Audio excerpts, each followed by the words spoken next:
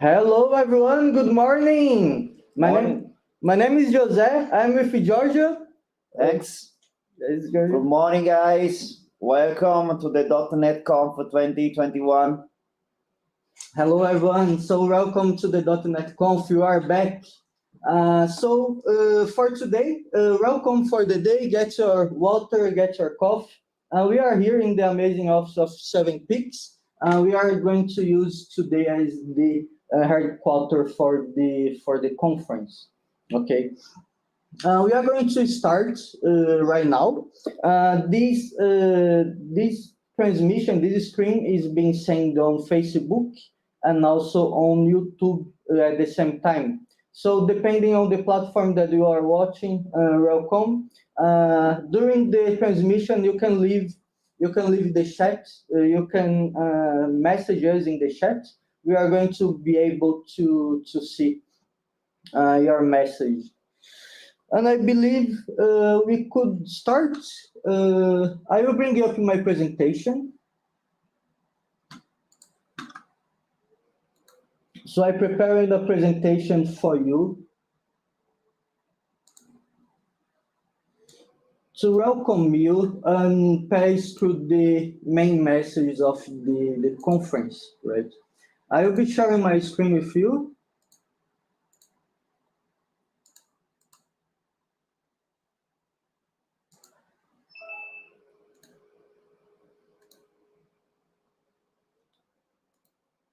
I believe you should be able to see my screen at any moment. So yeah, I believe everything is okay. So I would like to start. Welcome everyone. Thank you very much to be attending. We are back for the .NET Conf 2021, right? I want to say a big thank you at first for our sponsors of this time. We have Microsoft, ThoughtWorks, Gummy Bears, and Seven Peaks. Thank you very much, you guys. We really need you to make this happen. And we made the amazing T-shirts for these years. We have the banners around, and we have some T-shirts to give away for the audience today. So keep tuned. During the conference, we are going to give you some swags also. And the conference for today, our main plan starts at 9. We are going to start right now, and we are going to finish around 4 p.m. Bangkok time. You can see their seats because we are going to be, some of the speakers will be available after the screen for a chat or for Facebook, or we could play something. We could interact with the community together a bit, right? But the main sessions, they go from 9 a.m. to 4. We have a break on lunch time, okay?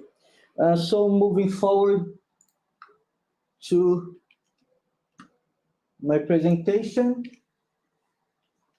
So welcome to the .NET Conf. Sawadee krap. Sawadee krap, everyone. I hope you are doing fine. My name is Jose Barbosa, and I'm software engineer at ThoughtWorks. And today I'm being your MC. Pom pen to Josena krap. Pom pen with Sawagon software. T ThoughtWorks. Wani pom MC. And I also have a talk for today, but mostly I will be doing the MC for a while. Right? I would like to introduce myself a bit more. Right? I'm from Brazil since 2017. Pompen Contai since 2017. Then Passatai Tukatit, but Passatai Dai Nipnoi. So don't be afraid to ask me any question, or English or in Thai. We have many people, many Thai and English speakers here. So we planned the conference for a way that a language won't be a barrier for you. Currently, I'm software engineer at ThoughtWorks Bangkok. In my spare time, I'm the .NET Conf organizer and also I organized the .NET Bangkok meetup. We are going to be talking a bit about these things today, right? I'm very happy to be here today, and I would like to tell you a bit about our story, right? The story of the conference. We started in 2018. What this made the fourth year in a row that we come back for the conference, right? And if it is your first time that you are watching, or if you know us already, probably already know our story, but I would like to share with the audience today. So the first time that we did the conference was 2018. We did it in Launchpad in Bangkok. It's a co-working here, and on that time was our first time ever we did it. I remember was me and Aaron in a day we used to work together, me and Aaron, and we were working, and then we saw the email of the .NET local events, and I talked with Aaron, and we said like, oh, well, why not, right? Let's do a conference, let's do a meetup, and the original plan was to do something, a small celebration just for the .NET, I believe was 1.0 or 2.0 in 2018. Do you remember, Giorgio? 2.0, I believe. So we just want to do a small celebration to celebrate the launch of the framework, right? And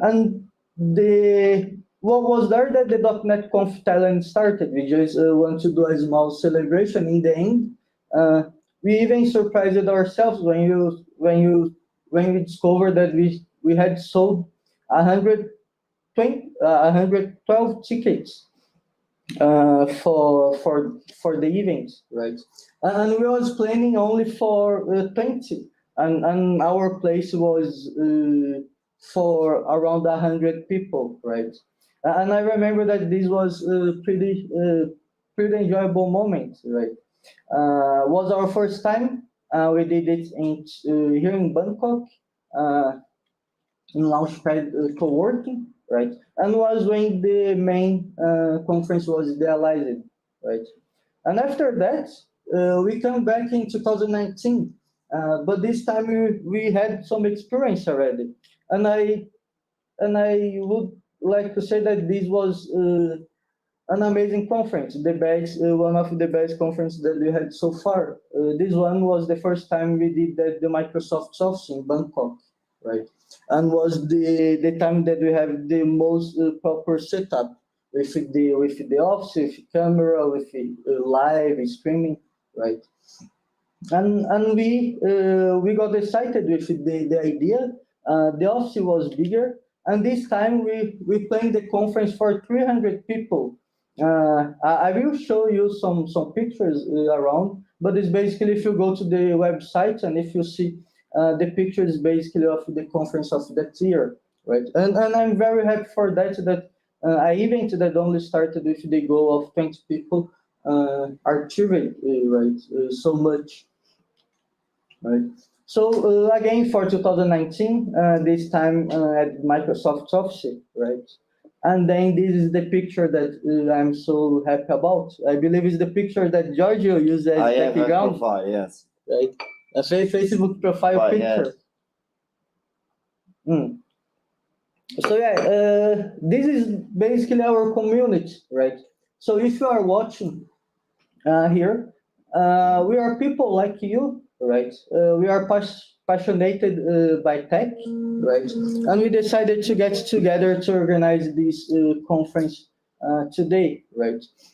You can recognize the team mostly by the .NET Conf t-shirt, right? I can see Pantip here. I believe Pantip. Oh, Pantip. Pantip, I hope you are listening to us today. If you are listening, send a hi in the chat.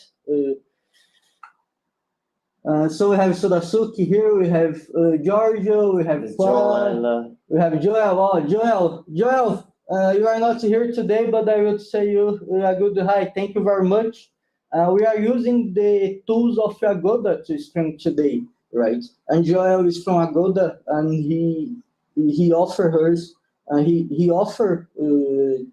for us to use the infrastructure, right? So thank you very much, Joel and Agoda, for the trust. Giorgio, you have... Yeah, there is also other guy that I remember. This Pla. Yeah, Pla. Yeah, there is guide. We have some. Yeah, we have some other speaker that we have today, so I don't present. Yeah, you have Gittitat here. I was taking a look. I'm a bit far off the screen, but Git is very young on this picture. Well, a boy, and I'm so happy to see you again here for your talk about Metaverse and AR. Right. So for you that are watching us, this is us, right? This is the conference. We usually go to the Microsoft Office for some events. Now we have also 7 Peaks. I would like to say that the previous year, this year, right, 2021, 7 Peaks, they had a bunch of meetups into the office. In previous years was better because the COVID. But I believe 7 Peaks is pretty much active in the meetups community, right, Giorgio? Yes, now we are hosting. We hosted a lot of meeting for the remote, where we are in the COVID period. Now we are exit, so we are going to have an hybrid approach, half in remote, half face to face. And hopefully we are going face-to-face next year. There is next meetup next week about the cloud. If you don't miss, please go to the Facebook of the 7 Peaks Software and press the button to follow, so you will be updated every time about our meetup. And you are welcome to come and follow. Okay, so keep tuned. Next meetup, 7 Peaks Office Cloud, right? Yeah. Okay. 8th December. 8th December, right? So well, this is basically us. So moving forward, right? So 2020 came was a year of transformation, a year of changes for all of us, right? Was a tough year. We had to change. You had to adapt it. Yeah. But here we are. We stand, we survive, we are stronger. And we didn't let it pass also, right? In the 2020 was the first time that with the COVID situation, we had to change it to an online model, right? But we didn't let it go. We made it also again in 2020, right? And we had a set of amazing speakers, and I would like to say a big thank you for all the speakers that are recurrent on the conference, right? We love to have you here, and please keep coming, right? Keep it coming, but also let's spread the word of the .NET. And I'm also very happy to say that for this year, we have a bunch of new speakers, also a new generation of speakers for our local community. So this was mostly the conference in 2020. Was the first time that we were organizing online, right? And we learned a bunch of things, right? And after that, I believe we got the feeling of how to organize the conference online, how to organize events online. It is also a big learning for us. 2-3 years ago, we are not ready to host a conference like that. I believe that today we are, right? So from the conference in 2020, we have the playlist, we have the link on YouTube. You could watch on the .NET Foundation YouTube, right? You could also search on Google.net Conf Thailand 2020. You are going to find it, okay? For this year, we are streaming in Facebook and also in YouTube. Okay, you can search also .NET Conf 2021. Again, good luck. Okay, let me know.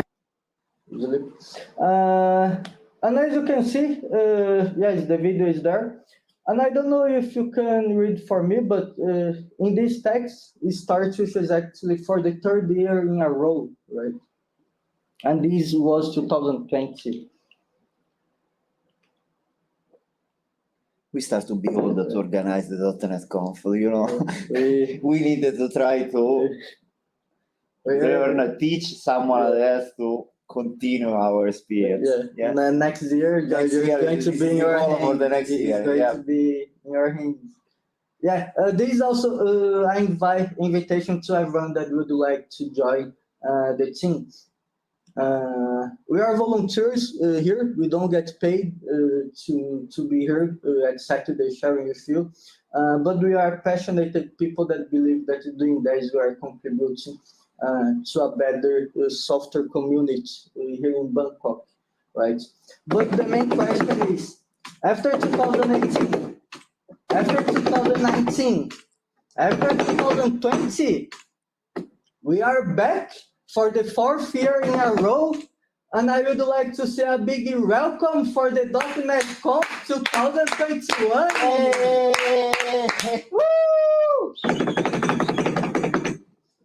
Yes, guys and girls, developers, POs, and Scrum Masters that they are watching us in Thailand or everywhere, mommy, daddy, Italian people. So welcome today. Good morning. I hope you have an amazing day, right? So for the conference today, what we have planned for you, right? We have planned an amazing series of speakers, right? We handcrafted the schedule and the agenda with the best speakers that we have around Thailand. And we also have a keynote. I'm very happy to announce that our keynote, Damian Brady, he works at GitHub as developer advocate. And he's going to be sharing with us soon about enable DevOps with GitHub.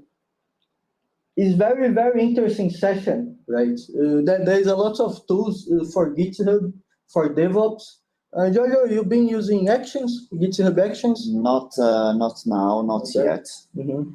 Okay, but today we are going to learn GitHub Actions. We are also going to learn security features, right? How to manage some wishes. I don't want to spoil you too much. I will let Damian to introduce the talk later. So I would like to move on with Surasuk, right? Welcome back to the conference. I believe you've been speaking already, and Surasuk is going to have a talk for us, right? At 10 a.m. Bangkok time about .NET MAUI, right? There is a lot of new things. Jojo, you tried MAUI? No, I didn't. I missed this part. Right? No, I missed this part because I like the web API. I like the backend part. The minimal API is tried. That is not my talk today. Is Nicholas that will take this. Nice. Yeah, I didn't try that much .NET MAUI, but in the past I played with Xamarin. But I'm very excited to learn about what Surasuk has for us today about .NET MAUI, right? Imagine you create apps for Windows, Mac OS, and also iPads and iPhones and Android. Yeah, also and me, Windows. I'm very interested to listen. Like, if you the same code, like, yeah, pretty interesting, right? And following up at 10:30, we have Pong, right? Teerasej, he's going to be talking about .NET 6 with AI. How can you translate your content with Azure Cognitive Service, right? It's very, very interesting. Me as foreigner, right? Many times I deal with Thai writing that I cannot read, right? Well, I can read 10 characters, right? I can say that I know how to read Thai. But I use sometimes translation services, right? For my own use or to clients or to build another product of that. And today we are going to learn with Pong how to do it, right? What Azure has to help us with that, right?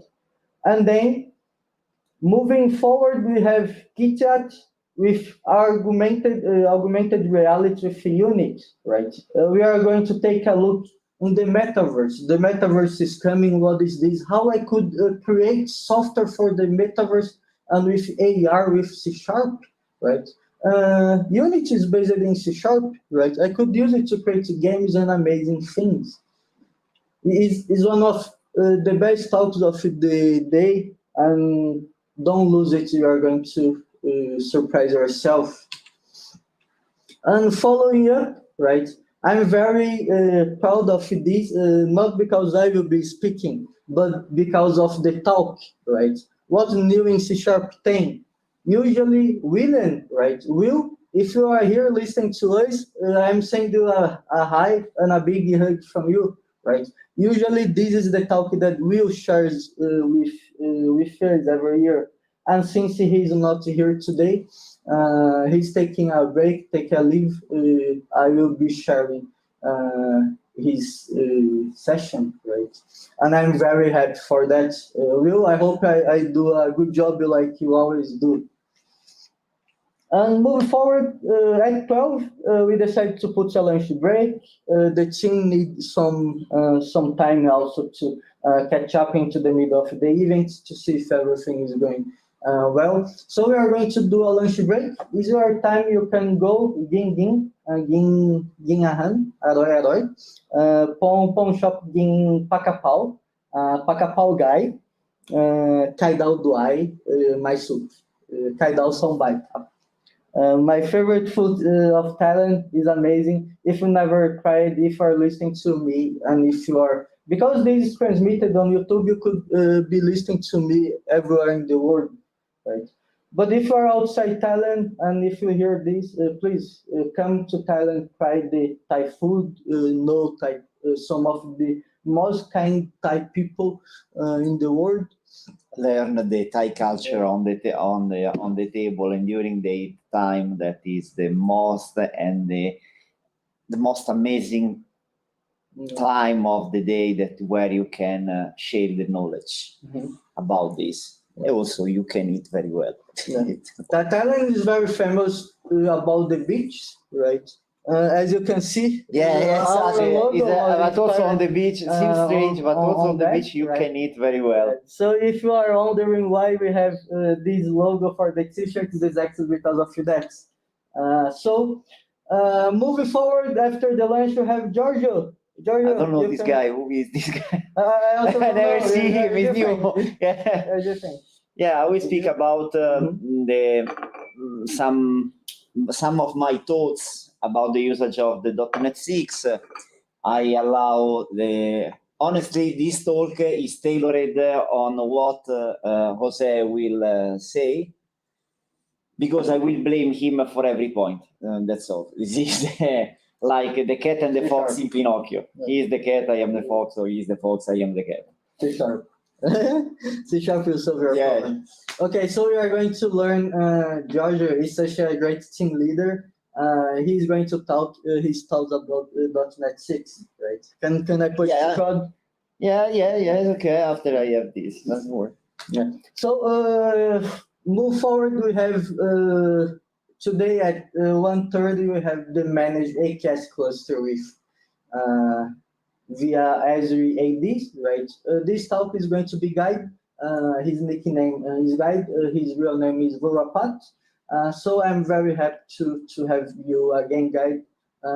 I believe Guide will be joining us into the .NET Conf headquarters today. He's going to be presenting from here. So soon he should be arriving, right?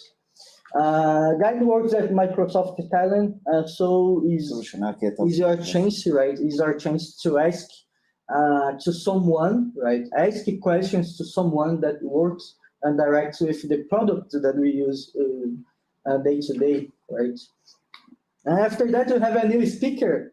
I'm very happy to announce that we have Pete talking about the .NET Monitor for .NET 6, right? .NET Monitor is an amazing tool. You can collect a lot of information about your application that is running. His talk is at 2 p.m. Bangkok time, so don't miss it. Move forward, we have Mr. Aaron, also known as the Mr. Kosanuk. Kosanuk, I call him Mr. Entity Framework. Mr. Entity Framework. Microsoft, look for this man, MVP for him.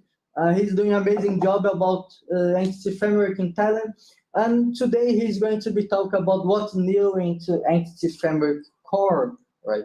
Entity Framework Core by itself, right, just in carry performance improved more than 30% in carry performance. I believe more than 30%, you know. Yeah. I believe I'm being more than that. And there is on the few days ago, I was reading the roadmap for the .NET 7, and they are in planning other performance Nice. enhancement, other feature is available and public on the GitHub of the .NET. So you can, if you are curious, you can go.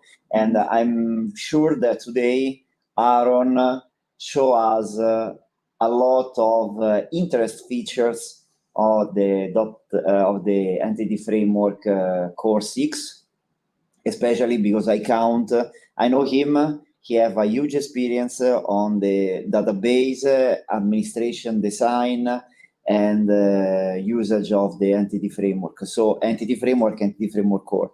So I expect a very good talk from him, by him. Nice. Yeah, Aaron usually he shares about the Entity Framework. So let's see what are the news, right? And after that, we have Nicholas, another recurrent speakers for the .NET Conf, also representing the 7 Peaks, right? 7 Peaks team. Minimal APIs into the .NET 6. What are the performance? Right? Yeah, indeed, he make a good job. At least yesterday, I saw something, and we will see. It's very interesting, guys. This is don't miss that. Don't miss it. Let's take a look at what is the performance. I know someone in the .NET Thailand community compare C# with minimal APIs, right? .NET 6 minimal APIs and Go, right? C# is coming, boys. So moving on, we are going to have a talk. It's the last talk of the day, event driving with .NET 6 on Azure Container Apps and with Dapper, right? Don't get confused with Dapper, the Stack Overflow Dapper for ORM, right? The data access, right?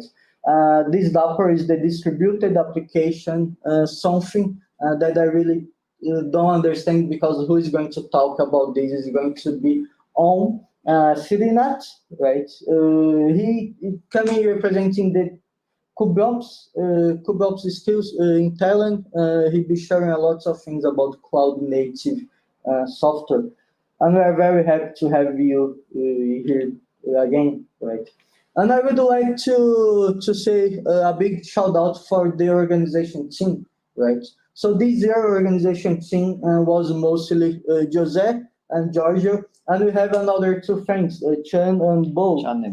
Sorry for the picture. I tried to find your picture to surprise you here today, but I was not able. But Chan and Bo, and also all the other, not only them, but I also would like to do a big highlight for a bunch of people that helped us with the organization, like Joel, Patama, Aniot, and Sawan D from Totworks.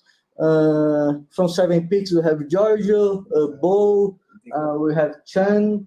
The guys of Gummy Beer that I don't remember. Gummy Beer, we have Kevin, we have Shane. Shane, a good hug for you both from Gummy Beer. Thank you very much for that. Organization thing. Oh, also thank you for all the speakers, also Damian and all the others to make this happen, right? So move on. Talk about our community, the things that we do here in Thailand. As you know, this is the .NET community. I want to invite you to join the Bangkok .NET meetup. So this is the deal today, folks. We have a bunch of t-shirts. Okay, we have a bunch of t-shirts. We have full of swags from Azure in the back also. We have around 10 t-shirts here to give away. So here's the deal. If you want to win a t-shirt from the conference, this is what you need to do. You need to go to the .NET Meetup page, right? You go there, right? This is the QR code. There is this link, right? You are going to join the meetup. You are going to send a hi in the conversation, right?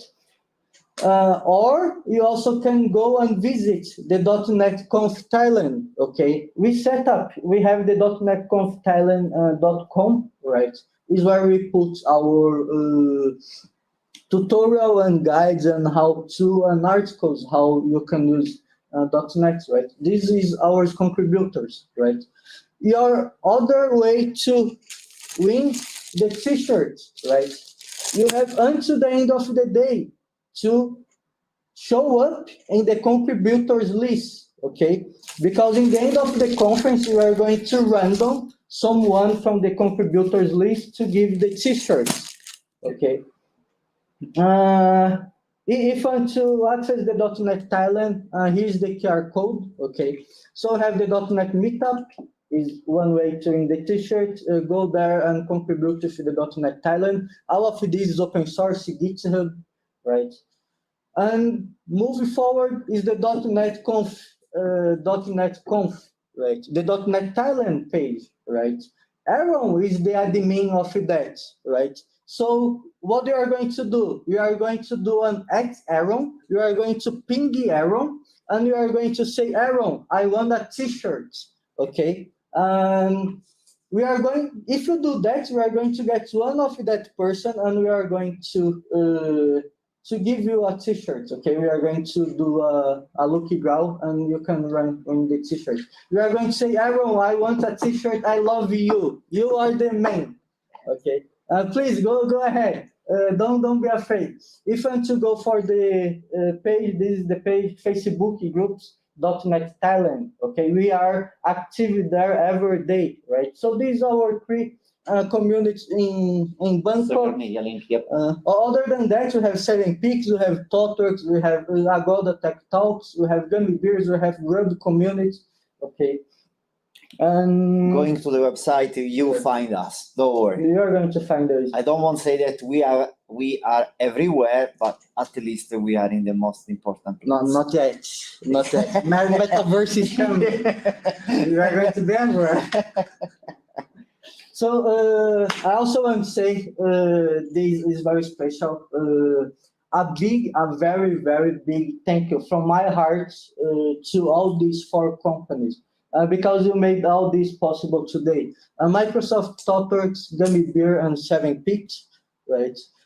Thank you all for the support, for the sponsors. We got the t-shirts. Thank you for the office, 7 Peaks. Talks, thank you very much for the t-shirts. We use the money for the t-shirts. Also, Shane and Kevin, I hope you are listening to me.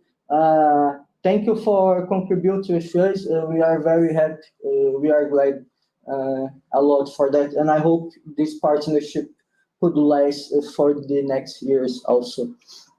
Okay. And we also have some other friends.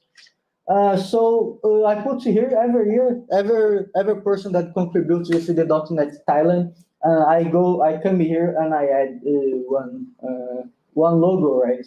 If you see 2 times, it's not because it's duplicated. It's because it means 7 Peaks is helping us 2 years already. This is the big picture. This is our story, right? Gummy Bears, I would like to say Jet Abroad, Launchpad, Code Sanook, JetBrains, also Microsoft, GitHub, all of you, right? You are part of this story with us, right? And with this, I would like to be finishing, and I would like to say a big welcome to the .NET Conf Thailand to all of you, right? We are going to be all day, and thank you for joining, right? So for now, what I'm going to do here, I'm going to bring Damian to the stage, and I will be removing my screen. Hello, Damian. You are on Hello, mute. I was muted. How are you? Hello, how are you? Good morning. I believe it's afternoon for you. Yeah, it's afternoon maybe for him. Just afternoon, yep. Okay. Damian, are you ready? I am. Let's do it. Okay. Thank you very much. Don't worry. I know I passed a bit from the time. Don't worry. You still have your time. It's normal. It's normal. Easy, you know. So, Okay. Yeah. Thank you. Yeah, great. I will kick off then. Thanks so much, everyone, for having me. It would be lovely to be back in Thailand in person. I've been there a couple of times before and loved it, but unfortunately can't really go anywhere outside this room at the moment.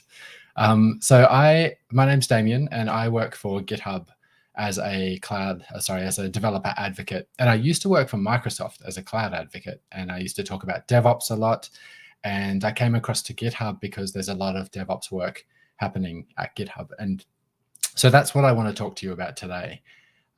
Now, if you are familiar with DevOps at all, you've probably seen a diagram a little bit like this. It's just kind of your standard infinity diagram showing the way that we work in a DevOps lifecycle, where we do our planning of the work, we write our code, and then we build, test, release, deploy, and then we run it in production. We monitor how that's running, and that feeds back into our planning.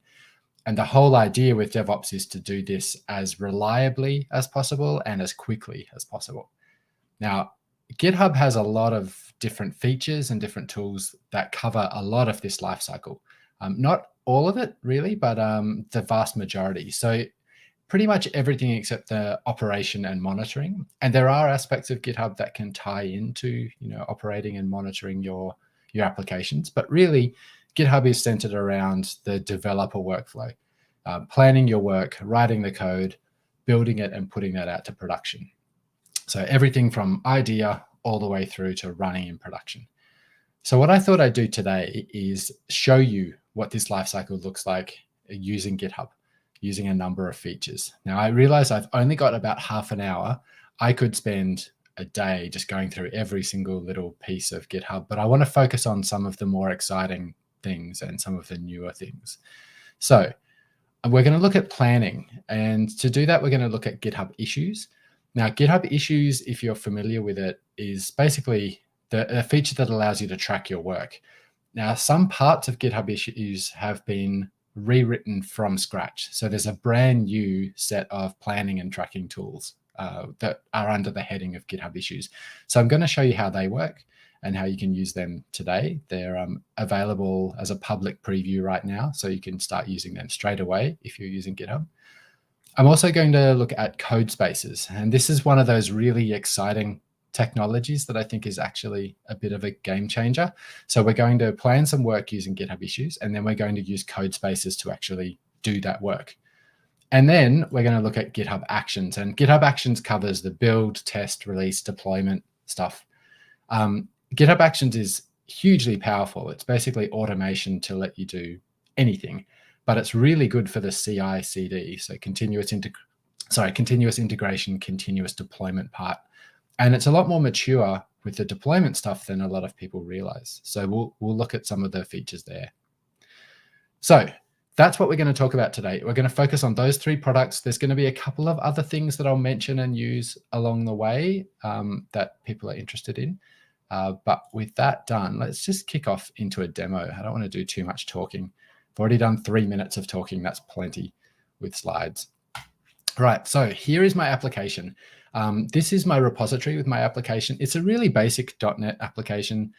It's just to demonstrate, how we can do some stuff. It's running on Azure, on an Azure website, and it's a website that just has this ASCII Mona, which is the GitHub mascot, just saying something to the .NET mascot. You can set your own message as well.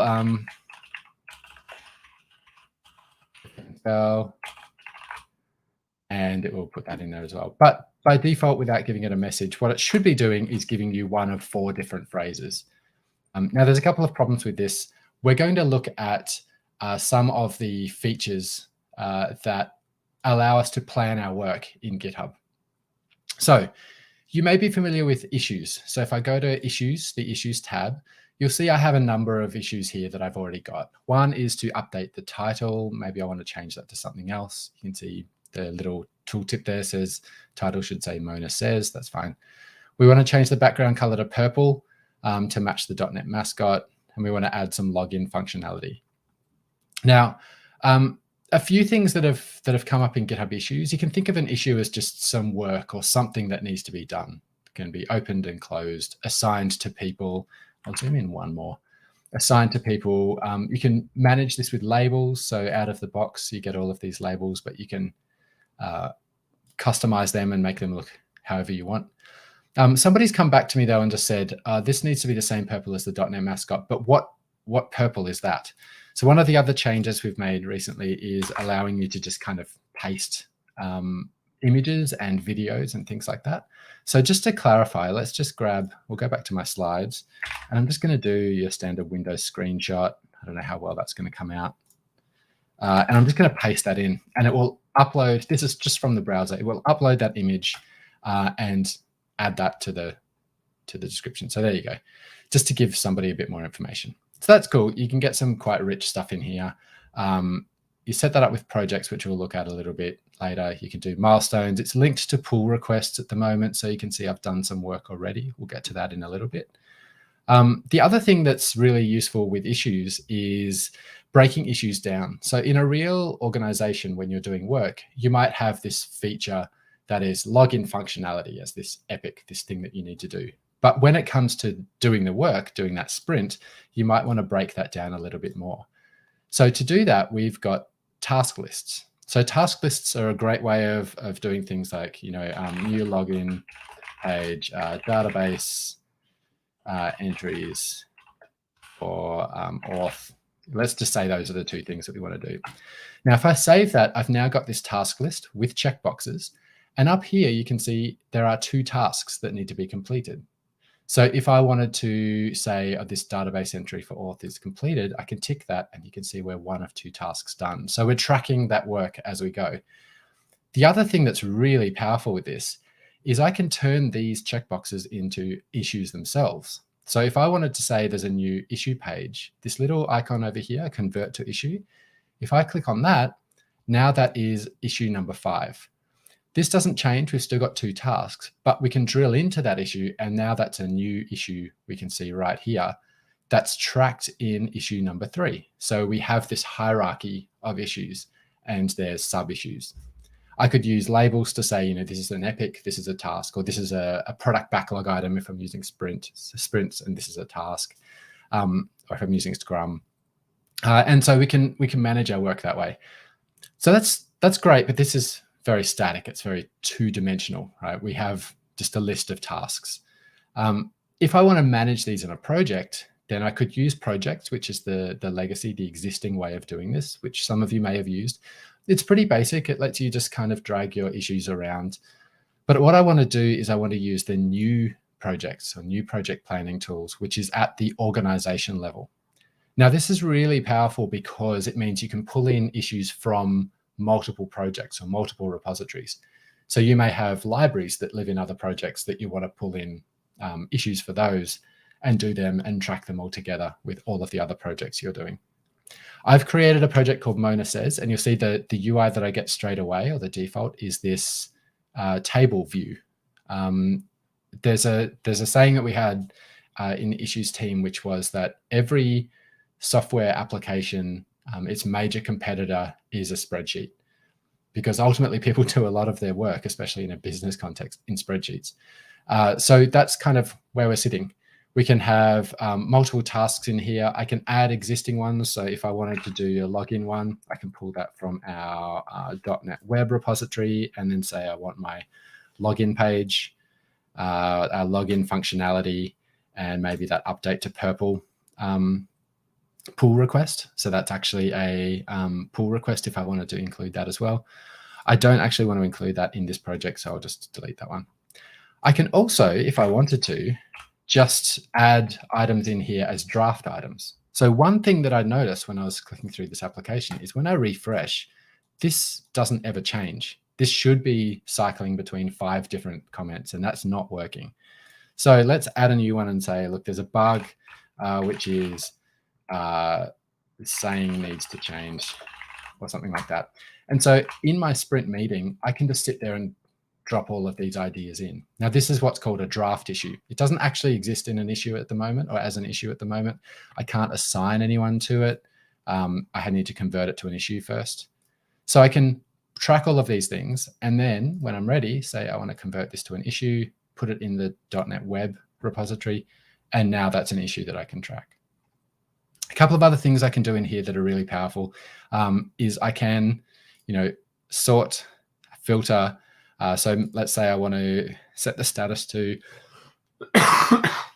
excuse me, set the status to just the in progress ones, or group them by the ones that are to do or in progress, and then ones with no status. Let's say I want to make these all to do. Really good keyboard support too. So I just typed a couple of letters there to get the to do statuses. But what I probably want to do as well is have this, this in a board view. Before I do that, let's just add another field that I care about, which is a priority. So I can add a new custom field to this project board, and we'll call it priority. And this one can be text or a number if you wanted to put estimates in, for example, a date, like a due date, if that's the way you want to work, a single select, or an iteration. I'll talk about iteration in just a second, but single select is the one I want. I'm just going to do low, medium, and high priority. And that can be that one. So let's just say this needs to be a high priority. That bug needs to be a high priority. I also probably want to see the other column. Where are we? Just scroll to a little gap. I also want to see any labels that are there as well, because I might want to say with this bug that's there, I might want to attach a label to it to say, oh, this is a bug. Something's not working. I also might want to assign myself. All right, and then I can go back to my project. And you can see now that's a high priority, and I didn't save that. So let's just put that label back in there. And now we can see that's a bug. So you can see we're starting to do our tracking quite well. I might also want to put this in a board view. So I have my to-dos in progress and done. The board just sorts itself by status. And I can do all the usual things like say, oh, that's in progress, drag it to a different column. There's also we're starting to do some work on automation. So when we close an issue that's on this project, it will move it to the done status. So that can be reflected in our board as well. So that's some ongoing work. There's a lot of other stuff we can do in here. We could say that this is just our sprint. So if we had an iteration, we could say this is just a sprint for iteration 5 or something like that. Just on the iterations, just quickly before we move on, if I added a new field, which was an iteration type and called it sprint, I can say it starts today. Our sprints are 2 weeks, and then it will actually create these iterations for me and say sprint 1 is our current one. So let's say that bug is sprint 1, and then what was this one? Change the background color to sprint 1 as well. So then if I wanted to do a board view, let's just save that as a new view. We can filter this one basically on, let's say filter on sprint.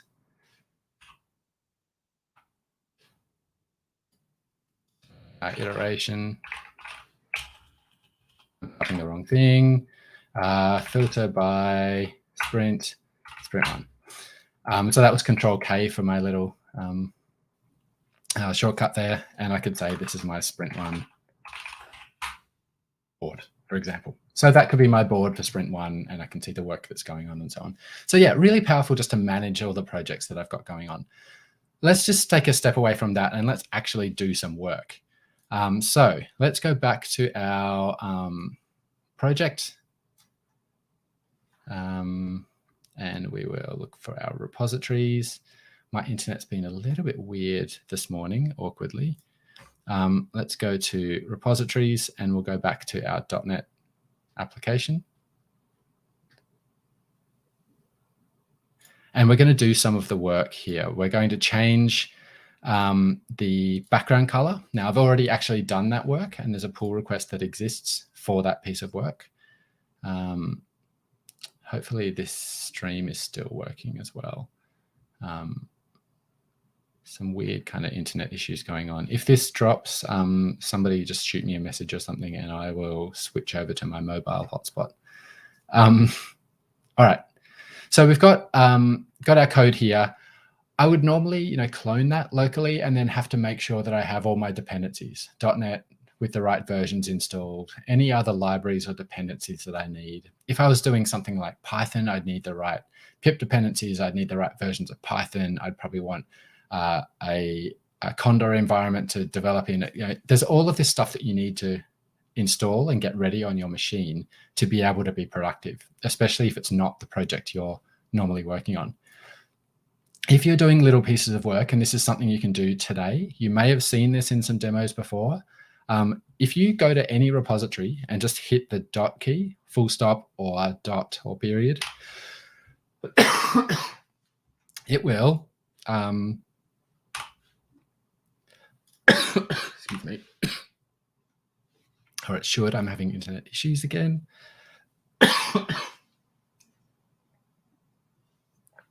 Internet issues and coughing. It's a good combo. Let's try that again. Okay, we hit dot. And this will open up my project in a web editor.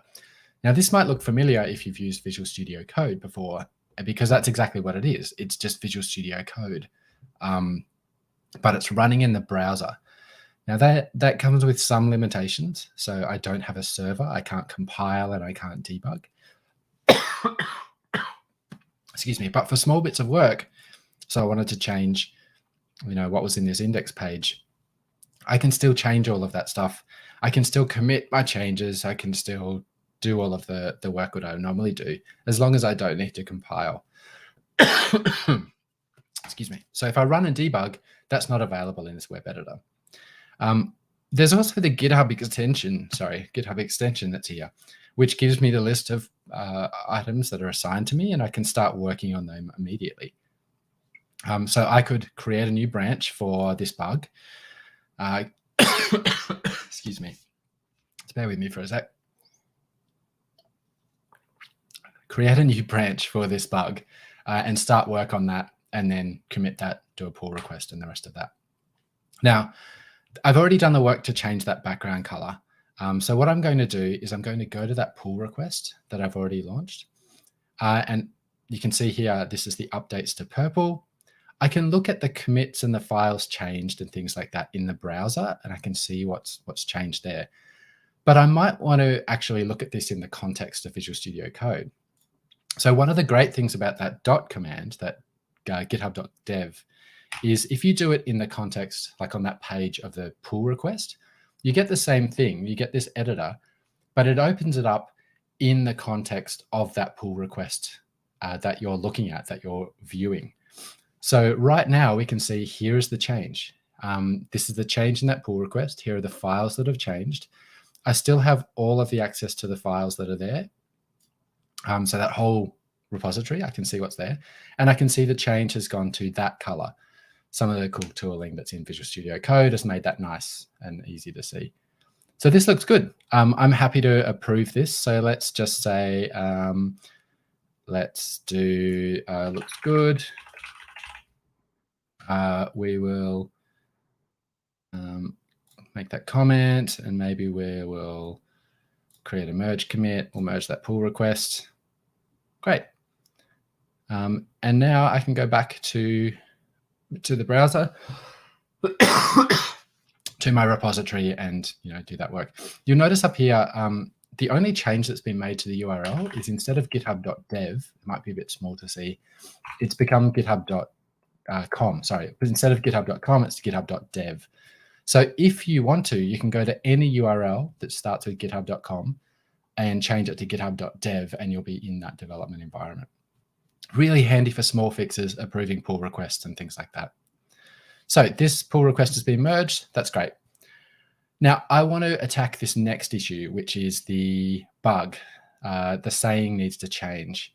And so to do that, I actually need to debug. I need to be able to run that application and work out what's going wrong. So let's go into the web editor again, just to demonstrate that this isn't going to work under that current context.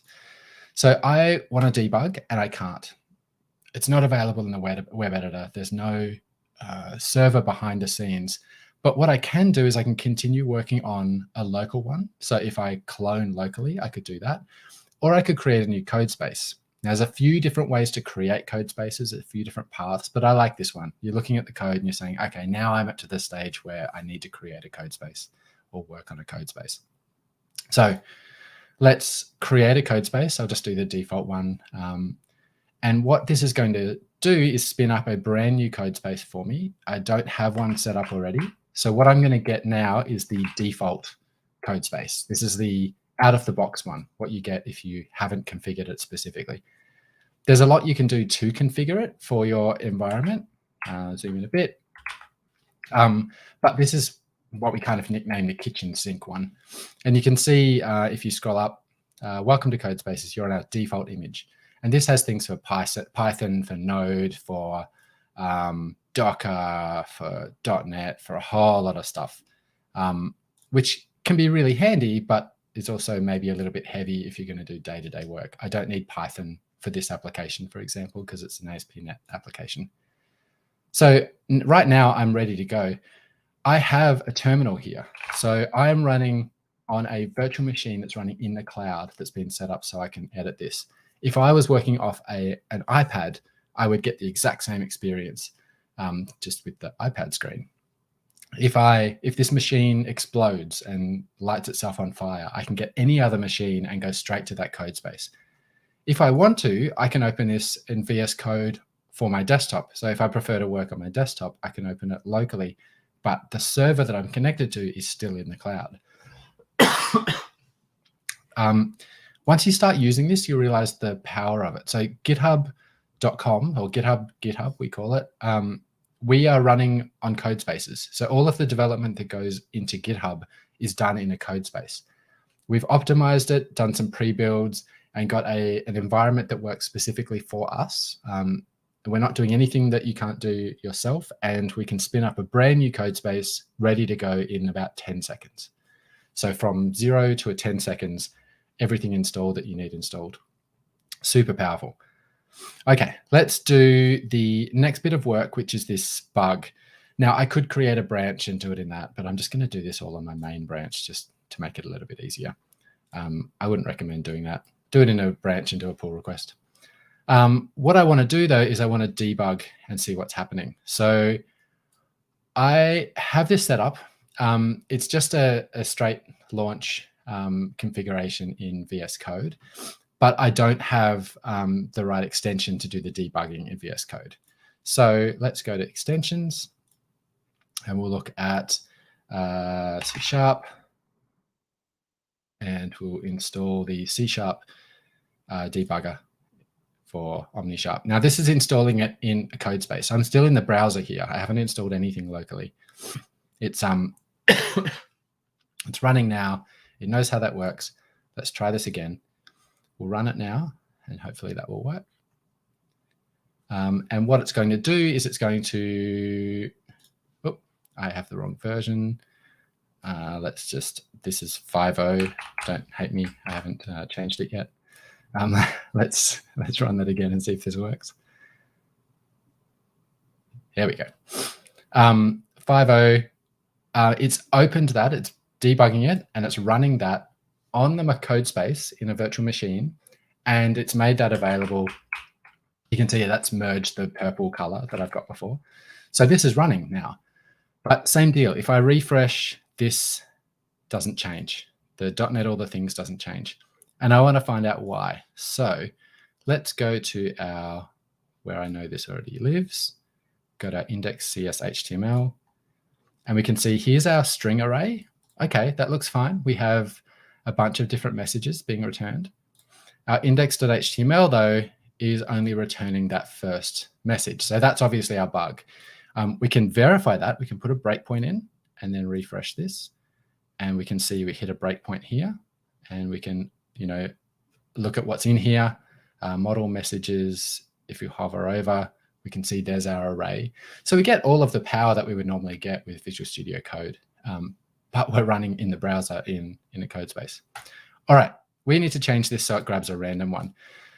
I have forgotten how to do that, or maybe I just don't want to spend the time. So I'm going to use another a little thing that GitHub's been working on called GitHub Copilot. Now, you can join the waitlist for this, but if you're using a code space, you don't have to. You can just install the extension. So this will just work for anything that uses a code space. So let's change this now. And so all I want to do is I want to tell Copilot, choose a random model messages. Oh. There you go. And then I'll see what Copilot suggests. There we go. That's its suggestion. Message equals model messages, new random next model messages dot length or something like that. Yeah, that looks pretty good. Okay. And you'll note that it got the context from my comment and it assigned it to that variable that it knows I'm using later on. So it's kind of cool in that it understands the context of where you are. It's not just blindly cutting and pasting code. Really good for those kinds of scenarios where, I've forgotten how to do a loop in this way, or I need to combine these parts in this way. There you go, running it again, and you can see that works. Great. So now it's randomly choosing our message. That's excellent. What I would do is stop that, and I would commit that change. Fixes, I can't remember what that was. Let's just do terrible commit message. All right, and let's push. Cool. Don't want to do that. Great. So all running in a code space. We've got one thing that we need to do now, which is to actually deploy this to make sure it builds and make sure it deploys. So let's go back to our repo, and we'll use GitHub Actions to do that work. So I actually have some actions set up already, just so you don't have to sit there and watch me create these GitHub Actions. You can see that every time I did some work, so when I updated that purple background in that branch originally 2 hours ago, that ran a CI build. When I merged that pull request 8 minutes ago, it ran that CI build as well. So what I have is a continuous integration build on any push to my main branch or any pull request. And what that does is it will compile my application for various versions of .NET across various operating systems. So this verifies that my application actually works. The change that I've made actually works. I could protect that main branch as well if I looked at the branches. I won't go into that, don't quite have time, but I can protect that main branch to say, if a pull request doesn't pass this build, then you're not allowed to put that, you're not allowed to merge that code into the main branch, which is an extra level of protection here. You'll see that I've got these 9 jobs. It's building across all of these environments, and it can do a lot of that in parallel because it doesn't need to reuse the same machines. So that can be quite fast. The whole duration for that was 56 seconds, which is quite cool. If we look at the workflow file, you can see the way I'm doing this is a matrix strategy.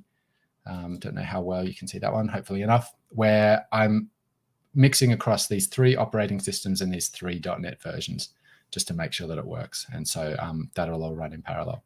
So that's quite cool. I can see those actions are compiling my application. It's ready to go.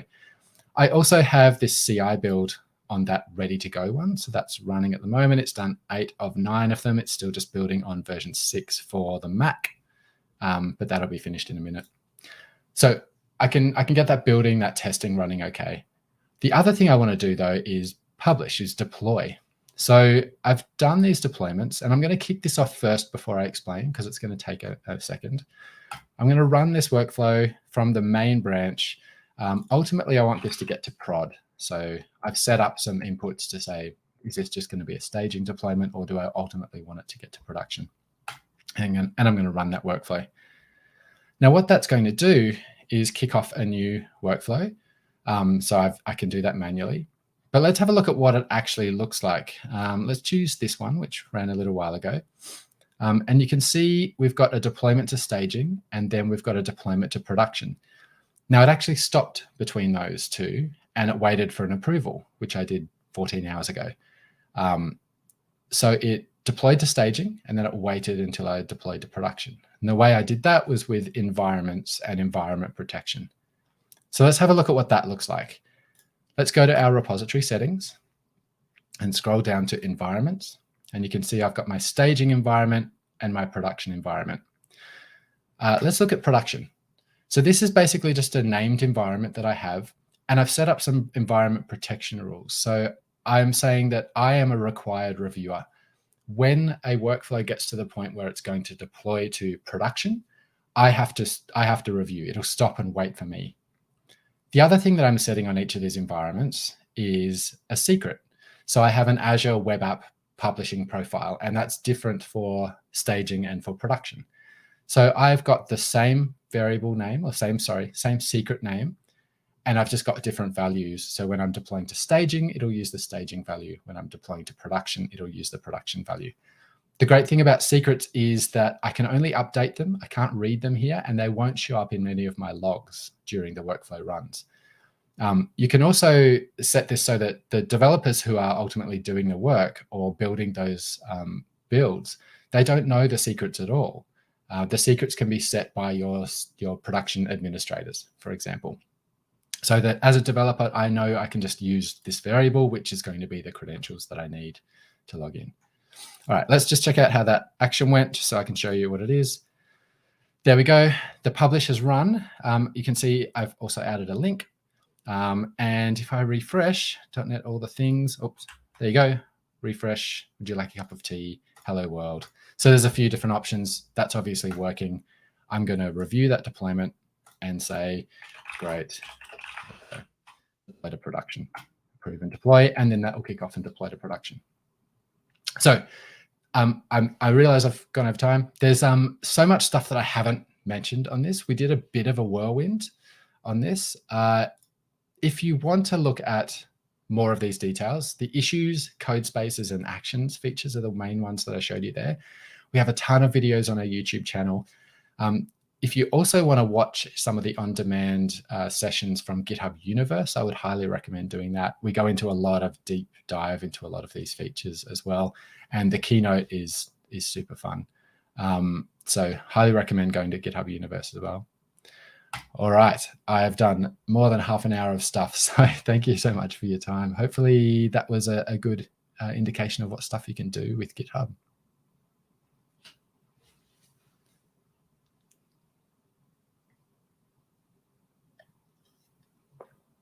Oh, I can't hear you. So thank you very much. Yep. We were on mute. Sorry for that. Damian, thank you very much. We really appreciate it. It was an amazing talk. Right. So in the name of the conference and the community, and also in the name of the Thailand Bangkok, if you never visited Thailand, feel free to visit us someday when the COVID allows. Right, but please, any day you come, let us know. For sure, we are going to give you a great reception here. Okay, you are more than invited. Okay. Thank you. I will, definitely. So I will bring guys the next speaker. So Damian, goodbye. Hope you have a good day. Thank you very much, Damian. Thank you. Okay, see you later. See ya. Yeah. So, whoa, what a talk. What a talk. I learned a lot of talk. things. Honestly, I learned a lot of things. That's about super GitHub. cool. So hello everyone. I will bring Surasuk here. Sawadee krap, Surasuk. สวัสดีครับ ฮัลโหล สวัสดีครับสบายดีไหม สวัสดีครับ สวัสดีครับผม โอเค ก็เซสชั่นของเราจะเป็นภาษาไทยนะ โอเคผมไม่เป็นไร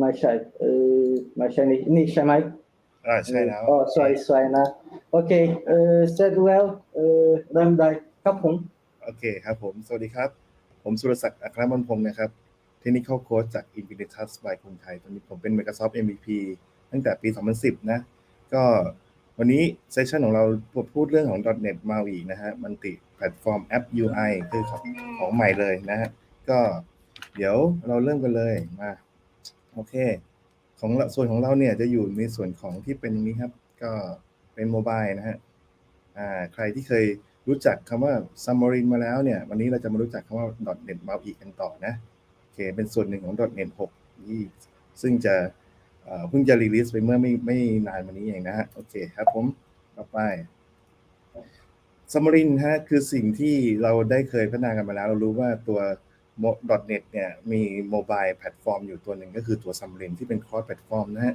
ซึ่งเราเคยทำกันมาแล้วตั้งนานแล้วนะก็คือตั้งแต่ traditional ที่ทำแยกโปรเจกต์ออกจากกันนะแล้วก็แต่มีการแชร์แค่ back end อย่างเดียวนะแต่พอมาถึงระดับหนึ่งปุ๊บเนี่ยก็เลยเกิด Xamarin.form ขึ้นมาเป็นการแชร์ UI code แต่ว่าการที่คุณมี Xamarin.form เนี่ยข้อดีก็คือแค่แชร์ UI code แต่ยังต้องแยกโปรเจกต์อยู่เป็น3ตัวเหมือนเดิมนะเวลาใครที่เปิดโปรเจกต์ที่เป็น Xamarin เนี่ยยังต้องเปิดโปรเจกต์3ตัวเป็นของเป็นอยู่ด้วยกันนะฮะโอเคทีนี้เมื่อไม่นานมานี้เนี่ยได้ทาง Microsoft ได้ประกาศevolution ตัว Xamarin.form ใหม่กลายเป็น .NET MAUI นะฮะชื่อเต็มๆก็คือ .NET Multi Platform App UI นะฮะซึ่งเป็นส่วนหนึ่งของ .NET 6 นะฮะโอเคซึ่งตัวมันเองเนี่ยก็ทำหน้าที่คล้ายๆกันกับตัว Xamarin นั่นแหละก็คือสามารถที่จะtarget ไปที่หลายๆแพลตฟอร์มได้สิ่งที่พิเศษอย่างนึงก็คือว่ามันต้องมี Mac OS เข้ามาด้วยนะฮะตอนนี้เนี่ย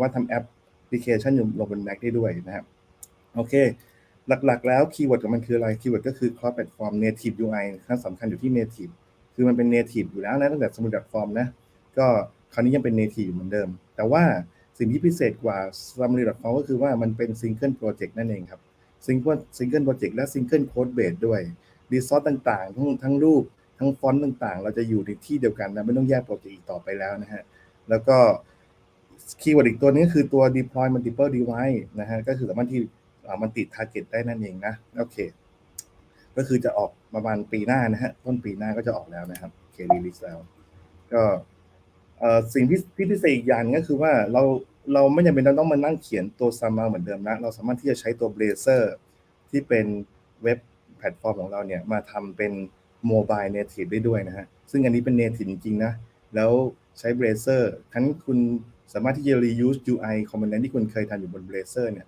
มาใช้งานผ่านโมบายแอปได้นั่นเองนะก็ทำให้ความคุ้นเคยที่เคยเป็นเว็บ front end สามารถที่จะใช้ HTML ของคุณเนี่ยมารันบนโมบายได้และเป็น native ด้วยนั่นคือสิ่งที่สำคัญนะฮะโอเคก็ต่อไปครับ .NET MAUI ครับตอนนี้ล่าสุดก็คือตัว Preview 10 ออกมาแล้วนะฮะล่าสุดคือตัว Preview 10นะเพิ่งออกมาเมื่อไม่นานมานี้ตอน .NET Conf ที่ล่าสุดนั่นเองนะซึ่งแล้วอนาคตเนี่ยเดือนหน้า December เนี่ยจะออก Preview 11 แล้วนะฮะ Preview 11 ก็จะออกมาในเดือนหน้าแล้วก็สุดท้ายเนี่ยก็คือตัว Release จะออกอยู่ที่ Q1 ของปีหน้าซึ่งยังไม่ระบุว่าวันที่เท่าไหร่นะแต่ก็เตรียมตัวจะ Release แล้วนั่นเองนะวันนี้เนี่ยเราอยู่ในขั้นของ Preview 10 เราจะมาเตรียมตัวในการที่จะพร้อมที่จะเมื่อ .NET MAUI มาเราจะได้ทำได้ทันทีนะทำได้เป็นเลยโอเคเพราะนั้นโอเคเรามาดูกันต่อครับตัว .NET MAUI เนี่ยยังทำงานเหมือนเดิมนะฮะจริงๆแล้วจุดที่แตกต่างที่ผมบอกก็คือว่ามันแค่รวมโปรเจกต์มาเป็น Single Project เท่านั้นเองแต่ว่าความรู้สึกหรือ source code เดิมๆที่คุณเคยเขียนที่เป็น MVVM ยังใช้ได้อยู่นะยังเขียนเป็นตัว XAML ได้เหมือนเดิมยังเขียนเป็น C# โค้ดแบบเดิมๆได้โค้ดทุกอย่างที่คุณเคยใช้สามารถนำกลับมาใช้ได้อยู่เหมือนเดิมนะฮะแต่สิ่งที่พิเศษกว่านั้นก็คือว่ามันมีเพิ่มขึ้นมาคือตัว Model View Update ซึ่งวันนี้เนี่ยเดี๋ยวเราจะมาดูตัว Model View Update กันด้วยคือ MVU ตัวเนี้ยมีความเจ๋งยังไงนะการเขียนว่าเนี่ยจะออกสไตล์เกี่ยวคล้ายๆกับ Flutter คล้ายๆกับ Swift UI เลยนะก็ด้วยภาษา C# นะซึ่งเจ๋งมากซึ่งผมรู้สึกน่าสนใจมากตื่นเต้นมากตรงนี้นั่นเองนะตัว Community Toolkit ครับก็มีเหมือนกันคือโดยปกติแล้ว Microsoft เนี่ยจะเอาตัว main core platform เนี่ยจะเป็น library หลักๆนะส่วน library เสริมเนี่ยจะอยู่ใน Toolkit ทั้งหมดเลยเพราะนั้น Toolkit ก็มาแล้วด้วยนะสำหรับตัว MAUI นั่นเองนะก็สามารถที่ไปหาโหลดกันได้แล้วโอเค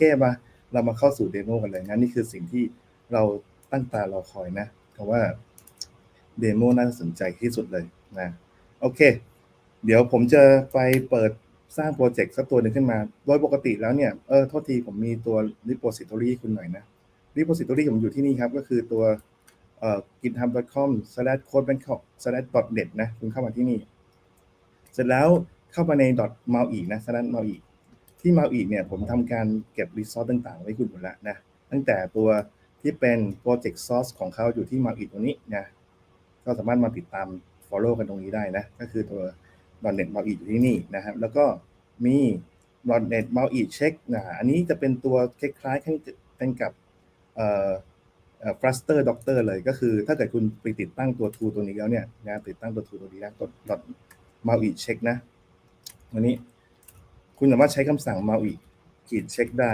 เพื่อจะตรวจสอบดูว่าตอนนี้เครื่องคุณพร้อมที่จะรัน MAUI แล้วหรือยังมันจะตรวจสอบทั้ง OpenJDK ให้ตัว Visual Studio ต่างๆ Emulator ต่างๆให้ว่าพร้อมไหมนั่นเองนะโอเคใน resource ตรงนี้เนี่ยผมได้ทำการใส่ไปแล้วว่าถ้าเกิดว่าคุณต้องการที่จะติดตั้งตัว .net MAUI เข้าไปเนี่ยคุณต้องติดตั้งด้วยคำสั่งนี้คุณแค่ copy คำสั่งนี้ไปได้เลยนะ copy ไปแล้วรันไปที่เครื่องของคุณถ้าเกิดคุณเป็น Mac นะก็ใช้ sudo สักหน่อยนึงก็คือ sudo คุณใช้ sudo แล้วก็ค่อยวาง .net ตรงนั้นเข้าไปก็คือคำสั่งนี้นะคุณถึงก็จะติดตั้งตัว workload ตรงนี้เข้าไปได้แล้วก็ทดลองตัว MAUI ตามที่ผมเดโมในวันนี้ได้นะครับโอเคส่วนที่อันนี้คือเป็นของเมนนะนี่คือมีของ preview 10นะฮะทีนี้เรามาลองดูกันครับพอคุณติดตั้งตัวที่เป็น .net MAUI workload ไปแล้วเนี่ยคุณลองใช้คำสั่ง .net new ดูปกติ .net new ใน .net 6เนี่ยคุณจะเจออยู่แค่นี้เองครับไม่ต้องตกใจนะว่า .net 6เนี่ยเขาได้ซ่อนไว้เอา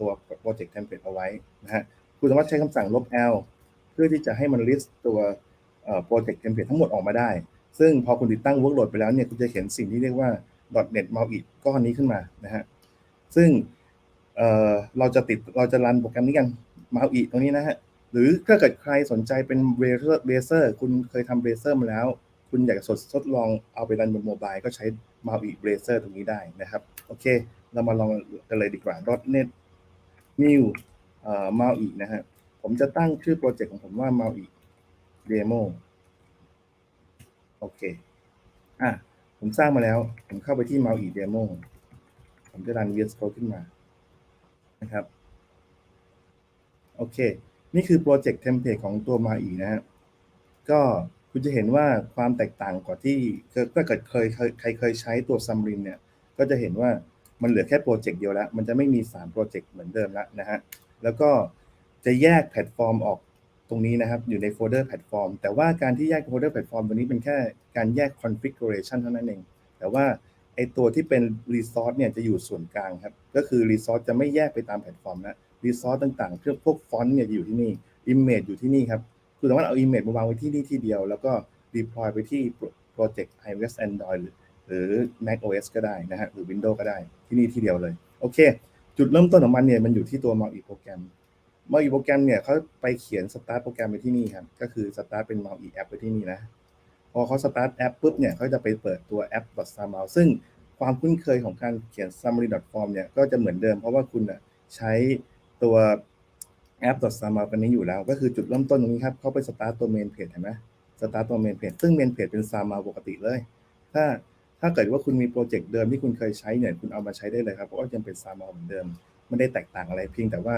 มันจะเหลือแค่โปรเจกต์เดียวเท่านั้นเองนะมี source code C# เหมือนเดิมนะฮะตรงนี้โอเคทีนี้เราจะมารันกันดีกว่าก่อนจะรันเนี่ยเดี๋ยวผมขอ start ตัว emulator ก่อน emulator เนี่ยเราสามารถใช้คำสั่งนี้ได้ครับผมเขียนตัว document ไว้ให้คุณหมดแล้วนะว่าการ list emulator ของ Android list ด้วยคำสั่งอะไรแล้วก็การ list emulator ของ iOS เนี่ยlist ด้วยคำสั่งอะไรนะฮะผมเขียนให้คุณหมดแล้วนะโอเคผมจะ list ตัว avds มาดูซิตอนนี้ผมมี pixel อยู่1เครื่องนะครับผมก็จะ start ตัว emulator ตัว pixel ขึ้นมาโอเคผม start emulator ขึ้นมาแล้วนะอันนี้โอเคเมื่อเรา start แล้วเนี่ยเราจะมาลองรันไปที่ Android กันดีกว่าเนาะมาคำสั่งรันนะครับผมก็เขียนไปให้คุณแล้วอยู่ในตัว repository ตัวนี้นะจะมีการรันอยู่ด้วยกัน3แบบตอนนี้พอดีผมรันได้แค่3อันเพราะว่าผมเป็น Mac ผมไม่ได้ start Windows เพราะฉะนั้นถ้าเกิดคุณ start Windows คุณสามารถรัน Windows ได้ด้วยตอนนี้ผม start Android ได้ผม start ตัว Mac ได้ผม start ตัว iOS ได้3อย่างนะฮะโอเคเรามา start ตัว Android ก่อนนะ คำสั่งก็คือ .NET build นะแล้วก็ใช้ -f เพื่อกำหนดตัวเฟรมเวิร์กนะว่าคุณจะสตาร์ทที่เฟรมเวิร์กอะไรผมจะสตาร์ทที่เฟรมเวิร์กที่เป็น Net รู้ได้ไงว่าเฟรมเวิร์กอะไรวิธีการดูนะครับให้คุณไปดูที่ตัวCS Prop ซึ่งเป็นโปรเจกต์ไฟล์ของคุณในโปรเจกต์ไฟล์ของคุณเนี่ยมันจะมีบอกเลยว่าตอนนี้คุณมี target framework อะไรบ้างซึ่งของผมเนี่ยมี .NET framework Android เห็นไหมเขียน Net 6.0 Android นะแล้วก็ Net 6.0 iOS แล้วก็ Net 6.0 Mac Catalyst นะฮะก็คือผมทำได้3อย่างแล้วก็มี Windows ด้วยนะถ้าเกิดว่าคุณจะใช้ Windows คือใช้รัน Windows ตามนี้ได้โอเคผมจะใช้ที่ Android ก่อนนะวิธีการรันก็คือ .NET build .f framework ก็คือ Net 6.0 Android ทีนี้พอคุณ build เนี่ยนี่คือ build อย่างเดียวแต่ว่าเราไม่ได้รันเราต้องใช้คำสั่ง-run ด้วยเพื่อจะรันโปรเจกต์นี้เพราะเขาจะ compile และ build โปรเจกต์ของคุณนะโอเคจังหวะนี้จะต้องใช้เวลานิดหนึ่งนะในการที่จะรันตรงนี้ขึ้นมาต้องใช้เวลา build หน่อยโอเคก็เราระหว่างที่มันรอมันรันนะเรามาดูตัวโปรเจกต์กันหน่อยโปรเจกต์ไฟล์ตัวนี้โปรเจกต์ไฟล์ตัวนี้เนี่ยก็จะมีบอกหลายๆอย่างไว้ว่าเราใช้ MAUI นะแล้วก็นี่คือ display name นะถ้าเกิดคุณต้องการจะเปลี่ยนแค่ชื่อของโปรเจกต์ของชื่อตัวแอปพลิเคชันของคุณที่อยู่บนหน้าไอคอนเนี่ยก็คือเป็นอย่างนี้ได้แล้วก็ชื่อ identifier ของตัวโปรเจกต์คุณนึกปึ๊กที่คุณเอาขึ้น store เนี่ยคุณมาเปลี่ยนที่นี่ได้เลยที่เดียวนะไม่ต้องมาแยกโปรเจกต์เหมือนเดิมแล้วก็โอเคนี่ก็คือ target framework นะก็จะมี .NET iOS นะก็เราสามารถตั้งได้ว่า minimum เนี่ยที่เราต้องการเนี่ยใช้ iOS เวอร์ชันอะไรนะนี่คือ 14.2 เป็นขั้นต่ำแล้วก็Mac Catalyst แล้วก็ Android ตามนี้เลยโอเคอันนี้คือที่พูดก็คือรอระหว่างมัน build นิดนึงครับครั้งแรกก็จะ build นานหน่อยนะโอเคแล้วพอมัน build เสร็จมันจะรันตัวโปรเจกต์นี้ให้ขึ้นไปที่ Android โอเครันเรียบร้อยครับตอนนี้เข้าไปที่ Android แล้วนะนี่คือโปรเจกต์ที่เขาเดโมให้เราก็เป็นโปรเจกต์ง่ายๆครับก็คือเขียน SAML ขึ้นมาดีไซน์ตามนี้แล้วมีปุ่มคลิกนะคือการใช้งานเหมือนเดิมก็คือเขียนโค้ดแบบเดิมเลยครับก็ใช้งานได้เหมือนกันโอเคทีนี้พอผมสตาร์ทตัว Android เสร็จแล้วต่อไปผมจะมาสตาร์ทตัวนี้ต่อไป iOS ครับ .NET build -f net 6.0 iOS นะฮะทีนี้เวลาเราสตาร์ท iOS เนี่ยมันจะไป list ตัวโปรเจกต์มันจะไปเอาตัว emulator ที่เป็น default มาให้เราซึ่งเราไม่ต้องการเดี๋ยวมันจะไปสตาร์ทตัว iPad เพราะนั้นผมจะต้องการที่จะดูหน่อยว่าผมมี emulator อะไรบ้างเนี่ยก็คือคำสั่ง simttl แล้วก็ list มาดูผมจะเจอ emulator ที่ผมอยู่ในเครื่องผมเนี่ยนะซึ่งผมต้องการที่จะรันเป็นตัวiPhone 13 Pro Max ผมขอ copy ตัว UDD มาก่อนนะนี่คือ UDD โอเคทีนี้พอผมได้ตัวเครื่องมาแล้วผมจะรันตัว13 Pro Max เนี่ยผมก็ขอสตาร์ทตัว emulator มาก่อนนะก็คือตัว Open -a Simulator โอเคผมสตาร์ทตัว emulator ขึ้นมาแล้วนะพร้อมแล้วครับผมจะรันแล้วทีนี้พอจะรันเนี่ยเราจะรันด้วยคำสั่งโดยปกติไม่ได้เราต้องระบุนะว่าเราจะใช้ device อะไรก็คือ /p device name เท่ากับv2 udid ก็คือรหัสเครื่องตรงนะโอเครหัสเครื่อง copy มาผิดแล้วผมกลับไปใหม่ iPhone 13 Pro Max อยู่นี่โอเค copy มาปุ๊บเรียบร้อยครับผมสตาร์ทตัว iOS แล้วนะรอสักครู่หนึ่งเดี๋ยวมันจะมาไว้ที่นี่มารันที่นี่เห็นไหมว่าเราใช้โปรเจกต์แค่ครั้งเดียวคล้ายๆกับ Summary.form นั่นแหละก็คือทำแค่ครั้งเดียวแล้วก็สามารถรันเป็น native ได้ทุกแพลตฟอร์มนั่นเองโอเคนะฮะ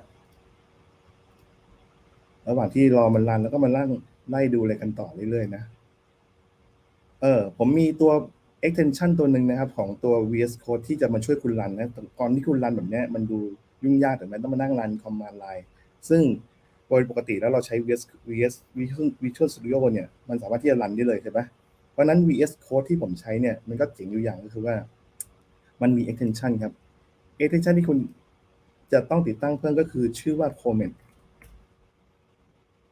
ตัวนี้นะ Comet for .NET Mobile ผมแนะนำเลยครับเพราะว่าตัวนี้จะเป็นตัวช่วยที่ทำให้คุณนั้นสามารถที่จะไปรันตัว emulator ได้ทันทีครับนะโอเคตอนนี้ผมติดตั้งมาแล้วแหละนะเดี๋ยวเราจะมาลองรันด้วยผ่านตัว VS Code ตรงนี้กัน อันนี้มาแล้วครับนะโอเคนี่คือตัว iOS ครับสามารถที่จะทำงานได้เหมือนเดิมเลยครับก็ใช้งานได้โอเคต่อไปเรามาสตาร์ทตัวที่3กันดีกว่าผมสามารถรันได้ทั้ง3แพลตฟอร์มก็คือ .NET Build LoftF Net 6.0 ขีด Mac Catalyst โอเคผมก็ลบที่โคลอนรันสตาร์ทขึ้นมานี่ผมรันเป็น native app แล้วนะก็คือแอปบน Mac นะMac Catalyst คืออะไรถ้าเกิดว่าคุณไปเปิดตัวdocument ดูเนี่ยจะเห็นว่า Mac Catalyst ก็คือ native Mac app build นะ with Catalyst เนี่ยสามารถแชร์โค้ดได้ระหว่าง iPad app กับ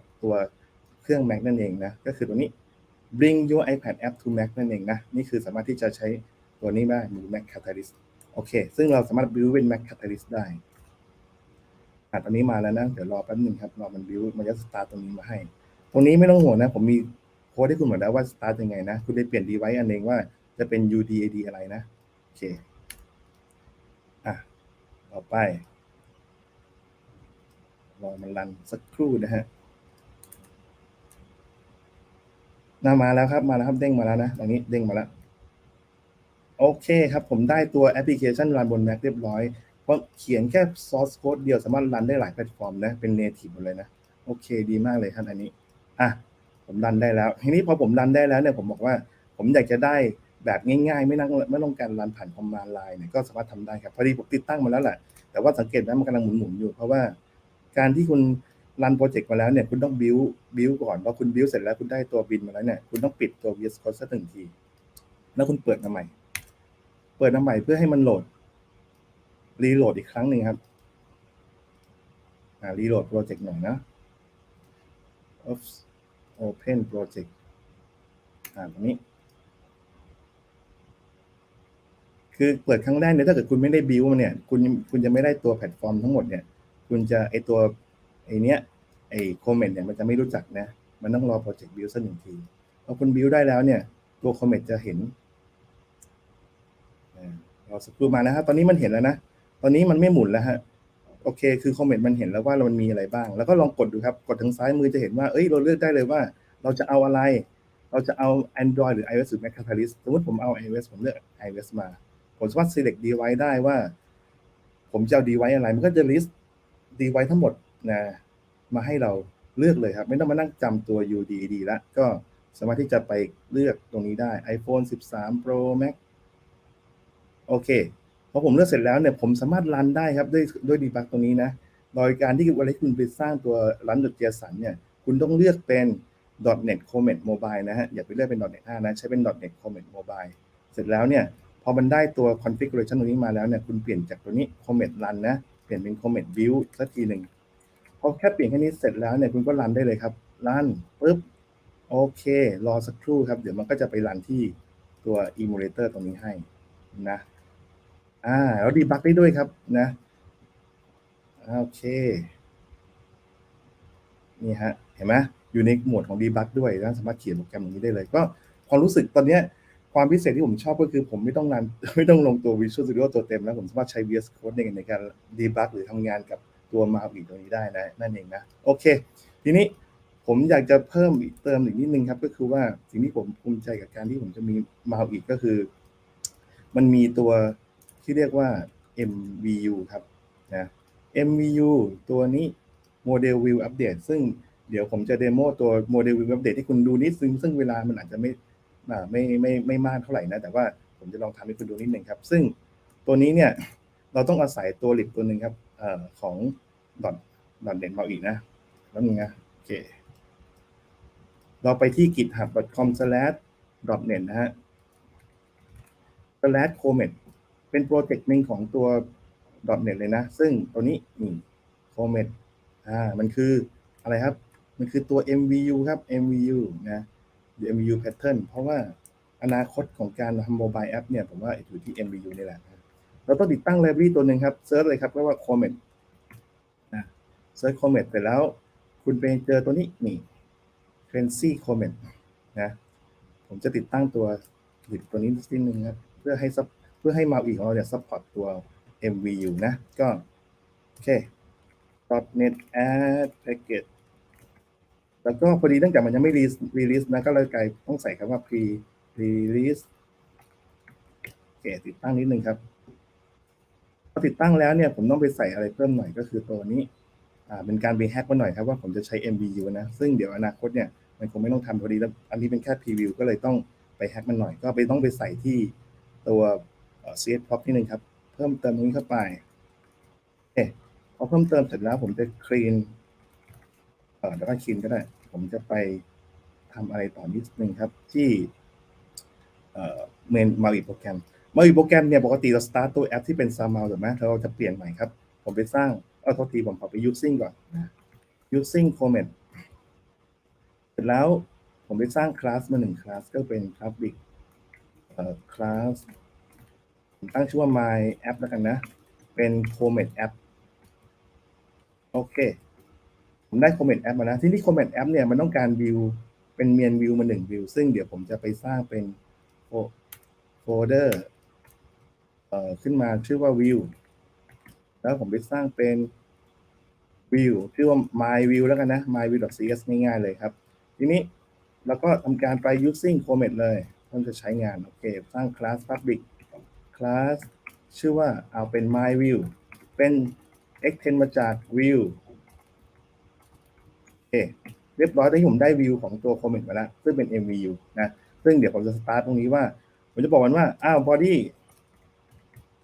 view บอก view เนี่ยให้ไป start ที่ตัว new my view นะโอเคผม start ตอนนี้คือหน้าแรกแล้วเรียบร้อยแล้วทีนี้ก่อนอื่นเนี่ยเราต้องเปลี่ยนกันนะว่าการที่คุณใช้ MAUI app เนี่ยผมจะเปลี่ยนใหม่นะให้กลายเป็น .use comment app แทนใช้เป็น my app โอเคผมจะ start ตอนนี้เปลี่ยนจาก MAUI app เป็นMVU ตรงนี้แล้วนะเป็น comment app เรียบร้อยโอเคผมขอไปเพิ่มเติมนิดนึงครับก็คือตัว comment ตัวนี้ผมไป start body ผมบอก body ว่าผมจะมี view ที่เป็น body เนี่ยผมเอาเป็นง่ายๆเลยครับnew text ขึ้นมาบอกว่าเป็น hello MAUI โอเคเรียบร้อยผม start อย่างนี้เรียบร้อยผมก็ไปขอไป .net ตีนิดนึงครับปีนมันหน่อยเพราะว่าพอคุณเปลี่ยนโครงสร้างตรงนี้ใหม่คุณต้อง build library ใหม่นะก็โอเคครับ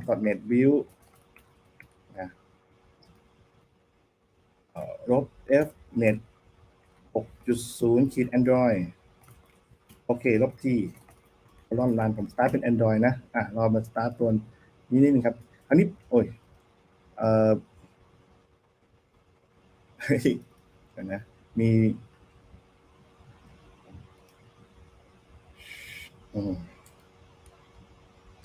ผมเขียนผิดครับ net 6.0 เกือบพลาดแล้วเห็นไหมโอเครอมัน build ตัว Android นิดนึงครับนะคราวนี้มันจะเปลี่ยนไปเพราะว่าการออกแบบโมบายแอปของคุณเนี่ยจะไม่ได้ใช้ SAML แล้วจากนี้ต่อไปเนี่ยไอ้ไฟล์ที่คุณใช้ app.saml main page.saml ไม่ได้ใช้แล้วทำไมผมต้องทำอย่างนี้เพราะว่าการเขียนโปรแกรมอย่างนี้มันจะออกแนว เป็นรูปแบบใหม่แล้วผมว่าอนาคตการทำโมบายแอปเนี่ยมันจะเป็นแบบ MVU หมดแล้วก็หรือเรียกว่า declarative syntax เนี่ยคล้ายๆกับ Flutter คล้ายๆกับ Swift UI นะจะเป็นการออกแบบรูปแบบใหม่หน้าจอวิวต่างๆเนี่ยมันจะไม่ได้เก็บ state เหมือนเดิมนะมันจะ build เป็น static หมดเลยนะซึ่งโอเคถ้าเกิดว่าใครเคยไปทำที่เป็น Swift UI หรือ Flutter เนี่ยตอนนี้มันจะเริ่มคุ้นๆแล้วนะซึ่งเดี๋ยวเรามัน build นิดนึงครับครั้งแรกจะ build นานหน่อยนะฮะโอเคมันจะมีตัว state มีbody นะเดี๋ยวเราจะทำกันนะแป๊บนึงโอเคเดี๋ยวผมขอเรียกประมาณสัก10 นาทีนะก็คือสัก10:40นะอยากให้เห็นตรงนี้ว่าเพราะว่านี่คือจุดว้าวแฟกเตอร์ของตัว MAUI เนี่ยผมมองว่าเป็นตรงนี้เลยไอ้ตัว Single Project เนี่ยไม่เท่าไหร่นะก็ยังพอที่จะใช้ได้โอเคผมได้มาแล้วครับตอนนี้ผมสตาร์ทมาเป็นโอเค Hello MAUI เรียบร้อยนะผมขอเปลี่ยนใหม่นิดนึงครับก็คือว่าผมจะไปใส่ดูการดีไซน์มันนะฮะดูการดีไซน์มันนะผมจะเปลี่ยนมาเป็น V stack คล้ายๆกับ stack นะฮะก็คือเขียนเป็นคล้ายๆกับตัว stack panel ที่เป็นแนวตั้งนะก็สามารถเขียนนี้ได้เลยเหมือนกับ Swift UI เลยครับแล้วก็ผมอยากจะได้เลยครับผมอยากจะได้ตัว text เหมือนเดิมผมก็ใส่ text เข้าไปผมบอกว่าเป็นHello MAUI นะ Hello MAUI เสร็จแล้วเนี่ย ผมอยากจะได้ปุ่มครับบัตตอนผมก็เขียนนี้ได้เลยครับปุ่มบัตตอนบอกว่านี่คือตัว increment ผมจะเป็นปุ่ม increment นะทีนี้ปุ่ม increment เนี่ยผมก็จะไปใส่เพิ่มก็คือใส่ event ด้วยตัวนี้เนี่ยผมสามารถที่จะกำหนดตัวชื่อของ label มันได้ก็คือ increment แล้วก็กำหนดตัว event click ครับ event click บอกว่าผมจะคลิกอะไรเดี๋ยวค่อยคลิกกันมาเรามาใส่สเตตกันหน่อยคือจากนี้ต่อไปเนี่ยในหน้าจอ UI ทั้งหมดคุณจะเป็น static หมดแล้วนะมันจะไม่มี object ที่คุณจะต้องเก็บเอาไว้ text ทุกตัวพอ build เสร็จปุ๊บมันจะเป็น static หมดเลยเพราะนั้นสเตตต่างๆมันจะไม่อยู่นะคุณต้องมาเก็บสเตตที่อื่นก็คือตรงนี้ผมทำเป็น state แล้วก็ผมเก็บเป็นผมทำเป็น read only state of int ชื่อว่าเขาแล้วก็ new state of int ขึ้นมาตัวหนึ่งนะคือผมจะเก็บเป็น state ไว้ที่ตัวที่เก็บ state อยู่ที่นี่ที่เดียวนะตัว static ตัวนี้จะไม่เก็บ object ใดๆไว้เลยนะฮะซึ่งเดี๋ยวผมจะเอาตัวเนี้ยมารันที่มาเก็บไว้ที่นี่โอเคผมจะเปลี่ยนใหม่ครับเป็นฟังก์ชันเก็บเป็น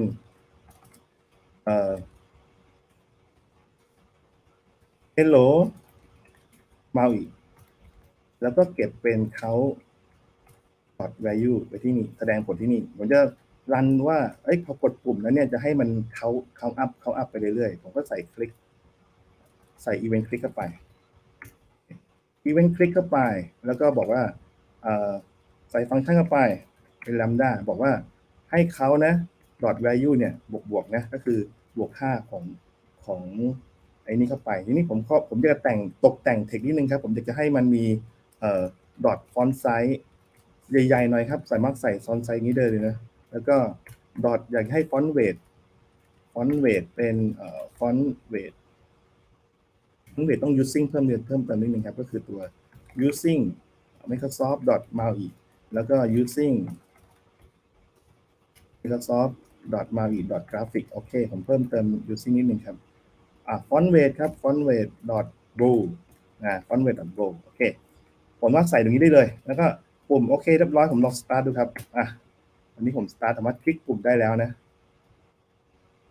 โอเคใกล้เสร็จละเรา start หน่อยปึ๊บตอนนี้ผมสามารถที่จะกดปุ่มแล้วก็บวกเห็นไหมกดปุ่มได้แล้วครับบวกได้แล้วนะโอเคเดี๋ยวถ้าเพิ่มเติมนิดนึงผมขอใส่ตัว padding หน่อยเพราะมันดูคิดขอบไป padding เนี่ยการดีไซน์จะเป็นอย่างนี้หมดเลยครับเขียนเป็นโค้ดอย่างนี้ได้เลยนะโอเคผมขออีกอย่างเดียวก็คือผมขอใส่รูปจะให้เห็นรีซอสจากนี้ต่อไปครับคุณสบายมากคุณไม่ต้องมานั่งใส่หลายๆโปรเจกต์แล้วผมเอาตัวรีซอสผมมี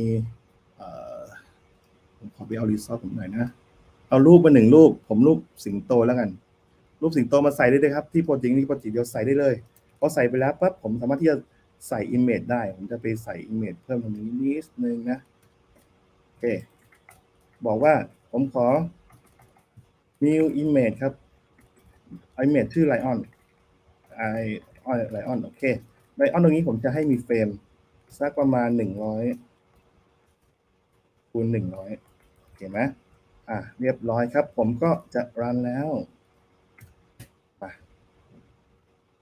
อันนี้น่าจะจบละเดโมของเรานะจริงๆผมมีมากกว่านี้จะทำเป็นลิสต์ด้วยแต่ว่าเวลาไม่ทันก็อาจจะไว้คราวหน้านะแค่พรีวิว10ตัวนี้ก็ว้าวแล้วนะแล้วก็เลยน่าสนใจโอเครอสักครู่นะฮะบิวปุ๊บ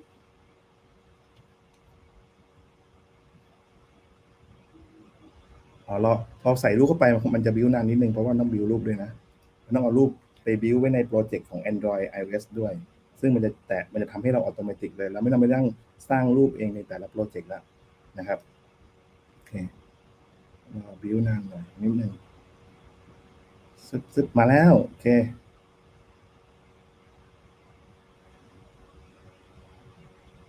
โอ้ได้รูปแล้วนะสบายมากโอเครูปได้ไปขออีกทีครับอยากจะคลิปรูปจังเลยครับผมขอคลิปรูปหน่อยคลิปเชฟหน่อยนะ New Circle โอ้โหสนุกเลยครับทำอะไรเขียนโค้ดแบบนี้มันสนุกมากคือมันสามารถเลือกคัสตอมได้เต็มที่เลยโอเคจบละก็ครั้งนี้น่าจะเร็วกว่าเดิมโอเคเพราะเราบิวรูปไปเรียบร้อยแล้วมาแล้วครับ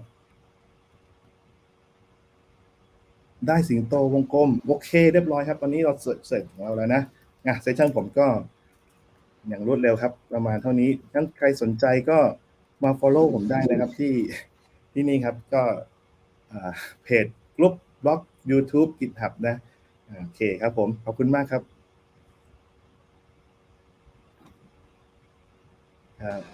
Okay, thank you, Surasuk. Thank you very much. Thank you Looks like it was an amazing presentation. So, audience, if you have any question, please let your question in the chat. Okay, we are going to be monitoring the chat. Surasuk, Kapunakap, thank you ครับ very ผม much. Hope to Thank see you you Thank next you time. Thank you Thank you. See you Bye bye. See you. Bye-bye. Check it out. So, okay. So after we take a look in the MAUI, right? Nice demo from Surasuk. I want to invite Pong. Hello, Pong. How are you? Hello, Jose. Hello, everyone. Hello. It's Nice to see you. okay. I'm going to share my screen now. Okay. Okay. Okay.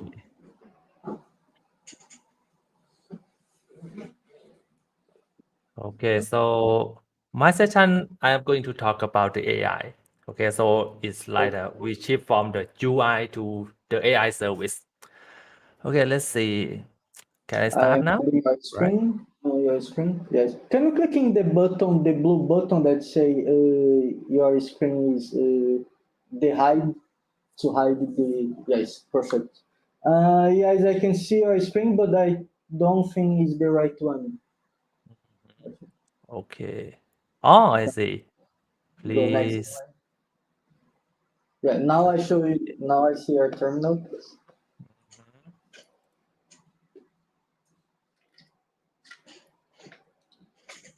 Ah, I see.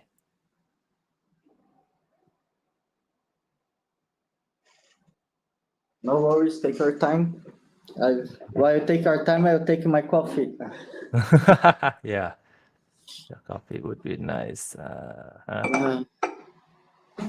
Okay, I'm going to share this one. Me and Georgia are matching today. And we didn't make any arrangement. Yeah. So, okay, Paul, Yeah, good. I can see our screen, guys. So good luck. You have 30 minutes, I believe, in the screen. The stage is yours. Yeah, good luck. Okay.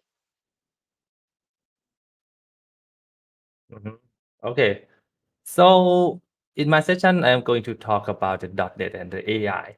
And from last year that I talked about the form recognizer that you can use your AI with your application to extract the data from the document, right?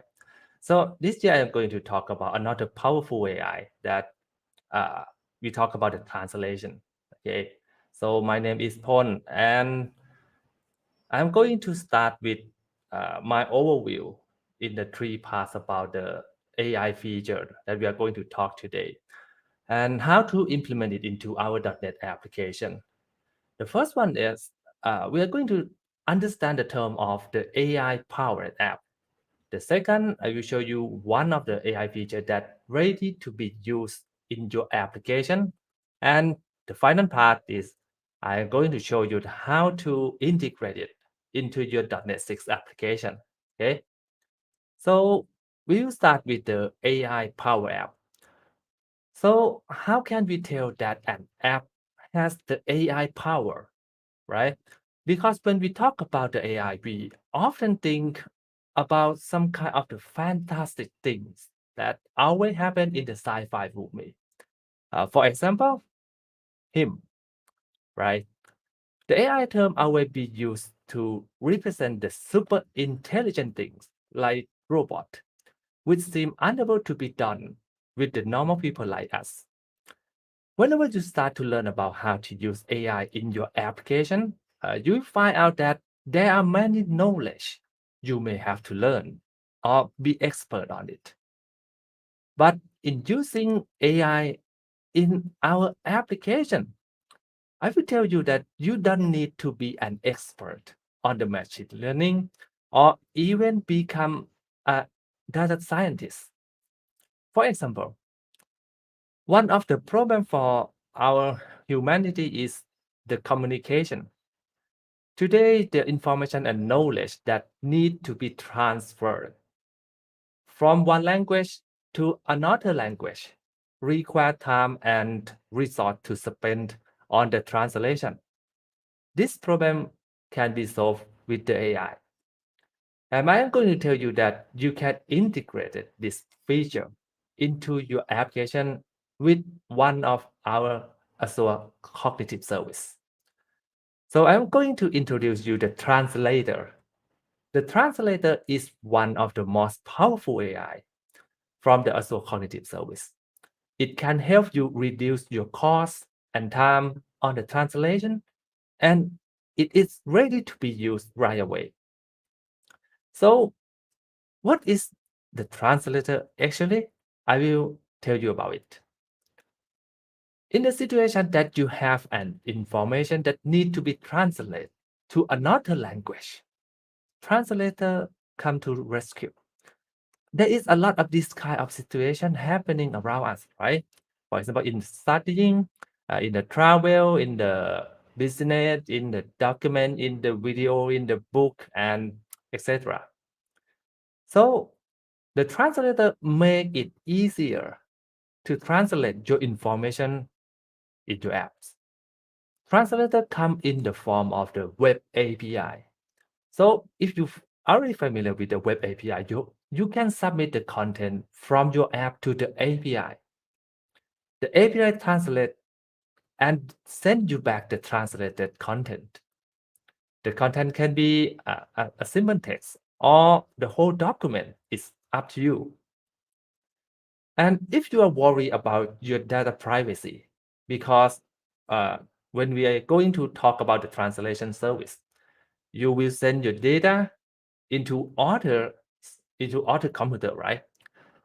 But the translator allows you to choose where it will operate from. If you decide to deploy it on Azure, you can decide where is the region should be used. So, and if you want, you can run it on the container.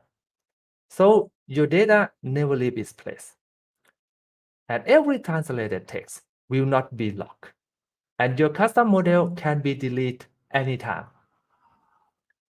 The translator already proved itself, especially on the Microsoft 365 application, such as Microsoft Word.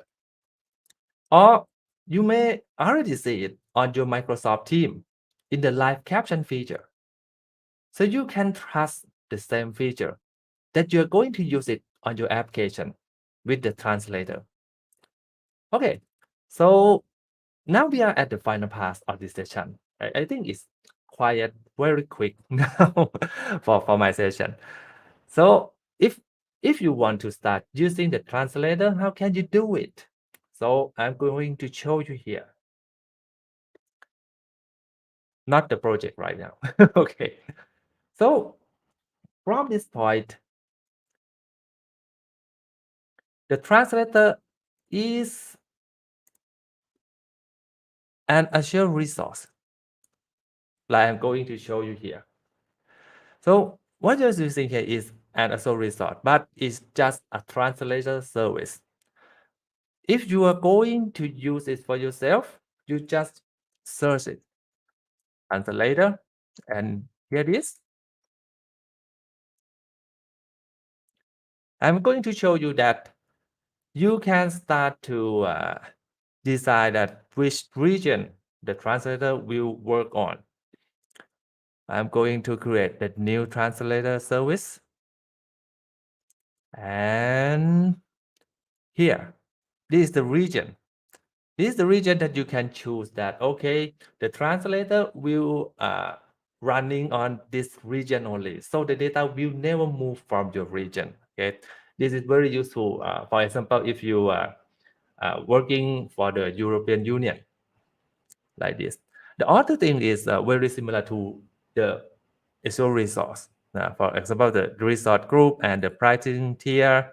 And after you have done with the creation of the service, so you need to go to display the resource management. And yes, you need to copy the key like this. And this key is going to be put on the your application.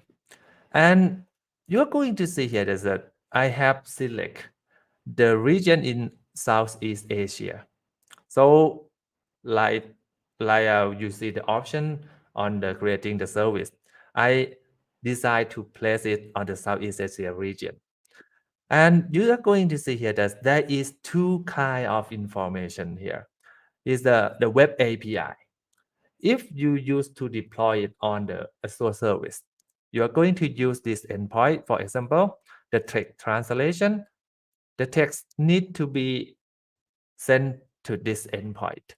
And if you are going to use the translator to translate your document, this is your endpoint. But if you're going to deploy it on your container, you can use this.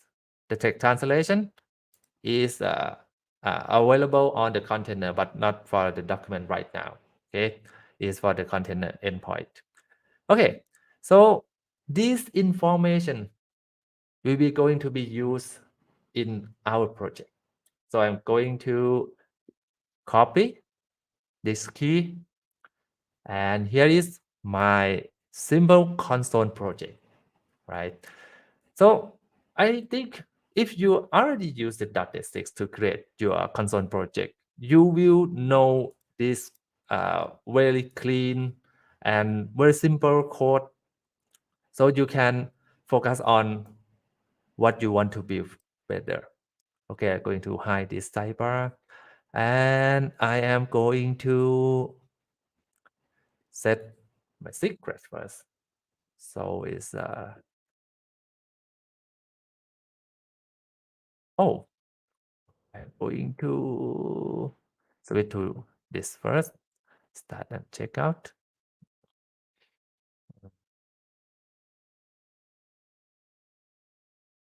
Okay. This is the real one I'm going to show you. So from this point, I am okay. I'm going to .NET user secret.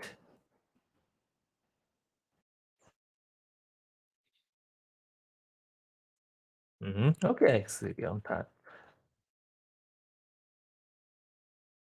Set translator API key. So I can keep it on my secret here. Oh, it's not secret anymore, right? But I will reset it later. Okay, so you need to have your API key to be used on your application. And in the code, I load it. Oh, okay. In the code, I load it from the configuration. And this is my subscription key. And this is the endpoint. So you see in this demo, I'm going to show you how to translate the text into my target language. And this is the location. If you specify the region, you need to specify it in your code too. When you send your content to translate it. But if you don't choose your region, it is going to be global, and you don't need to specify it here. Okay, and this is a translate from the origin language into my target language. And this is why I will type in the message here. And this is the important part. You're going to send the request to the web API. And this is the URL that you need to use it. For example, there is a parameter that you can specify the language that you need to translate from to target language like this. And the other thing is very similar to when you're going to send the data to the web API. Okay, I'm going to show you this demo and how is this code is going to be look like. But let's run. Okay.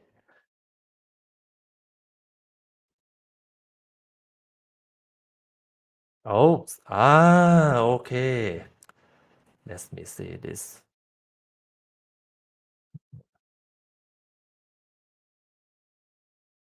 Yes, I forgot to mark it. And yes, about and commit, please. Fix. Okay, again. Let's check. Let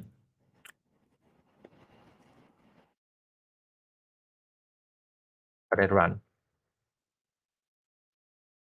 And it should work now. Okay. Okay. So we start from the language. So for example, I'm going to translate from Thai language into English language. I type in the TH. It is the language code, and to my language EN, and the input method. For example, is สวัสดีครับนะ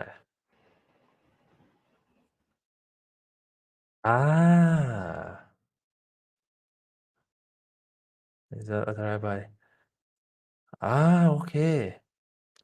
I forgot to set it here. Hey, but I already set it. Blah blah blah blah. Okay, let I check a little bit here.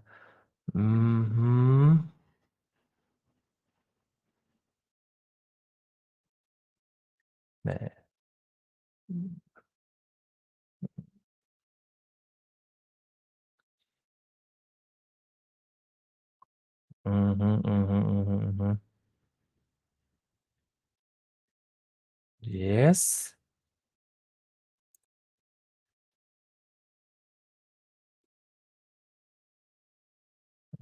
I have to check it a little bit.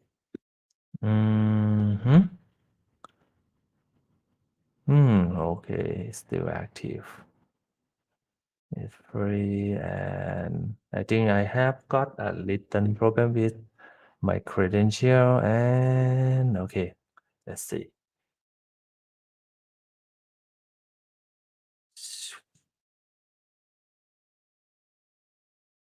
And I'm going to test this again.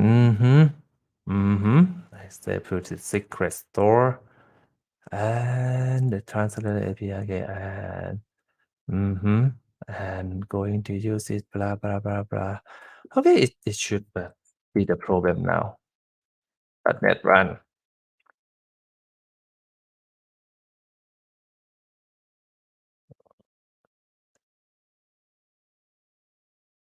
Okay, let's see. Here's to end and สวัสดี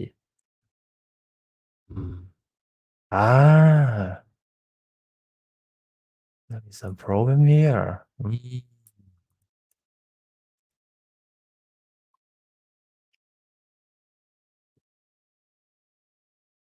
Let's try now. Okay, maybe I try to regenerate it.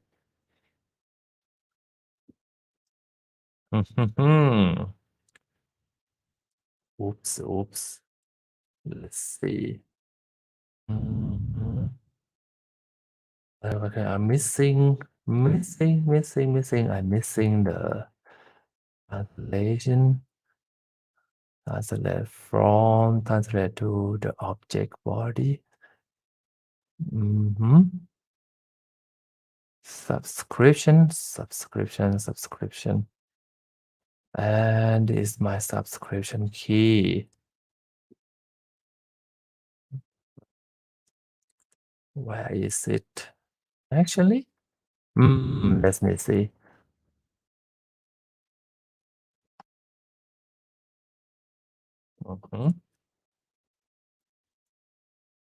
Oops.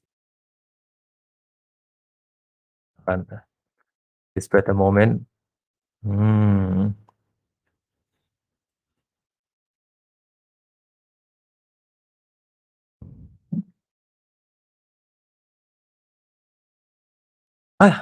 Finally, I reset it. Okay.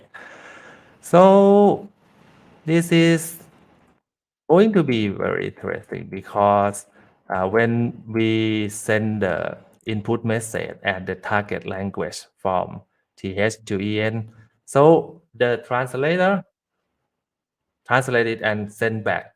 So What if we don't have the origin language?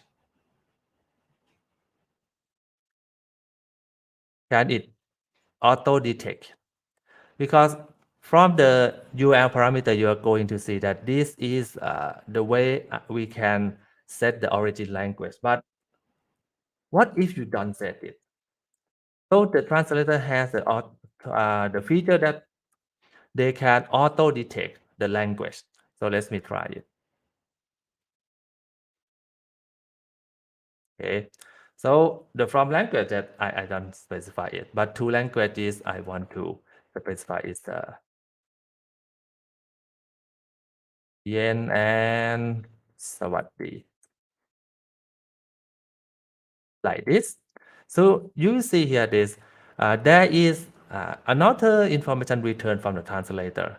So it is auto detect that my content is in Thai language and the confidence score is 1.0, is mean 100%. I'm sure this is Thai language and also translate it back into the client, right? And from this point, you are going to see that it is very easy to get the service into your .NET application. And sorry for something that about the error. Okay.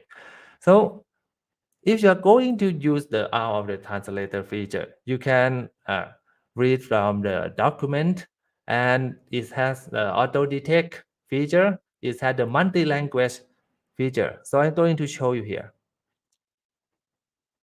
And yes, I have multi-language translate. So I'm going to do something like this. It's .NET run,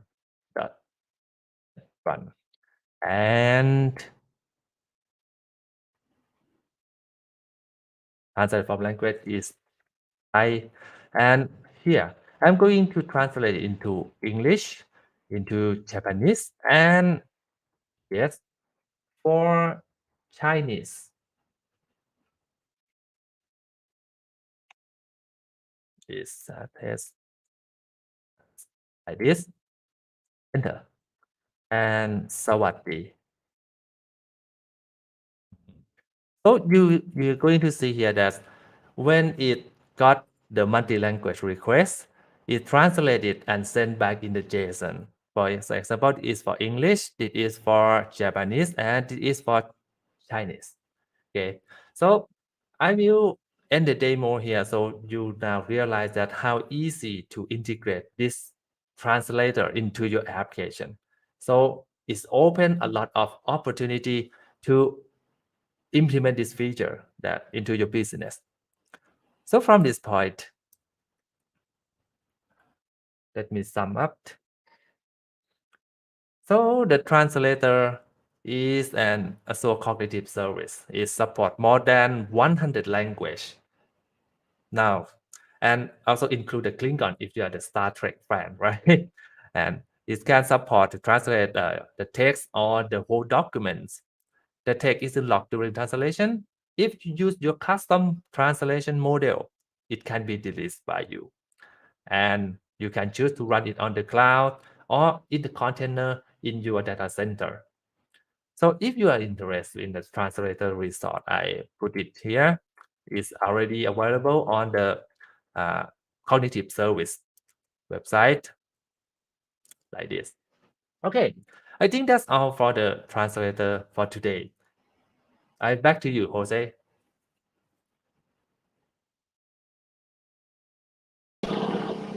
Okay, so thank you very much, Paul.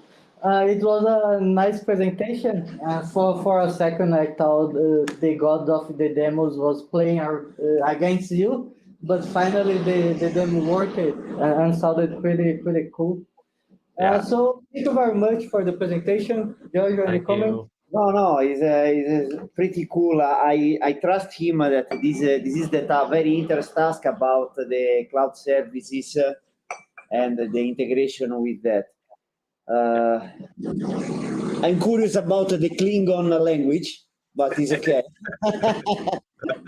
Yeah, we want to speak with the Klingon sometime. Yeah, exactly. We'd be good with the Star Trek fans. Yeah, very good. Okay, yes, this is our friends. Yeah, we are with some noise here. Yeah, I hope we are okay. not disturbing. But Paul, so thank you very much. I hope to see you later. Okay. And now I Okay. would like to bring Git to the screen. Bye bye, Paul. Bye, Paul. Bye bye. Take care. Bye. Nice to see you. So hello, Git. Hello, Hello. Jose. Hello. Hello, guys. How are you? Hello. Yeah. Yeah. We are excited to see your presentation. You know, we always have a lot big, high expectations. Your demos are usually amazing. Do you have any demo for us today?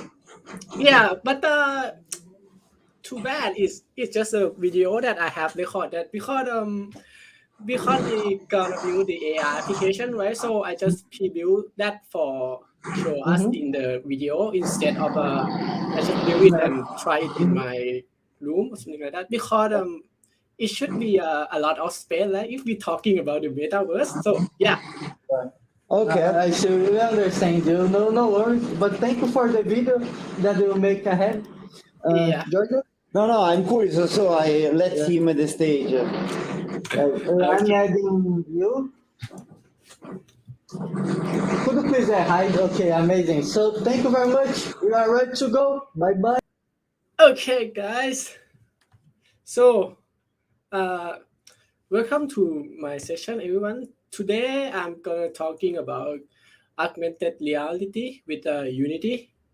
So, my name is Gittitat Ekchantawut. I am a senior software engineer at a company named MAUI, and we are hiring. So, if you are interested in AR or something like this, yeah, you can message me later. Okay, so like everyone know, right? Because Metaverse is coming, guys. Everyone should prepare for that. Yeah, so before we talk about that, so I'm gonna introduce you guys to the tool that we're gonna use to build the AR application. So is it the Unity? But what is the Unity? So Unity is a cross-platform game engine that developed by Unity technology. But for me, Unity is just not the game engine because nowadays we can use Unity to build a lot of things.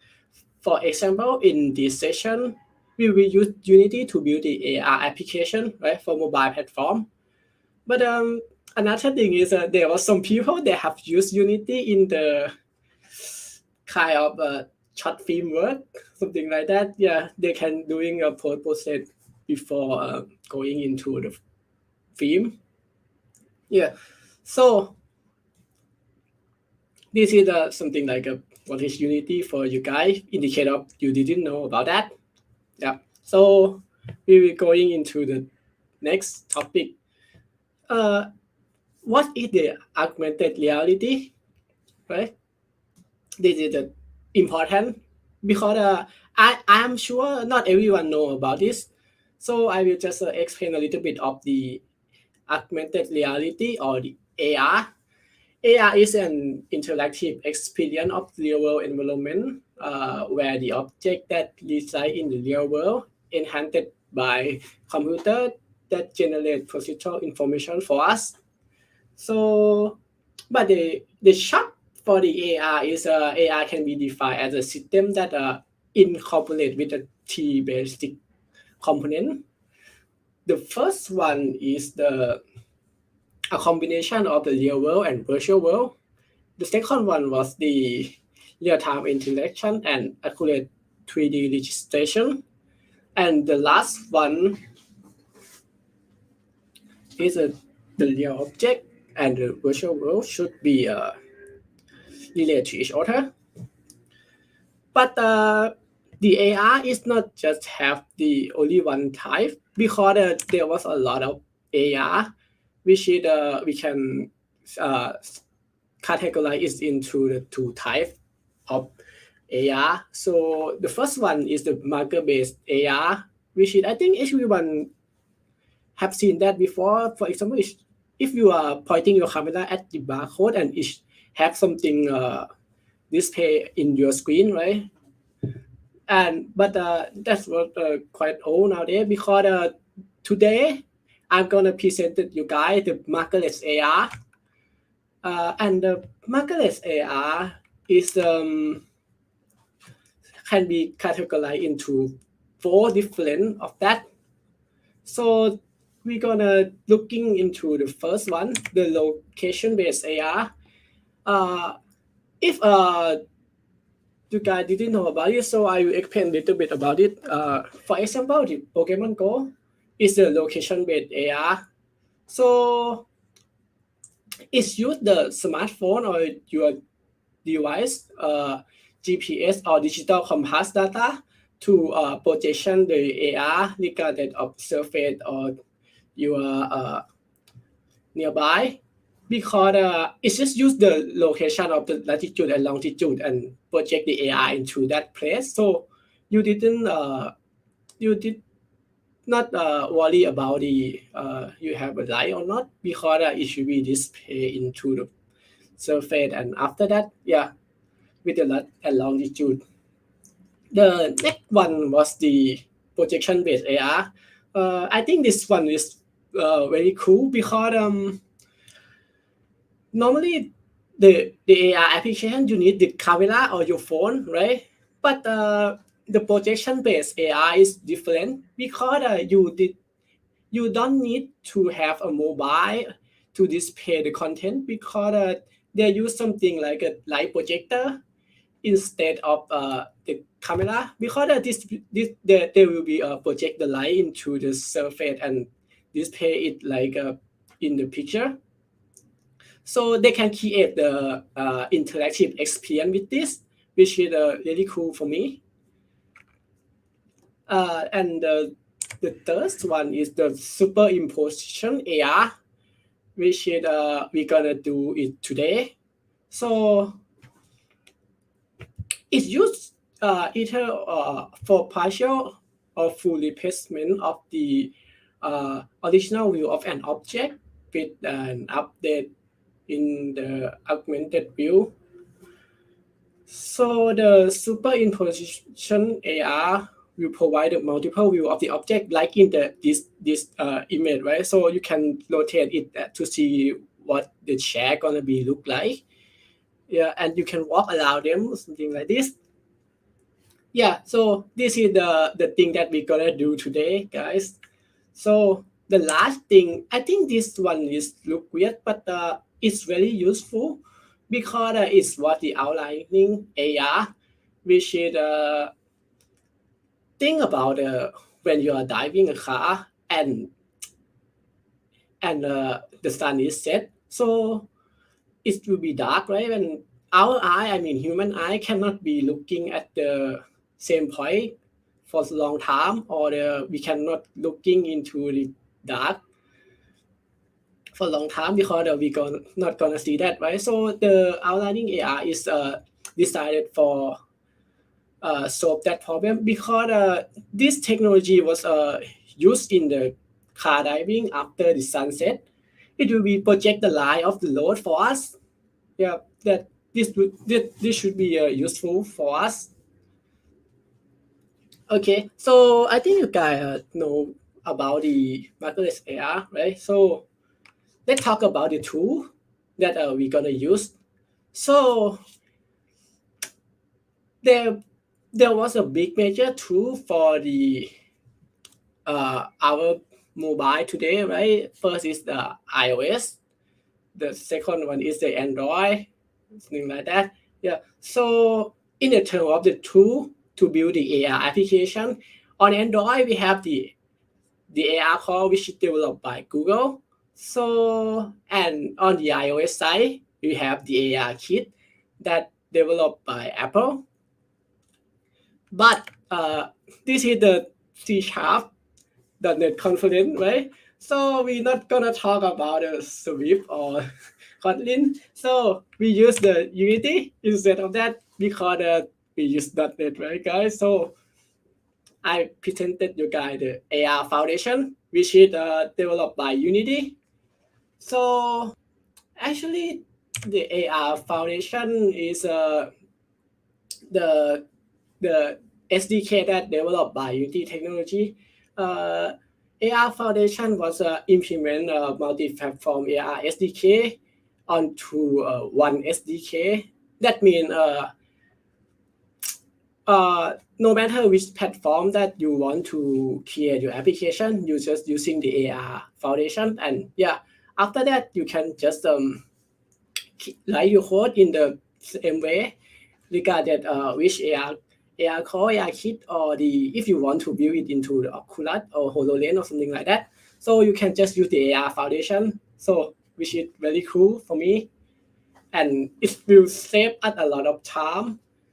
So think about the functionality that they represent to us. So in this chart, we're gonna see, right? They implemented every feature that AR Kit or AR Core can do. Yeah. So let's see about the demo. I think I can show you guys the demo because a lot of theory it's not matter, right? So let's start it to the demo. The first one I was gonna say is I have missed this picture so much at the Microsoft Office. So because we have a virtual conference 2 years in a row right now. So in this demo, I decided to do something like this. So I just bring the Microsoft into my space. So today we're gonna do something like this. And the next thing is this project available on my GitHub, which is this QR code. You can going into this, so you can, after watching this demo, you can build your own Microsoft statue and take a picture with it if you miss that. Okay, so let's get started. So the first one is how can we install the AR Foundation into the Unity. So in this case, I will switch to Unity for you guys. Okay, so we have a thing that called Package Manager in Unity, right? So the first one that we need to go is going into the Package Manager, which is located into the menu window, and after that, the Package Manager. After that, you need to select the Unity registry in the checkbox, because the default it should be in your project, but you need to change it into the Unity registry. And after that, you will find the AR Foundation, which I already installed. The next thing that you need to install is the AR Kit or the AR Core. It depends on the platform that you want to create your application into. But if you have a clone my repo, so I just import it for you guys already, both platforms. So that means if you clone my repo into your machine, so you're gonna have both platform available already. So you don't need to do this step. Okay, after we have installed the AR Foundation and our AR Kit or AR Core, it depends on which platform you want to build, right? The next thing is how can we set up the AR scene, because the AR system was different from the typical scene on Unity, and it's hard to test it in the editor. So this time we can skip the editor. So the first one that you need to do is just here the XR object that name the AR session origin. So just here that, and after that you need to create another one called the AR session, just the AR session. So right now, if you just have an empty scene like me, you just have two objects, the AR section origin, and another one was the AR section. So in this case, we need to do something, right? Because we already setting up the scene. If you are build and export into your phone like it, you should be see the camera open, and you can pointing the camera around. And if you press some object, it will be at your middle of the screen, and you can walk around that object. But we don't need to do that, right? Because we need to control our AR, which is where we gonna need it to spawn. So another system we call that the plane detection. So the plane detection is for basically it should be something like this. It will be detect the floor. So after that, you pointing your camera on the floor, right? You will have the plane detection. It will be detect the floor, and after that, return the value into the our system. And after that, we will use it to create the model into that location. So yeah, in this case, we have required two components. So the first one was the AR camera manager, because we need to get the value from the camera, right? So, oh no, sorry, it should be the AR cat manager. Yeah, this one will be past the lay cat. It means it will be the cat into the floor, and after that return the value which position is the floor.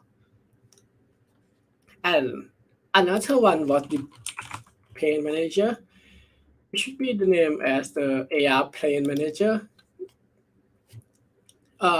Because if we didn't add the AR plane manager, it can be detected in the many ways. So we will force that into the plane, which is horizontal or vertical. That means the floor or the wall.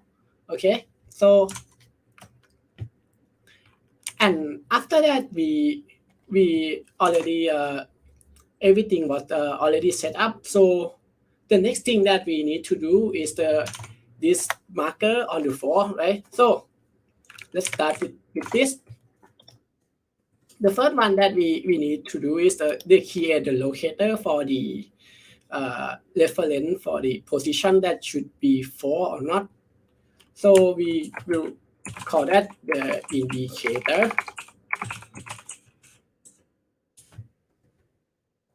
And yeah, so after that we will have the marker, which is I will use the quad. In this case, I will put the rotation into the 90-degree X. So I will name it marker. Actually, it's not the marker, it's just a symbol on the floor that make the user recognize which one the model should be spawned.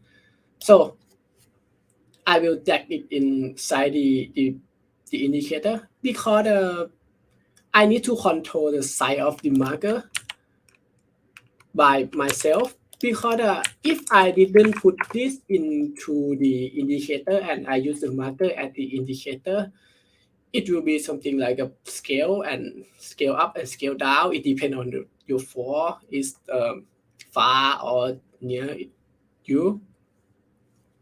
So, and another one, if you have clone my repo, you have the material called the indicator. You just back it into this. If you don't want to use this image to be the indicator, you can just going into the indicator material and change it. For example, if I want to change it into the check mark, we will have the check mark into our indicator instead of the Microsoft logo. But in my case, I would use the Microsoft logo because I want to spawn Microsoft in my space. So yeah, everything was set it up. After this, we will create something that we call the scene controller. So I will create a empty game object that called the controller. So if you have cloned my repo, the script will be already there because I want to save the time, so there is no live coding here.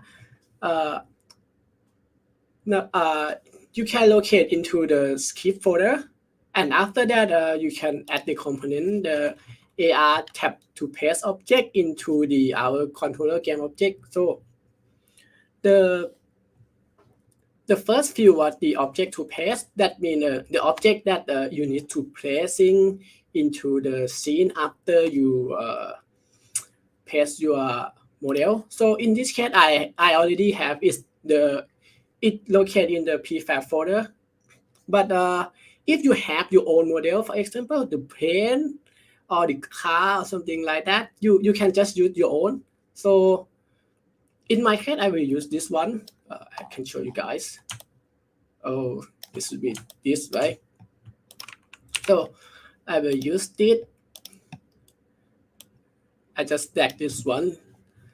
And another one is the placement indicator, which is our indicator object. So I just stack it into this field. And after that, the next one was the layout manager, right?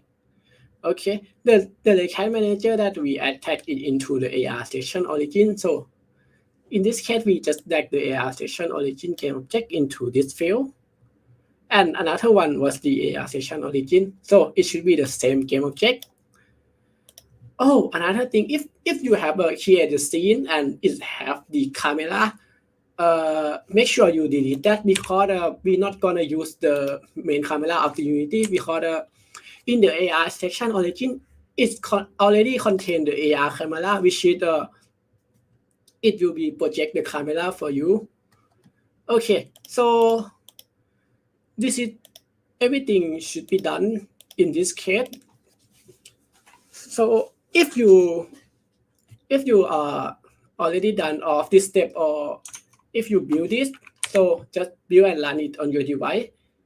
So, but if you stop at the previous step, right, it will be something like a floating AR that didn't have a light or the shadow because we didn't set it up. So the next step should be the light estimation.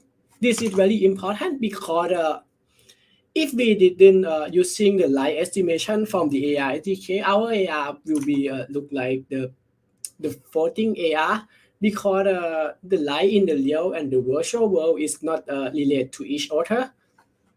So in this case, thanks to Unity, because they have created something like on their GitHub, they have the sample for the light estimation. So in this case, I have modified the script and it located into our into our scripts folder. So in this case, we just add the light estimation script into our controller. So the AR camera manager should be located in the AR section origin. So in this case, we just drag the AR camera into the AR camera manager field, and the target light field was your directional light. If you didn't have the directional light in your scene, you just create the light and just drag it into the light. And don't worry about the light setting because the light estimation will be getting the light data from your camera and pass it into the directional light by this script. So don't worry about that. Yeah, so this is all for the demo. So, but if you guys curious to know about how it looks like at the end, so I can show you guys the video about this. So this one I have create the video. I have recorded the video after I build the application on my iPhone device. So let's see how what it look like. Yeah, so yeah, you will see the lighting, right? So the atmosphere and the AR is something like a bend to the environment. So this is the next level of the AR, guys. And another thing, if it's superimposition AR, right? So I can just walk into it, and it should be I can walk allow it either. So yeah, that should be cool. If you want to pull it more work about this, you can add the shadow onto the your under model instead of because this is was quite large, I know. We can pull it our work by adding the shadow onto our model because we have getting the light data from our camera, right? So the light estimation will give the directional of the lighting, I mean the light source from your camera. But there was some problem on the iOS. The problem is on the iOS device, you cannot get the full light data unless you use the face tagging API because that's how the AI kit work. So it cannot generate the light source by itself, but the Google have trained their AI to calculate the how it light shouldn't be look like by just your back camera. So beware about it. If you using the iOS, sometimes the lighting should be wrong. You need to something like a look around to let it calibrate the light around you. But if you use Android, you just scan it and put it into the base. Yeah, so this demo should be end here.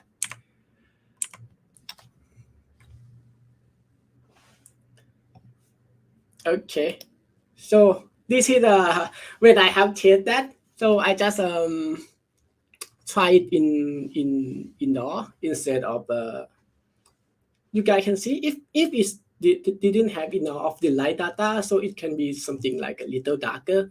So this should be something that have a problem right now. But I'm sure in the future they need to improve a lot of this. Okay. So again, you can find the project source here. If you guys have a question, you can ask me in the English or Thai language.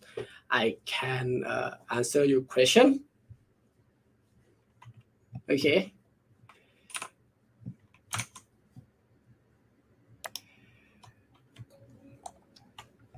Okay, thank you, Gittitat. So please, everyone, if you have any question, please you can ask. It was a very interesting demo. Yeah. And I have one question for you, Git, since Yeah, so you can hear me directly if you have a question. Yeah, I can answer that. So my question is, how much resource, right? Or I saw you build the Microsoft, right? Yeah. Could you build like, you need any kind of hardware like to project big research? Like if I want to build like a Microsoft logo in a size of a stadium, in the size of a building. Can I do that using like my computer and the same tools like Unix, and I just use my cell phone to see the big AR, or there is any kind of different tools in this case? Yeah, you can use Unity to do that. They just call it that because the metaverse, there is some theory about that it's like a real life site AR. It will be bent into your real world. If you, for example, if you are pointing the camera into that, but there was some technology that called LiDAR. You can use the word called LiDAR. LiDAR sensor. Yeah, they can do that. It should be they will scanning the real world environment, and after that they will project the model into your space. Yeah. Okay, that's cool. That's super cool. Yeah, But well, the problem about the LiDAR sensor is it's available for the it's not available for typical cell phone because right now it should be on the iPhone 12 or later. So that means it should be really high technology nowadays. yeah, but also your demo when you are in the garden outside your house, like a house or condo, I don't know. Yeah, it's It's not my all- condo. Yeah, okay, but the point was all when you zoom out, you come. The issue is that we recognize that is synthetic, is the Microsoft logo is fake because there is only a problem of the texture, because it's only because brown is so light and bright that okay, you can understand. Honestly, the logo and the Microsoft word fit very well. So Yeah. it's a good for me is a good result. There is room for improvement because there are other conditions like the environment, the lights, the shadows, and so on. But it's nothing that is impossible to do. Let me say like that. Of course, this is. I guess that you are going with your cell phone, right? Your mobile phone, right? Yeah. And Yeah, actually, so- we have the new technology because nowadays because the people didn't want to install the application, right? So some people they want to create some web AR instead of the AR application on your cell phone. So that means you didn't require to download the application from the store. You can just scan the QR code, and after that, the AR will popping up. Yeah, of course. The point is to change the context, change also this kind of variables. But for me, however, I say again, the result is good. Yeah. Uh, Anyone in the audience has any other question? I just want to give you a feedback, Git. Timon sent a message like amazing presentation. So thank you very much. We really appreciate. Thank you very much. Next year, guys. Yeah, See you. but it's better before that. See you. Yeah, guys. Bye. Goodbye, everyone. Okay, so the next person I Is you? believe is me, Giorgio. So I'm connecting in my computer here. Okay. I believe we can see my screen already, and I will be adding myself.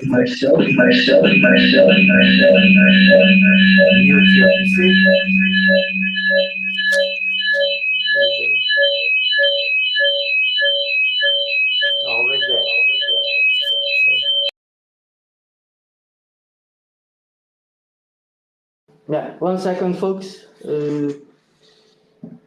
This is technical issue. This is the live. This is good, very good because To be on mute. everyone go in panic when happens that, and it's fine because this is the live. We show that here is all real.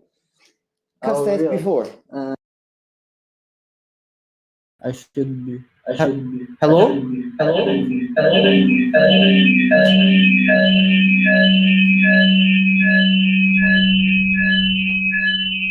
Hello? Hello? Oh, I think now we are good. But not here. Can you mute me? Yes. Okay. Okay, so I believe you can hear me. Can you on the audience just send me a hi to make sure I can hear you? Or anyone from the team can check the screen and please let me know. While this, I will be sharing my screen with you. Okay, I will share my entire screen because I will be going to show you different. I have some slides and I also have some code to show you, right? So we are going to do some live coding. So be prepared. We are going to join a not safe demo. So I hope everything will be okay. It was working 5 minutes ago, but 5 minutes ago, not sure that it's going to work now, right? So I'll be sharing my screen with you.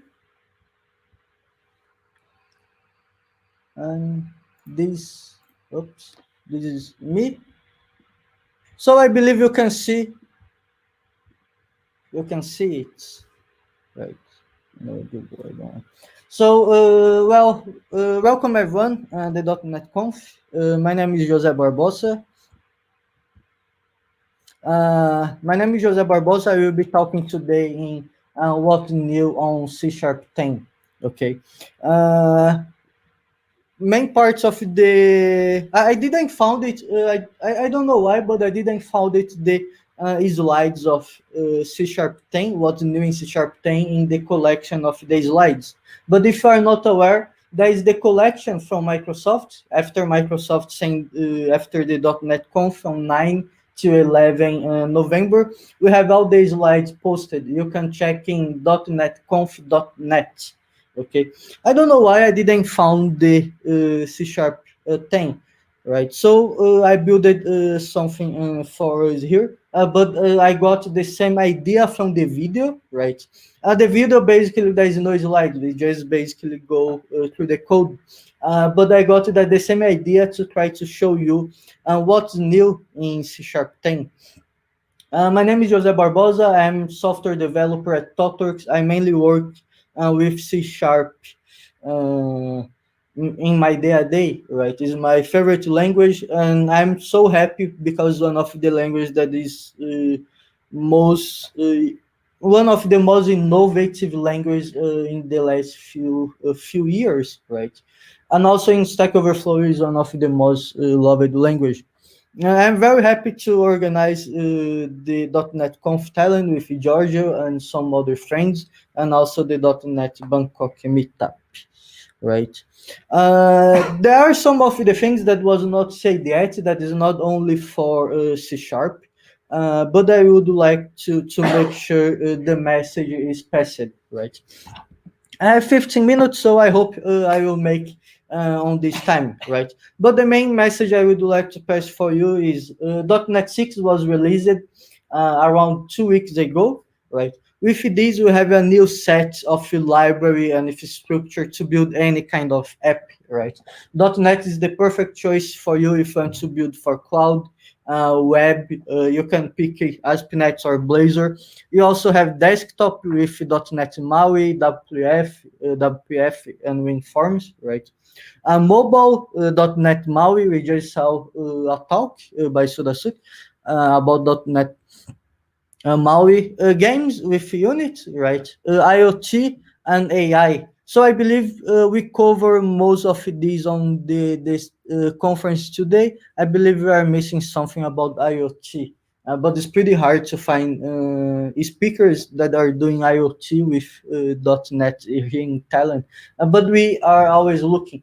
If I work with IoT, Raspberry Pi, any kind of embedded software, and if you wish to be one of the speakers, if you want to be presenting, please let us know, right?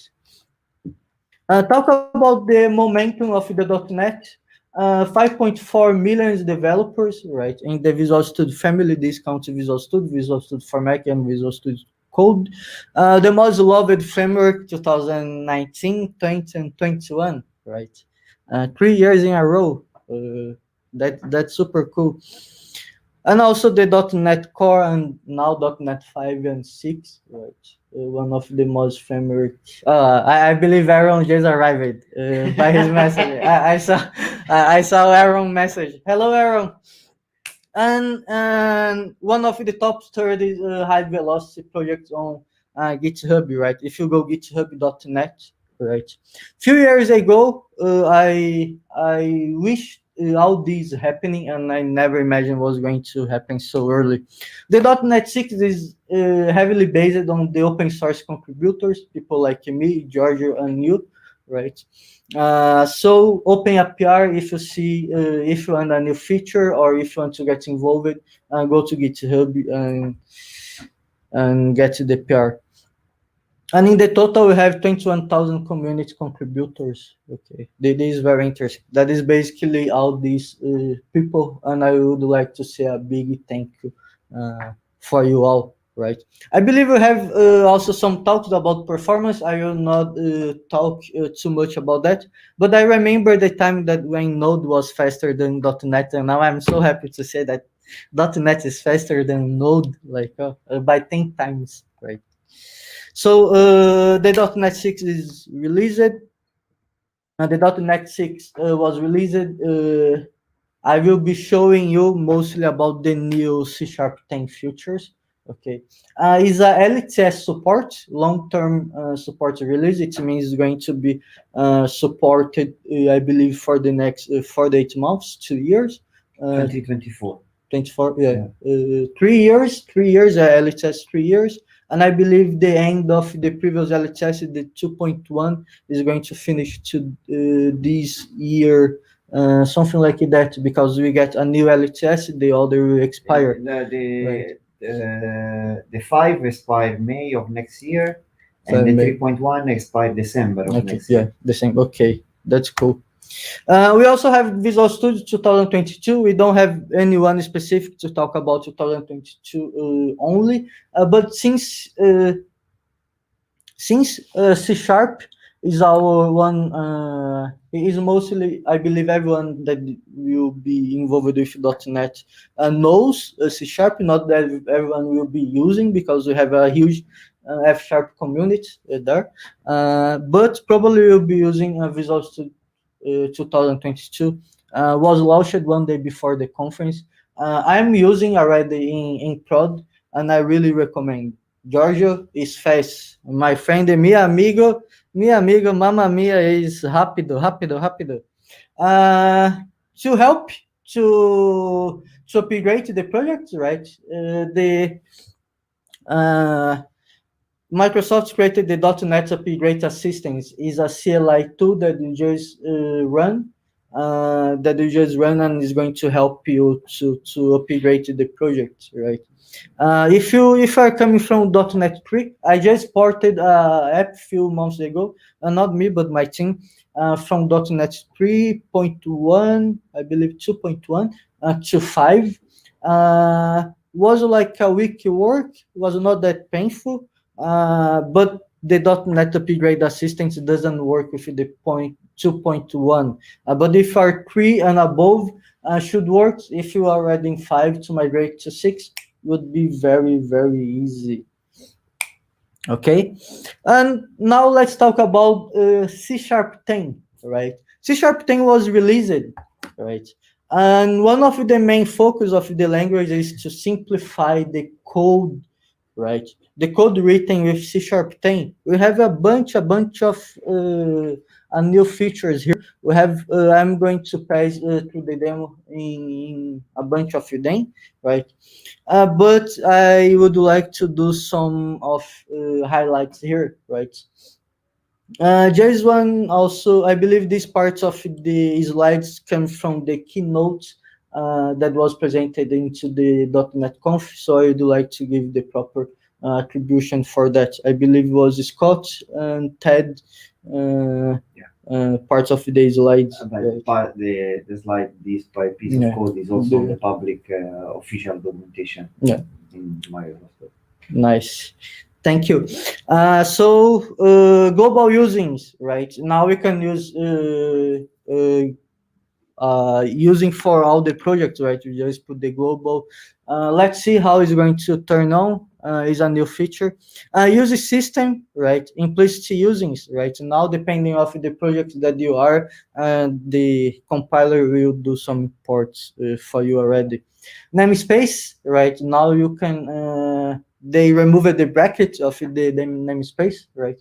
I almost removed the bracket of the conference here, because of the .NET starts removing the things, it's going to be lean. I was thinking like, I will start removing the things also. Records is something pretty nice. And now we can have structured records, and we also have some improvements into the lambdas, right? So I will jump in to my console, right? I will do a zoom here, yep. So the first thing you need to know when you go to the .NET 6, right? So let me get my terminal here for you. Terminal loading. My usual good morning. Still morning. Yep. So first thing, .NET -- version. Okay. 6.0 build 100. Okay. So you should be using. Is the version I recommend you to be using. We don't have the RCs anymore. Is launched, right? Is live. So I really recommend you to use. But the first thing you need to be aware, the templates changed, right? Look at this. Look how pretty is this. Like how exciting is this? You see like C#, like console.writeLine, hello world, and one line of code. One line of code, In Python, you do the same in one line of code. In JavaScript, you do the same in one line of code. And now in Java, how many lines of code you do that, In C#, used to be many, now is one line of code. Like, Giorgio, this is amazing to onboard new people in the language, You are going to see an explosion I believe in the .NET developers in the future. Like, it's a simple and powerful language, right? So let's go deep to some of the features of the conference, right? So that is the first thing I want to show you, right? So I have some apps here. Into the .NET Conf, right? The original one from Microsoft.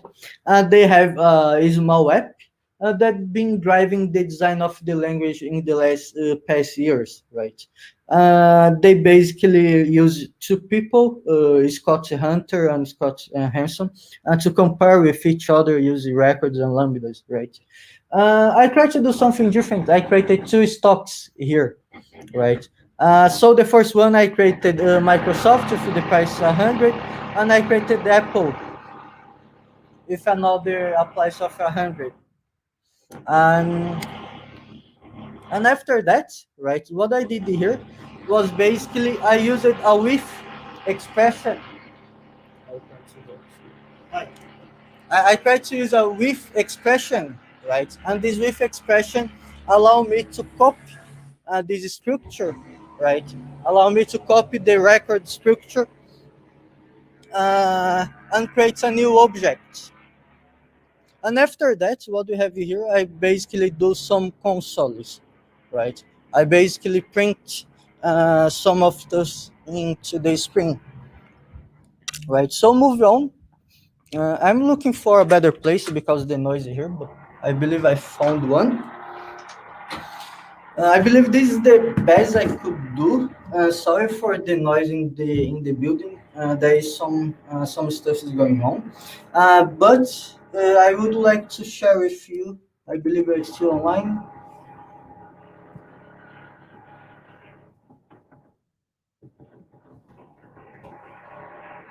Yep. I hope I'm still online. So what I want to share with you here. So let's take a look in the first feature, right? The first demo is this one here, right? I have my public script here, right? Let me do a .NET run to see when the project is going to break. So I'm here, .NET run. So amazing, is running the project, right? Okay, so the first demo that I have, right, that I would like to share with you is the struct-based record, right? So this is a very hard, very hard thing to do, right? What we come here, we can create the default, right? Was this, but we have the record, right? Public record stock, right? Now we also can add the class, right? Public class record, or we can do a script, right? If I do a script here, record script, yes, record scripts and record place, okay. So I will run here again, right? And the effects should be the same, right? As we have mostly same outputs, okay.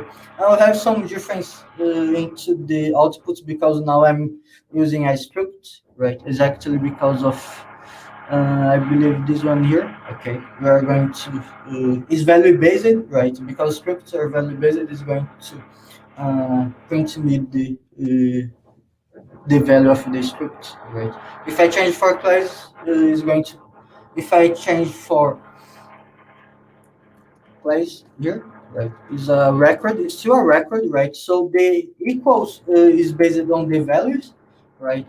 But on the time that, okay, but on the time that they write to the, yes, so okay, looks like it's the same. Let me run again. Pretty much the same. So yeah, the main difference here is going to be the scripts. They are stack allocated. Okay, the class, the record class, right? A record will be always a class by default. Okay, so is stack allocated. So next demo that I have for you here is pretty simple. It's only remove the record, right? It's only removing the record, and we are going to see is a new feature from the width, right? If I do this, I believe this should run okay also, yes? This should run completely okay. And the main difference of this, right, is because now this is a pure script, and the width expression, it works, right? It's new. It was built by the record, but you can use only with a script. The scripts already know how to copy itself. They are value based, right? So it was pretty easy to add this to the language. The next one I want to show you is that the new. So what do we have here? We have a stock one, right? So this is the second demo. I can do a width expression also, right? Here you can see I'm using the MSFT, right? With name Apple, right? So what I'm doing here, this is an anonymous type, right? This is an anonymous type, and the compiler already know that. Okay, in this Apple here, right? I'm going to copy the name and the price, and I'm going to change the name, okay? And here we do some other width again to change the name. So with expressions are work with anonymous type. This is basically a class, right? It's basically anonymous object. Okay, so a new other feature, pretty small, but it's basically have, now I can add the parameterize in the script, right? And it's going to say for me, it's going to say that I need to initialize the values, right? Now I need to put here name, right, equals Jose, and I believe price is right, and price equals, and because I'm a cheap person. So you see, now script works. If you don't initialize the fields, you are going to have a compiler. This was increased on the framework since the .NET 1, because you implicitly have the compiler, the runtime will generate a constructor for you, okay? But you, before the .NET 6 and C# 10, you couldn't do that, okay? The next demo is basically the global usings, right? So what we have here, we have a namespace here, right? And what I can do here, if I come here and delete this, right? I believe some error is going to pop up for me here when I do this, right? Let me see exactly, because it say for me that look, this namespace here, you need to use it, right? These are in a namespace. These will be end up in this static single static main, right, in the program. So different namespaces that you need to do a using, right? What I can do here, I can come to the project, right?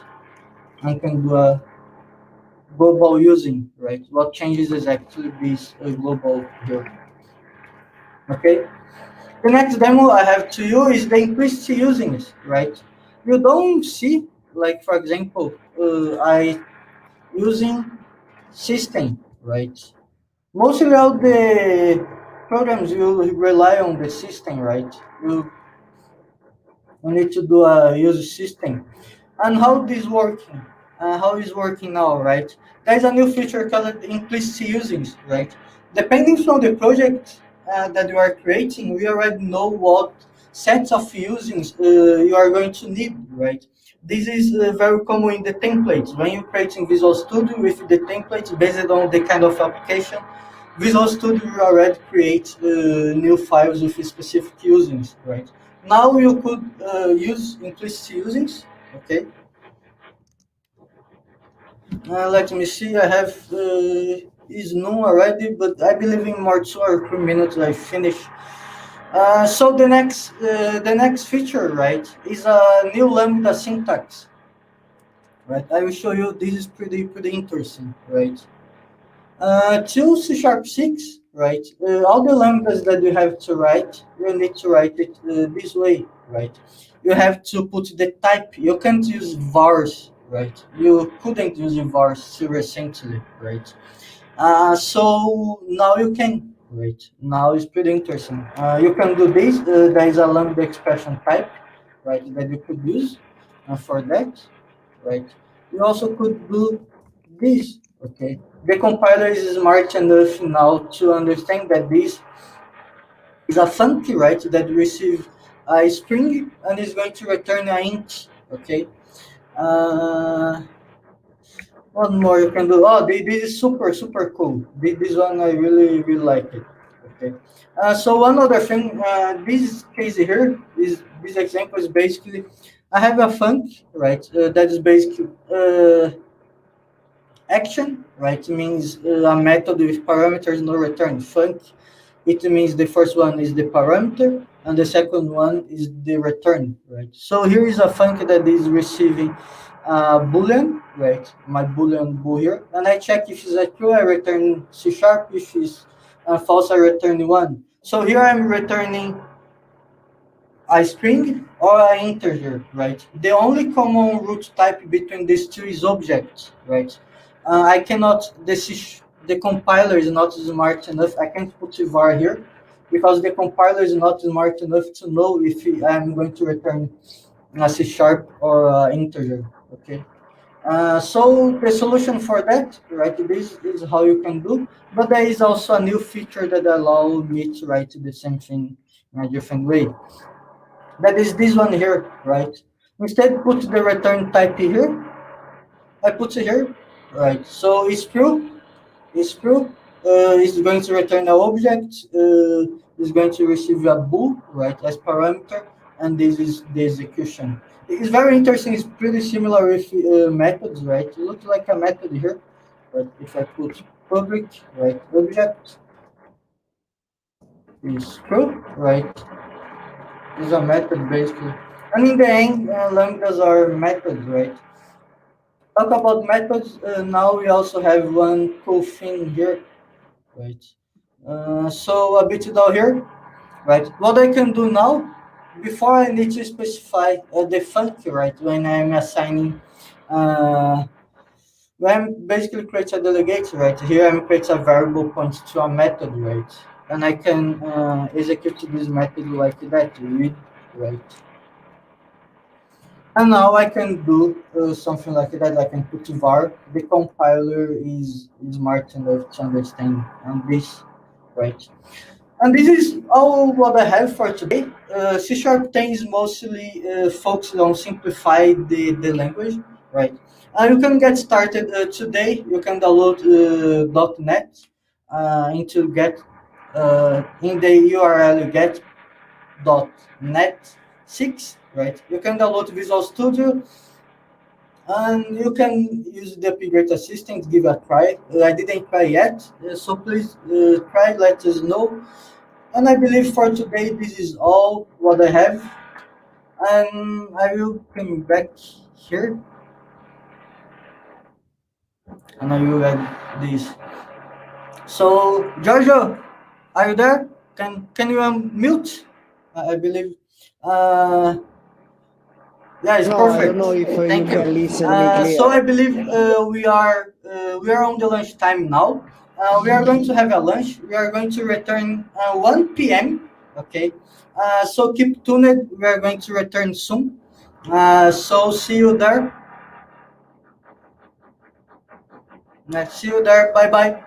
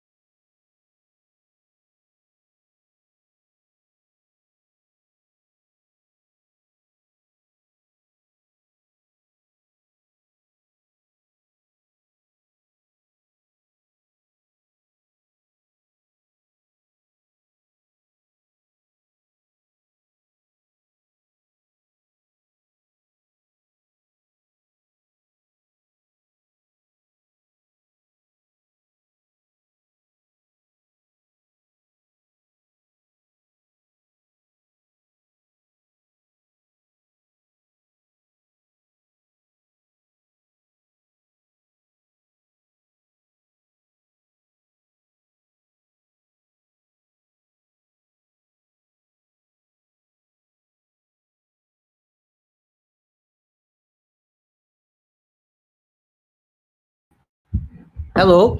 Hello.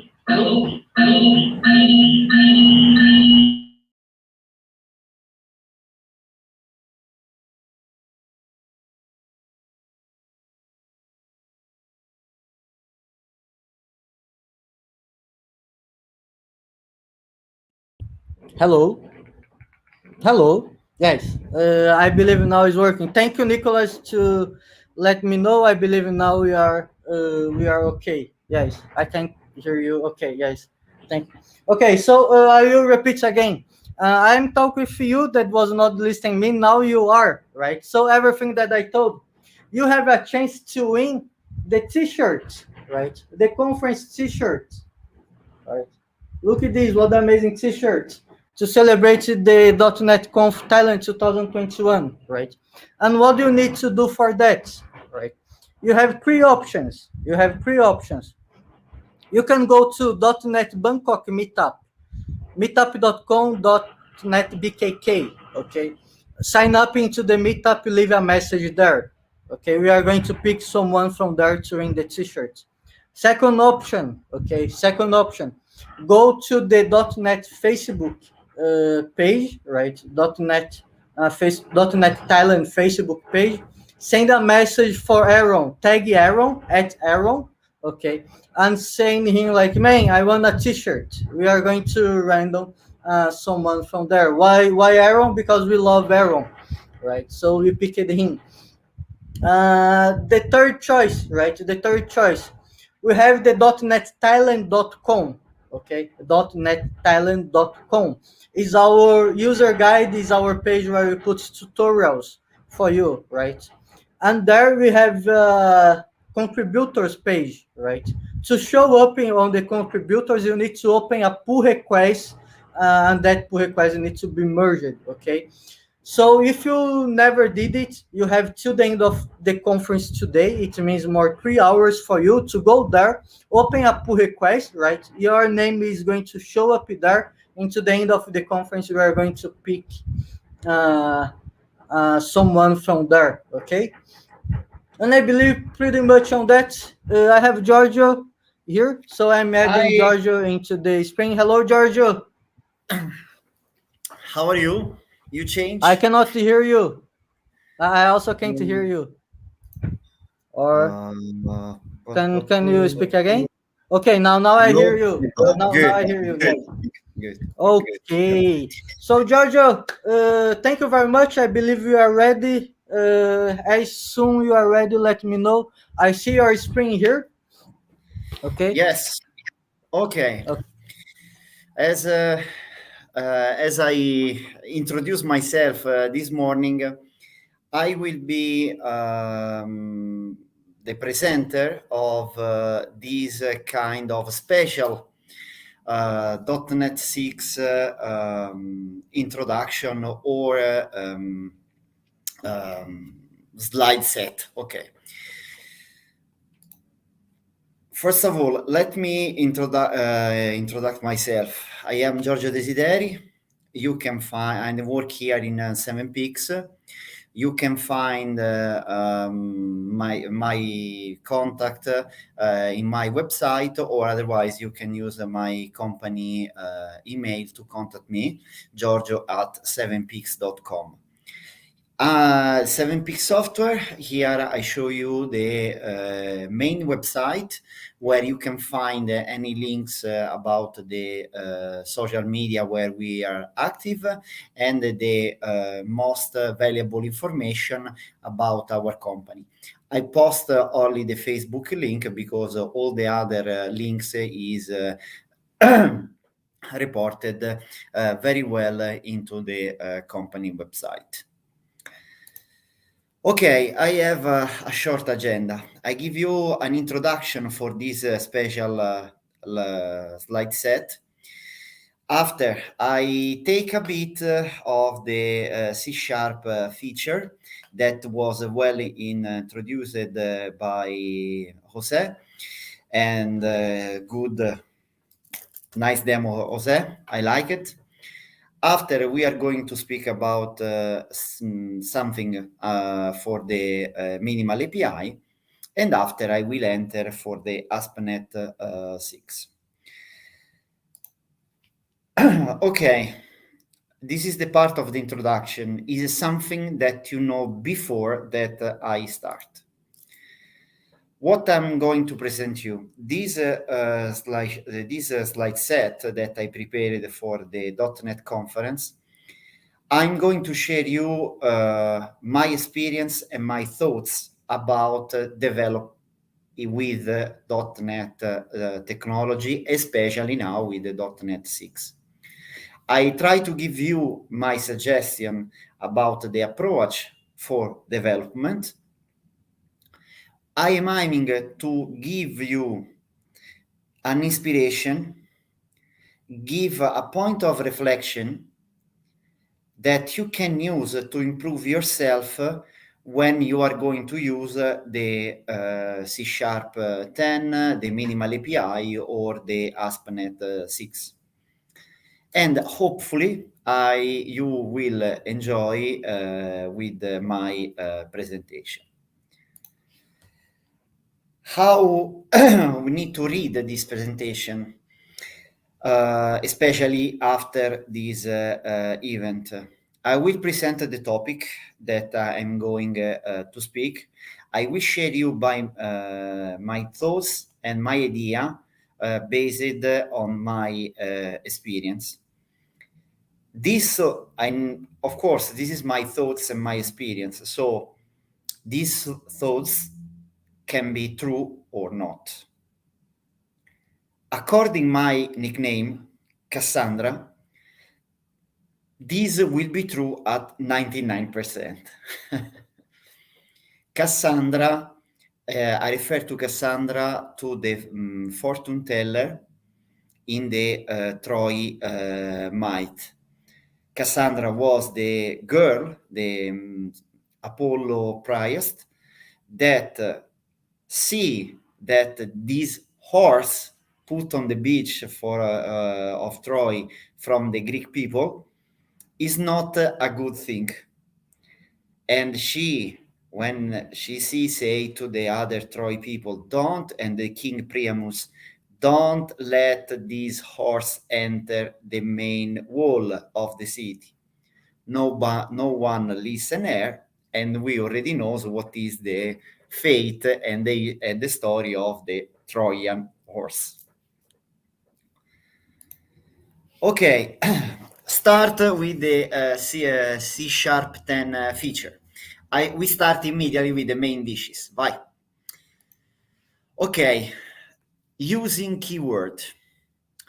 With the .NET 6 and C#10, you can use the implicit using the directives.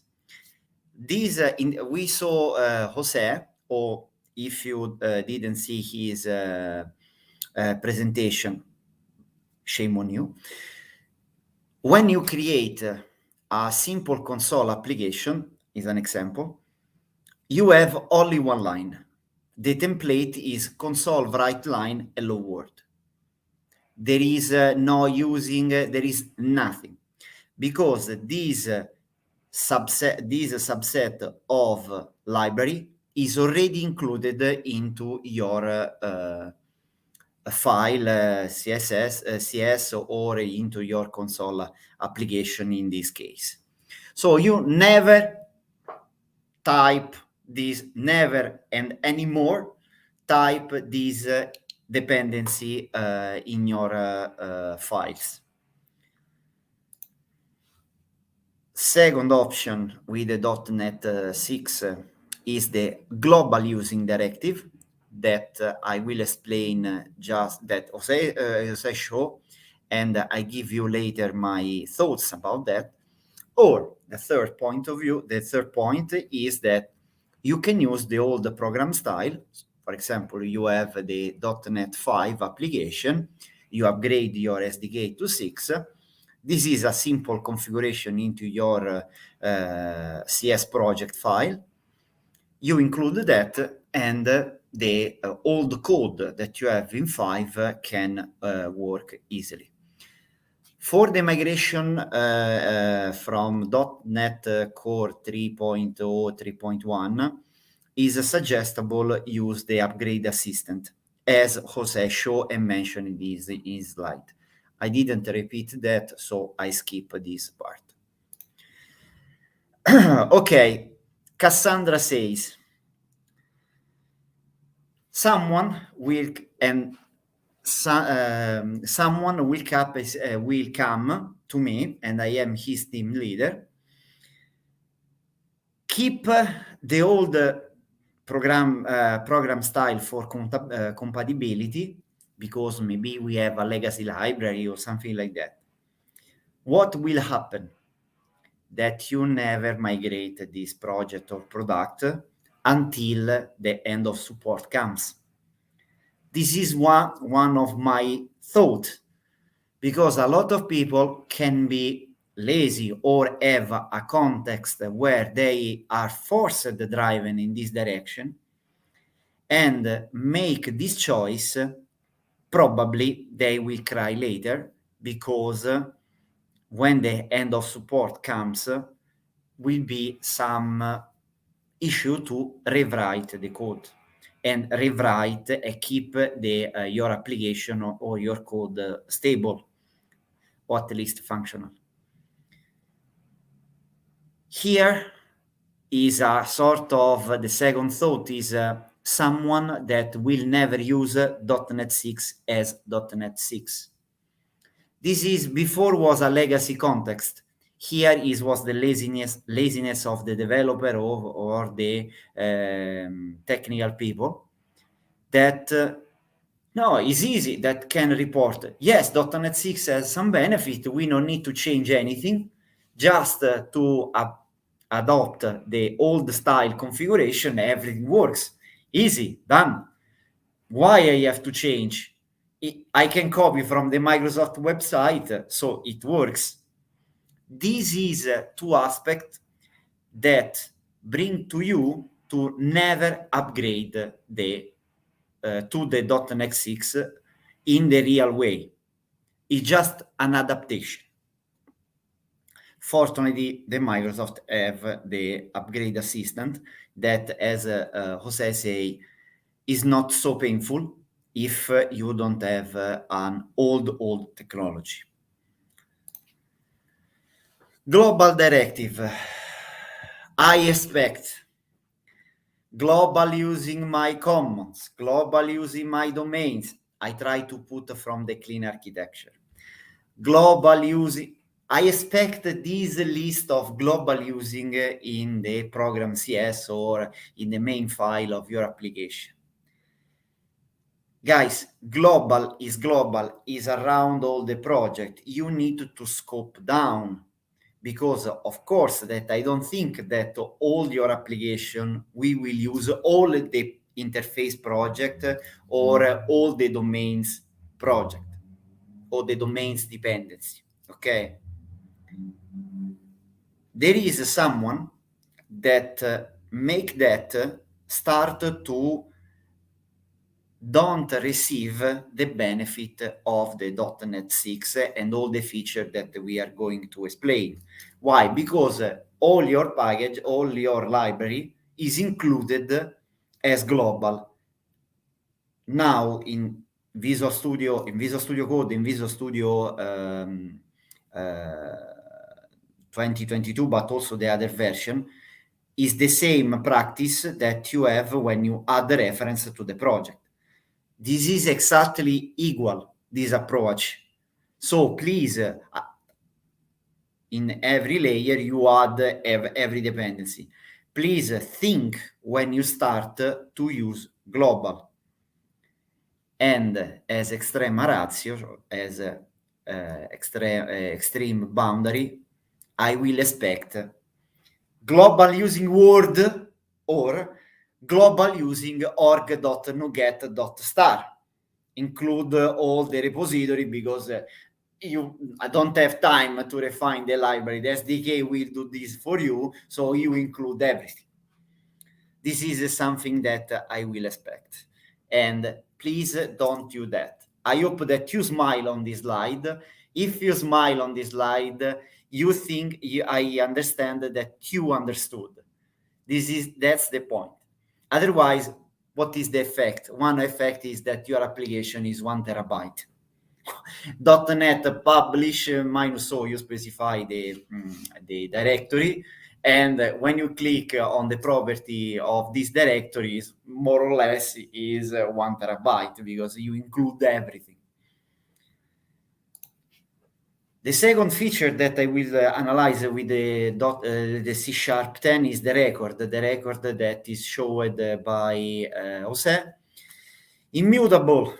Guys, is immutable. Please take notes about mutable. If you don't remember, go to on the book to study this kind of terminology. It's based on the value equality. If all the property of the record struct are equal,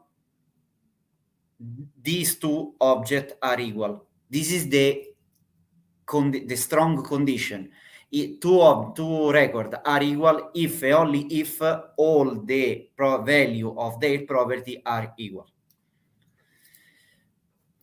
Something that I like, the toString is already built in to display. So when you need to print or write into a file, you call the toString, implicit or explicit, you call the toString, is already done. You don't need to implement that.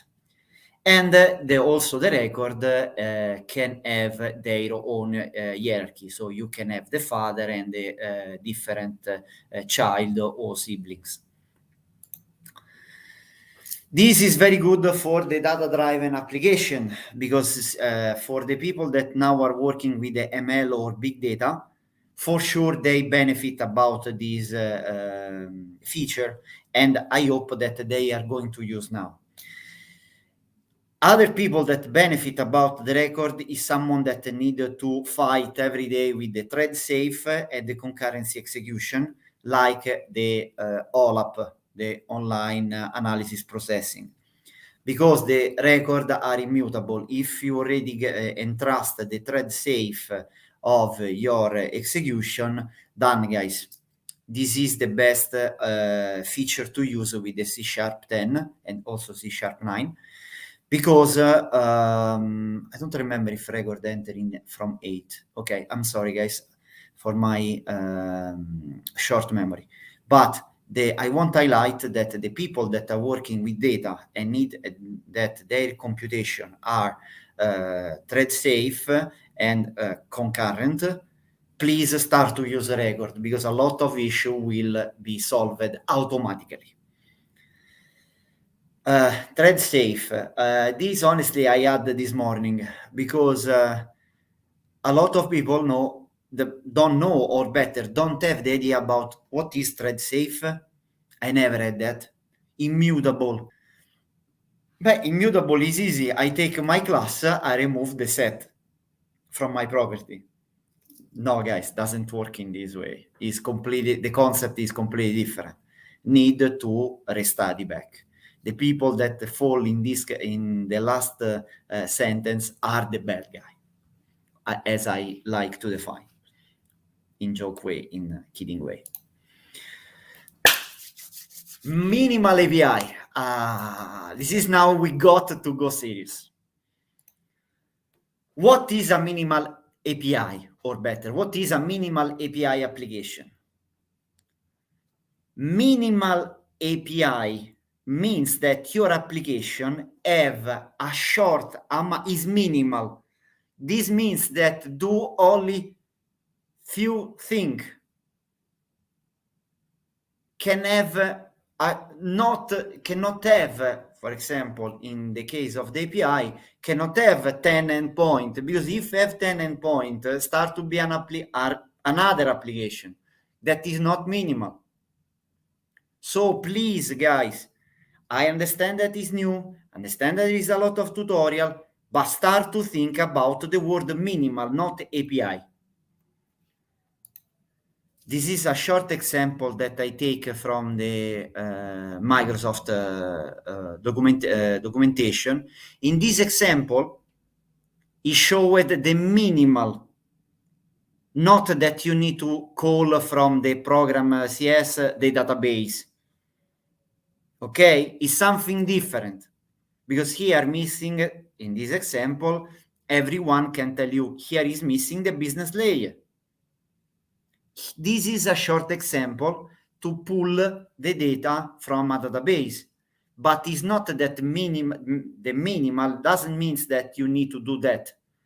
Need to have 4 endpoints from this example. Indeed, is first of all, with this minimal API feature, I need to say my thanks to the .NET community for the restructuring the host, the OI host. If no one knows what is the host or OI host, please go to check your program CS that you have now in the web interface, in the web API project. Someone will say, yes, Giorgio, for the microservice, this is good. Yes, if you know when you have to apply the microservice. A lot of people come, we have the new project, this is the requirement for the milestone 1 or 2 or 3, and this is microservice, we want this in microservice. Whoa, wait, stop yourself. You need to adopt a kind of analytical and well-defined approach to say that. Because any application that is born as microservice at the beginning, or is a restructuring on an existing application, and you already know the context, the pros and cons, or it will fail immediately. Why? Because in the next iteration, on the next phase, you need to do something more that destroy the microservice architecture. If you are in the right context where you have the experience about the data, about the computing layer, process, and so on, you can separate all the business model and the composition. So the microservice is good and you don't need to apply a monolithic architecture. Now, you want to apply the minimal API for your microservice. But now your microservices are minimal or not? Start to think about that. Because the people start to add the minimal API after they need to add a lot of API, and what is going down? They maintain ability. I prefer to separate to enhance the meaning of this word, and the future development effort. This minimal API is the most risk API where you go to don't understand anything if you have a lot of endpoint, because this is designed for be minimal. It is faster. Yes, thanks. Good. How is working? Ask to you, do you know how work the normal MVC pattern, the normal MVC structure? How, and if you know that, please study that or go to read that. And now that you achieve this knowledge, go to understand how work the previous example that I showed before of the Microsoft that I take from the Microsoft website. These two kind of application have two different paradigms. One, the minimal API can be faster, and this matter, this subject, I would delegate to my colleague Nicola, to my colleague and friend Nicholas, that we speak later, and he has an extensive presentation about that. And I leave you with my prophecy. It's not the Trojan horse, don't worry. At least. Pay attention to the 7th endpoint. Why 7th? You have 5 endpoint. Get on the root. This means get all or get all by filtering, sorting. Here you can apply the filtering and searching and so on. Get specifying the ID, or this can be together, I don't know. I prefer to divide because the REST API, the REST definition want to be separated. Post to insert, put to update, delete the specific ID, the specific object with the relative ID.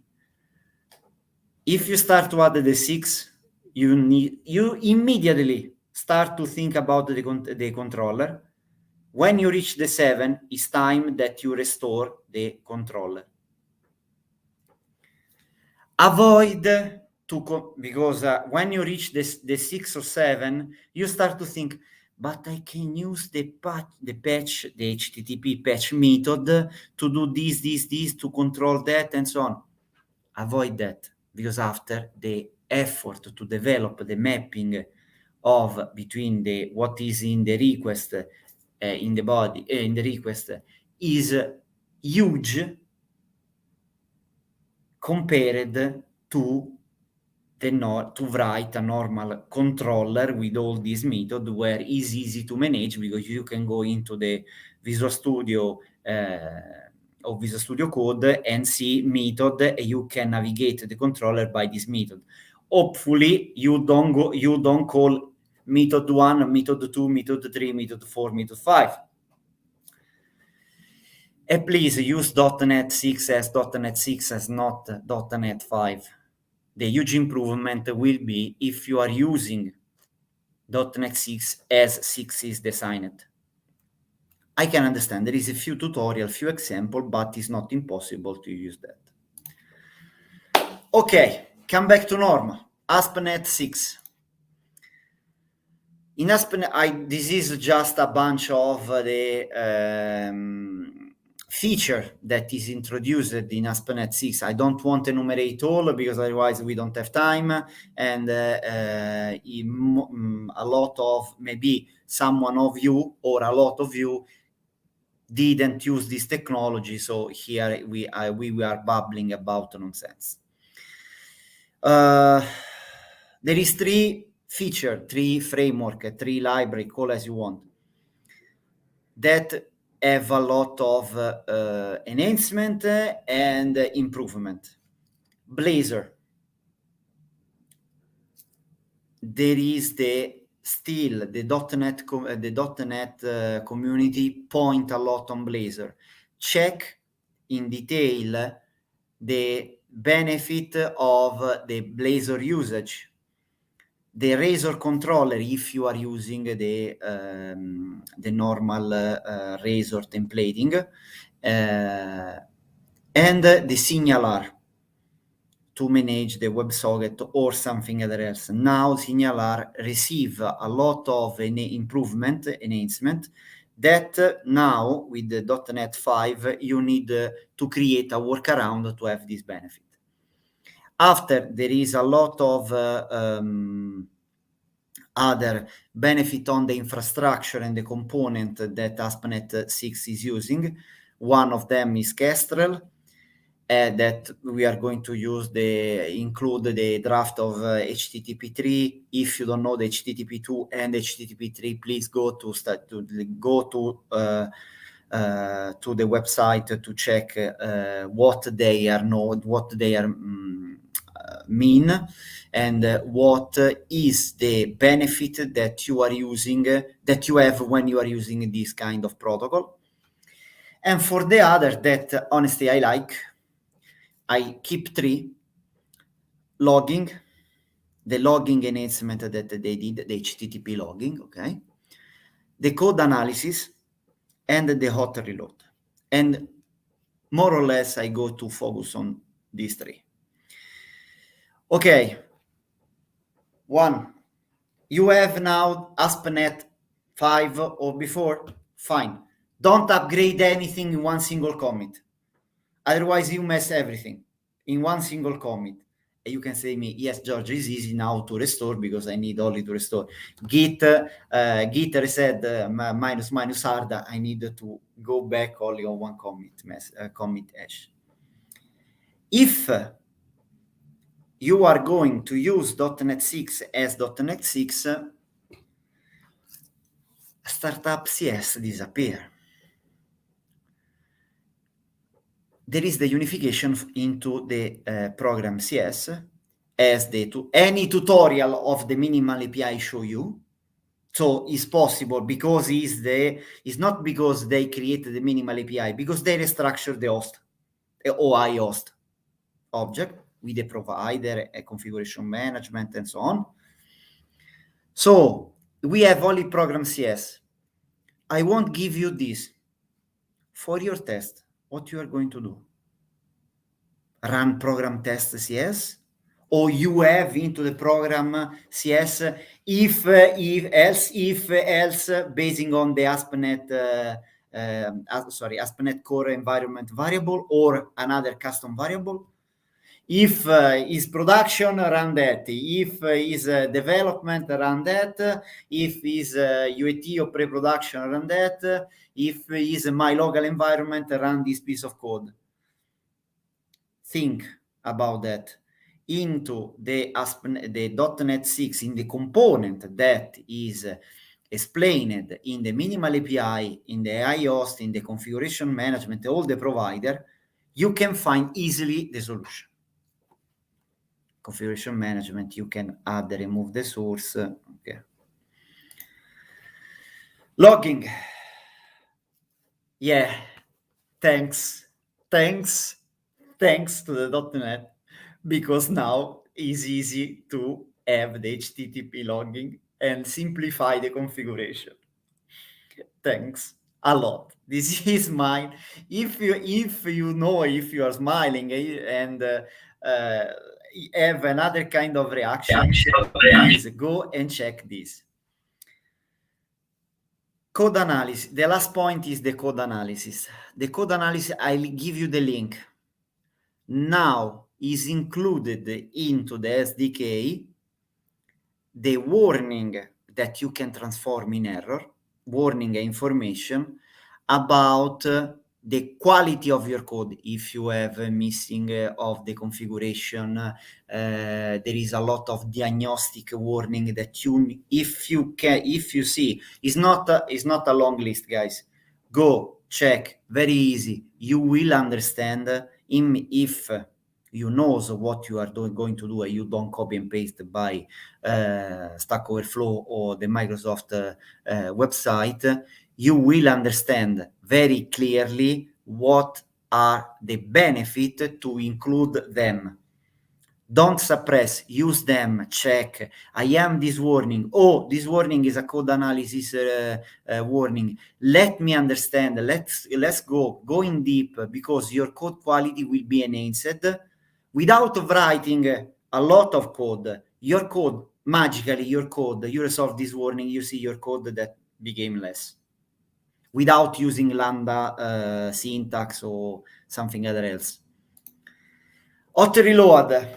Okay, guys, it works on my Debian 11 laptop, so I can say works on my PC. Before doesn't. My question will be, boost the development? Reduce the time of the development? I don't know. For my approach, doesn't. Why? Because before to touch the code, I need to understand what I have to modify.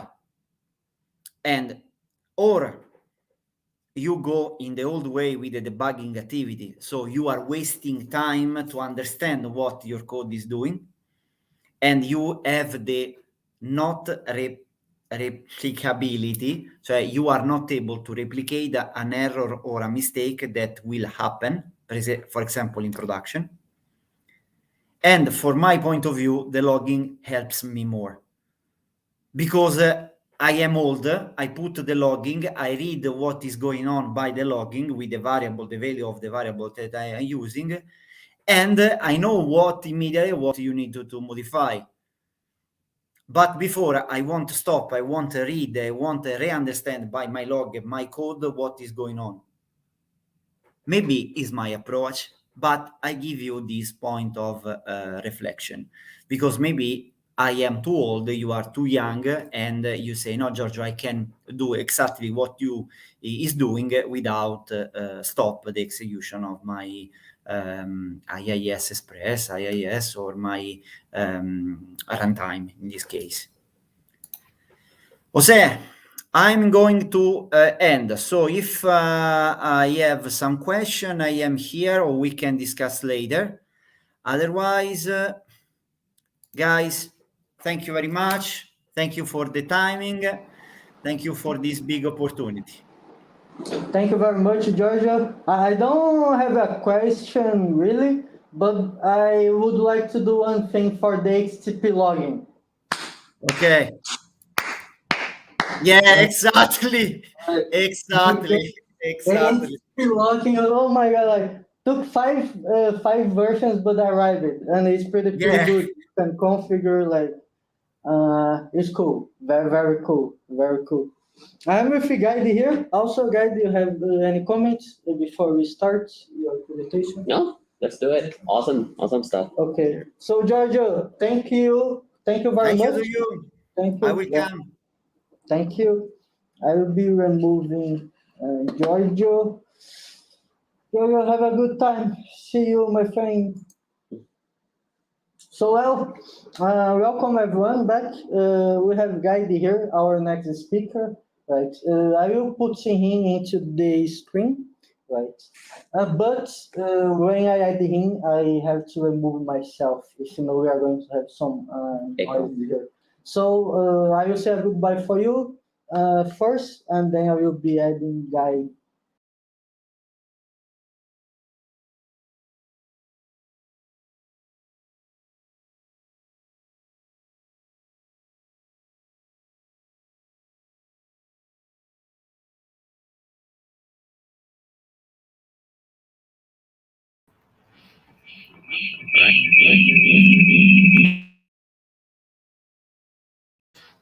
Okay. All good. Probably can hear fine.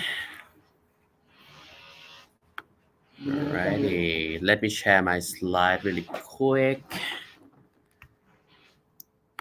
Just share the whole screen. It's easier.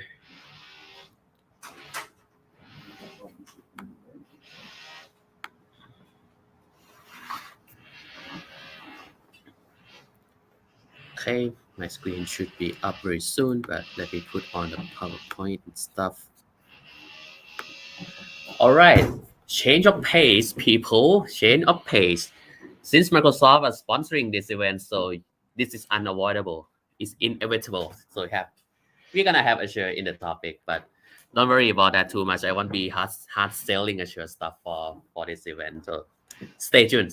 It's not gonna be a hard sell session. So anyway, hello everyone. My name is Guy. Jiraphat, just call me Guy. It's way easier. I'm a CSA for startup in Microsoft Thailand. So really honor again to be part of the community and talk something about the hot stuff that our client love to talk about. So Kubernetes and Kube. So let's talk about. I'll be talking about the Kube and container a little bit, but I'm pretty sure most of us know how it works, like and use it quite a lot already. So I'll be going very quickly on that. And the things that I really want to point out for this session is that how to manage the access, the user access, developer access with AKS and Azure AD or AAD in that case. So let's see how it goes, all right?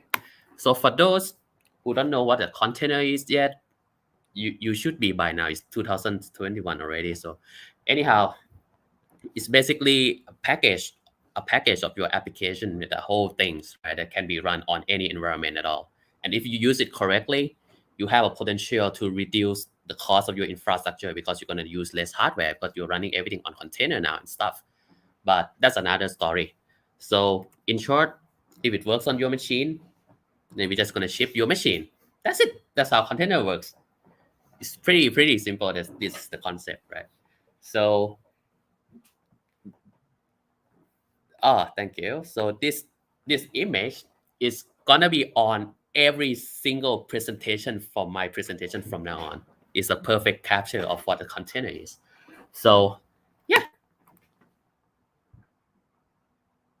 All right, just a quick one. So in order to build a container, are you able to package all your applications so that it runs everywhere and save your hardware costs? What you're gonna need? You're gonna need a Docker file. So create a Docker file, put all the instruction for Docker engine to build the container images, and it just works. So what it looks like simply, as you can see, this one is a .NET application built with a Docker file. So you have multiple steps on it, right? Like you pick the Docker image that you need, you pick all the dependencies, all the middleware, you give them the instruction to run .NET restore, build, publish, run the test, yada yada, put in some environment variable and all those things. So you throw this file to Docker engine, then you got the container image, and then you use that container image later on. So highly recommended. Go to Microsoft Learn page, put yourself on the container learning module, and just increase your skill, right? So what about Kubernetes? So basically, if you have multiple container application running and have to talk to each other, someday you're gonna end up with like tens of thousands of container images that you have to really maintain, and that's hell. So how do we make things easier in software development? Simple. We introduce another complexity to solve the complexity, right? And that's how Kubernetes come in. So with Kubernetes, it's just a container management system for you. That's it. To put it very, very simple, the scaling, the scheduling, the load balancing, the logging, the DevOps process, and all those stuff I won't go in detail, right? But it just make life easier for containerized applications. That's it. So, yep, you got deployment of containers, much simpler if you know how Kubernetes work. But if you don't, that's gonna be a hell for you. Self-healing, yeah, works. Self-healing, blah blah blah, scaling application and all those things, all the cloud benefit, I would say, inside a container cluster. All right. So to work with a Kubernetes cluster, and for those of you who are not familiar with Kubernetes yet, I have to explain this a little bit. So in order to work with Kubernetes, in order to change the configuration of it, we have a declarative way to do it. So it's called kube manifest, right? It's a simple YAML file. I know everybody loves YAML file. So we put the kube manifest, we throw it into the kube cluster, and everything will be defined as we like in the manifest. So in a cluster, basically it has a control plane node. You can think of that as an internal API server for Kubernetes to handle all the manifest and all those things, right? So we don't have to worry about that one. But about the node, the orange box, is the VM. So put it simple, it's just the VM. And you see the whale swimming in there. Those are your container application. So without further ado, let's get going a little bit more. It's a little bit too architecty, but that's the master node, the master component on the left, controlling everything, orchestrating everything inside the Kubernetes, and also the worker component on the right, which is where your application actually are. So as I said, I won't be going too deep into that, but bear with me a little bit. There's 4 concepts that I'm going to talk about today, and it's needed for the user access topic I prepare. So there's pod, deployment, service, and namespace for Kubernetes. Let's see what they are. Really quickly, and still got plenty of time left. So a pod, what is a pod? So a pod is a group of whale. So if you have container application, right, you have Docker images and all those things, you pack it, put it into Kubernetes. A pod is essentially your application, just the app itself, right? So if you see, this is the YAML file. Don't mess up the spacing, don't mess up the tab. It's gonna screw you up. So anyway, for the pod, for example, here we have the metadata. We have the kind of the file. It's called a pod. So this is called a kube object. So there's multiple type of object in Kubernetes. The pod is happen to be one of them. So as you can see, we specify the containers. This one is important, the containers part here.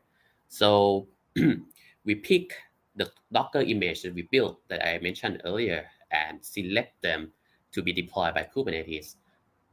Looks pretty simple, right? Looks pretty simple. We have a front end, we have a back end. Front end run on 80. Sounds kind of bad, but anyway. So, so let's continue, right? So there's a pod, there's a container that you need. So multiple containers can be in a single pod, and voila, you have a pod ready to run in Kubernetes. So, but in actual deployments, right? For me, myself, I don't normally specify the pod. I just specify the deployments, just make my life a little bit simpler.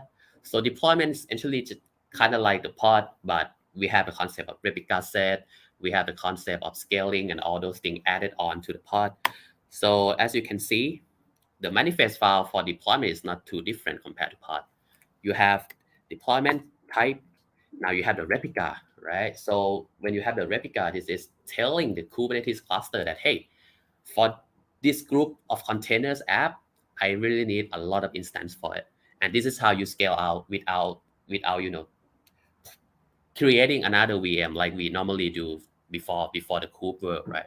So let's say we need to scale horizontally. We need to spin up another VM, put it behind a load balancer, yada yada. But with kube, just do this and everything will be handled by it. So now we specify all the stuff that we need inside the deployment manifest. What about service? What is service? Don't get too confused. Put it simple. Service is just a load balancer definition for you. So some of you might be saying, if you're familiar with Kubernetes, that hey, guy, that's an ingress. But I know, but just to put it simple, service, if you put that in front of the deployment, essentially you have an external endpoint to reach the app, and you need that, or else your app won't work. So defining that, simple again, kube service object, give it a nice name, give it a port, and all those things. All right. So essentially, now you have service on top of the pods or deployments in that case. So there's a physical isolation and logical isolation for Kubernetes. Some environment we chose to have multiple cluster for different environment, right? We have dev cluster, staging cluster, prod cluster, and all those stuff. But if your budget is a bit limited, then you can do logical isolation as well. So to do the logical isolation, then you're gonna need a namespace, and this namespace is gonna come in when I talk about access control. So we can group the deployment, we can group the kube object, every object in a namespace. So think of it like a tag that you can filter out when you work with Kubernetes. Like sometimes you want to see the node, sometimes you want to see the part of the dev environment, then you just have to specify the namespace and that's it. So, all right, bring it all together. There's multiple ways to manage Kubernetes. You can use the default API for the kube, or you can do it through your cloud portal of choice, right? And of course, my preferred choice is Azure. So far so good. I haven't talked about Azure Cognitive Service yet. I just talked about what kube is, what container is, how they work. AKS or Azure Kubernetes Service is just Kubernetes cluster, a managed cluster running on Azure, and make your life a little bit simple. So you have to install, all the worker role, the master node, all by yourself by default.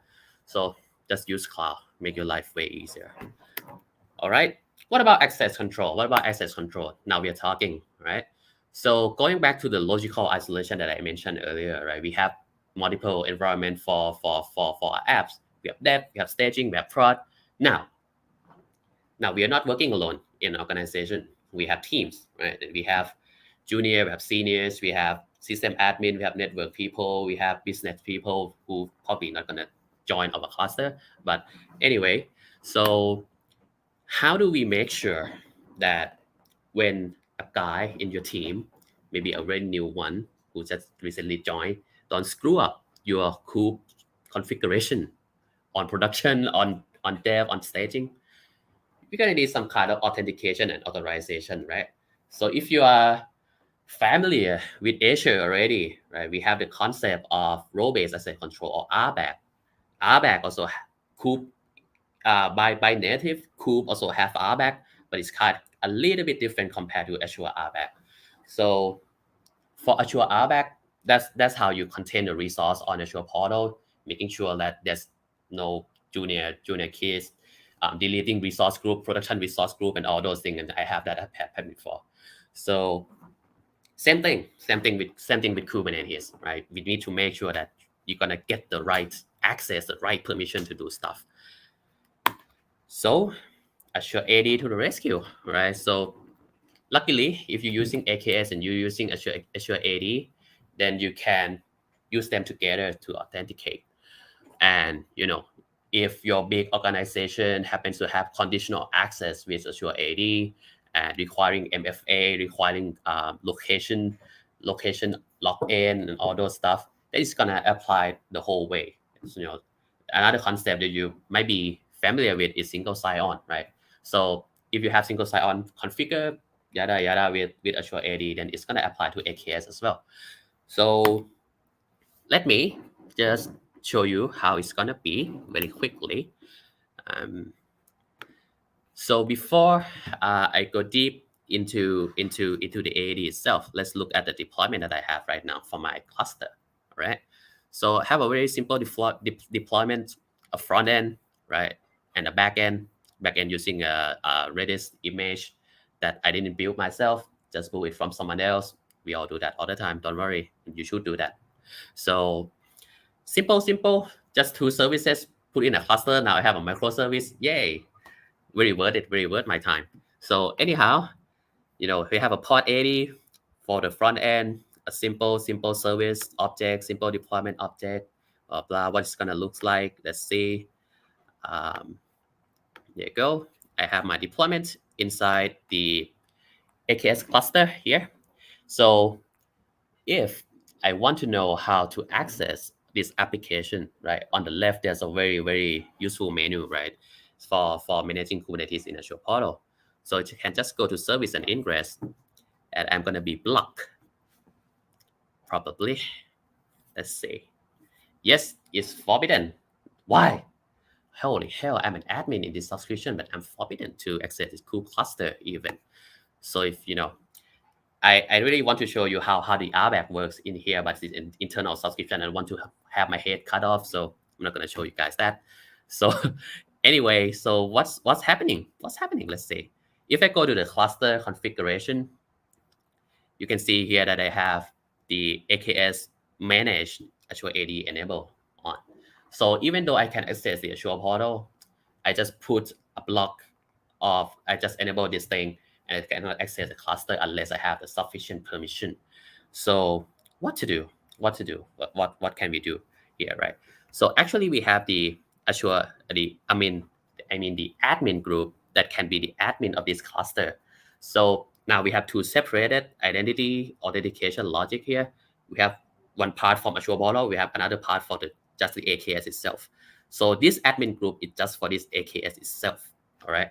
But essentially, the group and everything, all the creation is creating through Azure API or Azure portal. So just get one group ready, put the member inside the group, give them and just assign that group as an admin. Now you have an admin in case something bad really happens. So anyway, let's say I'm just a developer. I need to work with the backend inside my kube cluster. So what do we do? All right, going back to the kube manifest file.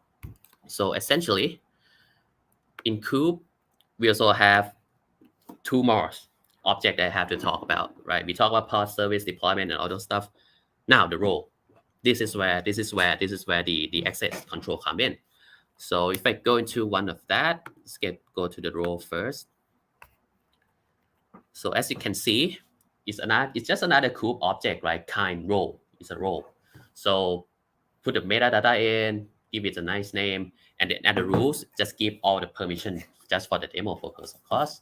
And the important part is here, right? It's the namespace, right? We have to specify the namespace of the role that this role can access to. So I have namespace dev. So for dev people, for dev, right, to access it. And then once I have the role, and I have to also do the role binding to assign that, hey, we got a role object already, then who's going to be using that role? This is basically the role binding, what it does. So it's just another cool object, right? A kind role binding, give it a nice name, dev user access, blah, blah, blah. And in a role reference, so we have role reference here. This is where we put the role, the previous file that we created, right? We put this in here. And then the subject, this is the interesting one. So this one is the one that connects to the Azure AD group. So we put the group object ID from Azure API, put it in the kube manifest, and voila, everything should work. So, but don't forget, in the deployment, you actually have to specify the namespace as well. So if you don't have a namespace dev in your deployment manifest, then you're probably not going to see many things again. So let's see. Let's go back to the Azure portal. Go to the Cloud Shell. Before working with kube, you need to know kubectl a little bit, but don't worry, the Microsoft Learn page have that covered already, and the docs as well. So if we do AC, AKS, get credentials, where do I have to type it again? I already got it working already. So anyway, so here I'm going to basically log in and get the credential for my kube cluster so that I can run the kube command to manage it. Type it in. I have the stuff on already. So now I should be able to run kubectl get, let's say, get the pods. All right, get the pods. There you go. So once I try to run the command to get the pods, so this is where I want to know how many pods I have. So if I change pods to service, to deployments, and all those things, I can see the other stuff in my kube pod configuration, right? So as you can see, I'm being blocked again. So I need to authenticate myself again. All right. So in here, I just have to copy the code, go to the device login. This one is handled by Azure AD, right? So I put the code, command, next, get my account in, approve the sign in. There's a lot of stuff. All right. There's a lot of stuff. Bam, scanning my face. All done. Continue. All right. You have signed in. Just go back. Yay, finally. Now we wait for another 10 minutes. Just kidding. Because it's not going to be that long. There you go. Now I'm logged in with the resource with Azure AD into AKS, and now I have another cute little warning here. So forbidden for my user cannot list the resource paths in API group namespace default. So by default, if you use group command, right, and you don't specify the namespace, it's gonna query all the default namespace. And since I'm just a dev, I cannot go to default. Default basically give everything. So what I have to do is run the same command, get path, and specify the namespace here, with dev. Now I see the resource that I want to see, and I only see front end or back end that have the namespace dev attached to it. So that's pretty much it. Pretty simple, but it's gonna help your development team in the long run. You know, you don't want to have some guy screw things up on the environment. So, and as you can see from the step before that, I need to do sign in, single sign on, I need to do multi-factor authentication and all those things. You have to implement that yourself. Good luck. All right. So I think that's pretty much it. Yeah.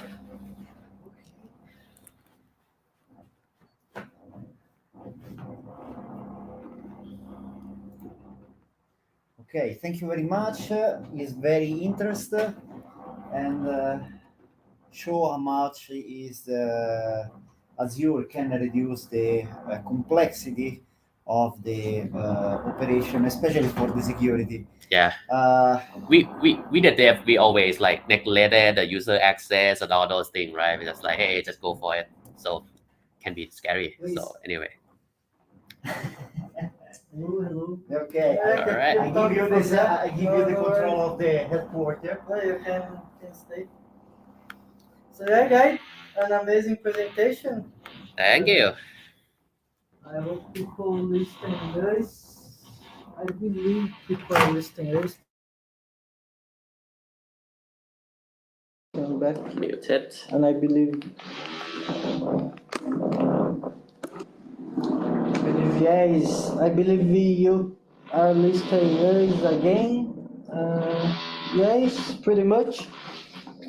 So guys, thank you very much for the amazing presentation. Welcome. Excellent. It's called an optical mouse. So thank you very much for the amazing presentation. I'm fighting with a mouse here in the conference room. But now I want to invite you. I want to invite our next speaker into the room. But before of that, I just want to say a congratulations to Peter. Right, Peter just won a package, a swag package from the conference. So Peter, here is for you. I saw you are able to pick or in 7 picks off or in topics off. Feel free. I ping you later. I ping you later offline, right? So now it's 2 p.m. and I would like to call our next speaker, Pete. Yep, hi. Can you hear me? Hello. Yes, I can Hello. hear you. Can you hear us? Loud and clear. Yes, I can hear you clearly. Yeah. Okay. Awesome. Can you hear a bit of noise, of construction noise? You hear the construction noise or no? You mean construction noise? Yeah. Do you hear from us here or no? Not from your No, side, not from you, from our us, side. From our side. From your side, right? Yeah, from our side. Yeah. Okay. Pete, welcome. Good luck for you. I will be leaving the stage and then we can talk soon. Good luck. Take care. Yeah. Okay. So hi everyone. My name is Pity. So you can call my nickname is Phi. You can call me Phi. Yes, FYI. Yeah. So today I will talking about the .NET Monitor for the .NET 6, right? Yeah. So what is the .NET Monitor? This is the tool that try to collect the information like logging and performance tracking from the .NET application, from local, from the Azure Kubernetes or any kind of Kubernetes, and then you can collect and store and then send to keep to many kind of the data source. For example, you can capture all the logging and all performance to display the data on the application inside, or you can store them on the Azure Blob Storage, and also you can set it out to another open source tool like Grafana or Prometheus. Yeah, this is the tool for the .NET Monitor. So this is out now. Is currently the new version is a 6th version, and I just show you how there are 2 ways to install from your application. The first one, you can use by the .NET CLI tool. So you can install by this command .NET to install global, or you can merge into the existing Kubernetes or your Docker Compose. Because of the .NET Monitor is like it can be like a pod by use the architecture is called like a sidecar.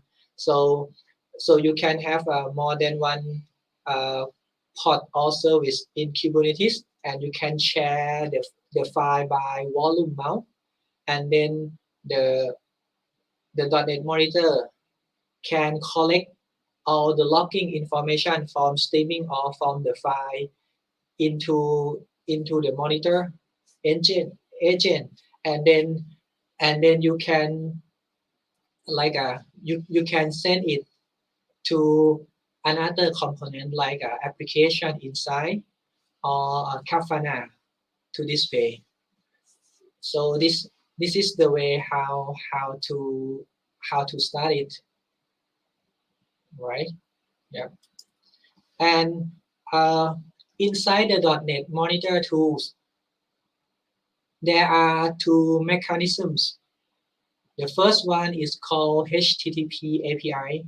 So that means when you run the agent and the .NET Monitor agent collect all information from the .NET, maybe inside the Kubernetes cluster, and then you can access the .NET Monitor agent to capture or get information by using API for method get or method post, depend on the way how to do that. So this is kind of the information that you can go through inside the .NET Monitor agent. So the first one is called processes. Processes is mean like when you run a lot of the .NET application inside the Kubernetes, the process can retrieve the like a counter to see how many service or how many process to run the .NET inside Kubernetes, for example.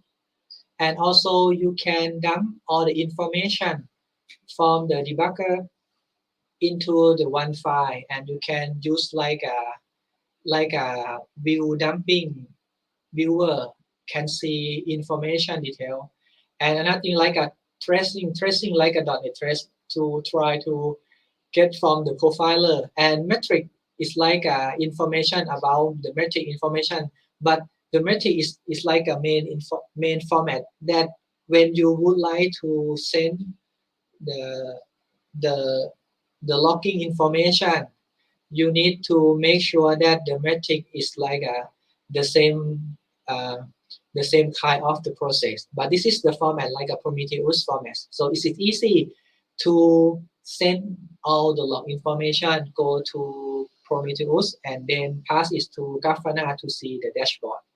And the right metric is the same. And the logging is mean like when you run anything in console, for example, or any kind of the logging implement interface, so you can get the log. And also this is the information and operations. So this is the first way how to access to the .NET Monitor tool. The next one, this is the new thing for this version 6. It means that you can use the trigger. The trigger means that when you would like when you would like to see or alert critical information only. For example, if you would like to collect the CPU information or RAM information inside the pod or Kubernetes engine, and then you check that, okay, if you can filter by process name or the ID, and you can trigger that if the when run or response information and CPU is so high, you would like to get the action to collect logging and then send back to Prometheus, and then you can use the Prometheus alert, and it's sent to communication channel like Slack or Microsoft Teams or email. So this is the way of the trigger do. Okay, so I think it's better than explain. I will show you the demo now. Okay, just a minute. Okay.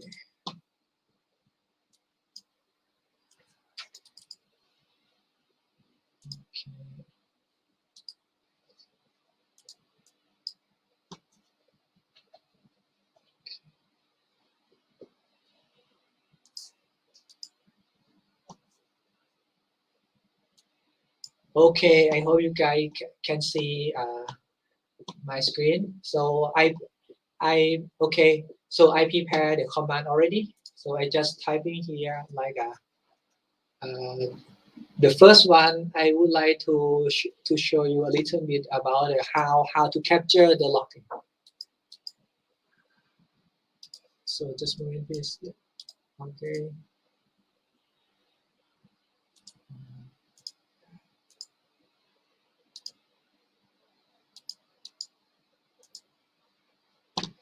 Okay, I just run it.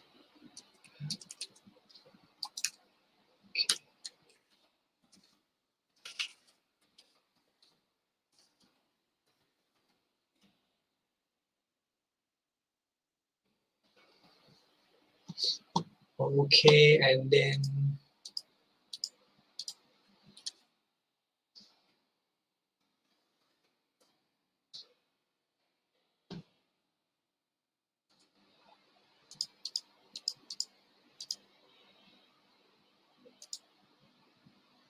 just a moment, please.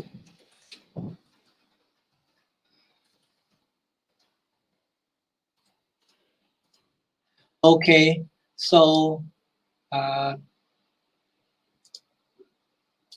right now you can see this is the website that I clone. I use the Docker to demonstrate, and then when you click something like this, and you can run here from the log, and you can see all the information into the .NET Monitor agent. So this is the way how yeah, when you click something and load information, and you can collect in here. So you can customize the information. Yeah, so this is the way how to do. This is the simple one, right? Okay, so this is the way how to monitor. And the other one I would like to show you that how to capture performance and then send information into the Grafana. So I think it would be useful for you to see it. Okay, so just a moment, please. Okay, then I need to stop here and then try to run another thing. Okay, just a moment. Okay, so I will do this one.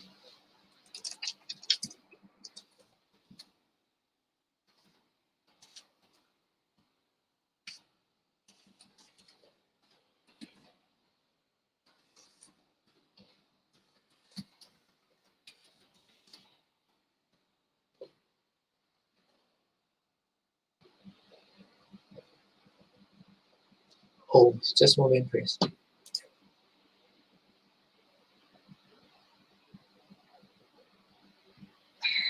Okay, so I would like to like this.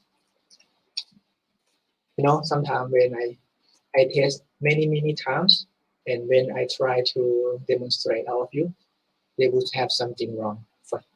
Yeah, every time. So just a moment, please.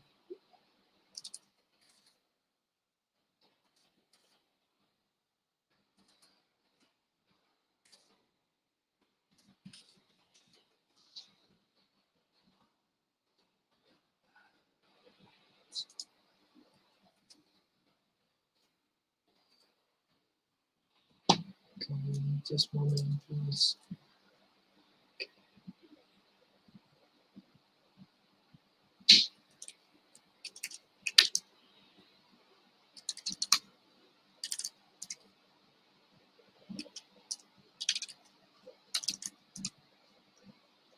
Okay. So now I try to run again with another information.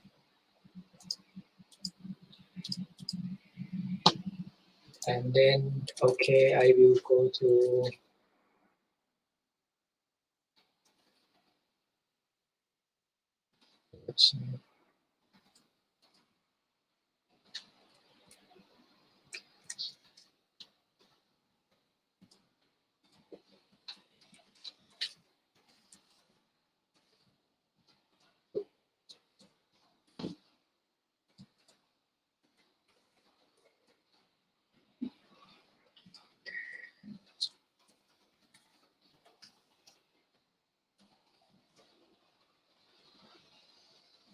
okay, now so this is the website, right? And then I will go to the keyboard to go to the Grafana to show you there. So I will just go to the Grafana here. Oops.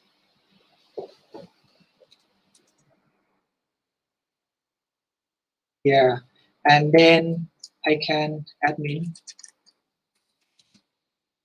Okay.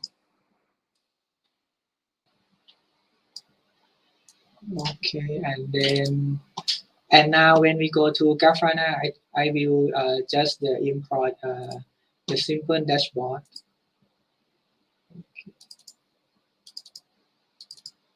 Okay, and then we can go to add the dataset to use the Prometheus format here. So I think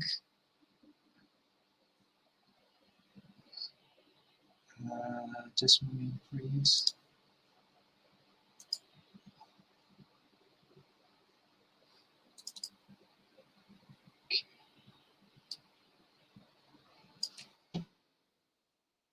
Okay, and then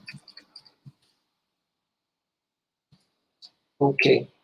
So now when we back to the dashboard here.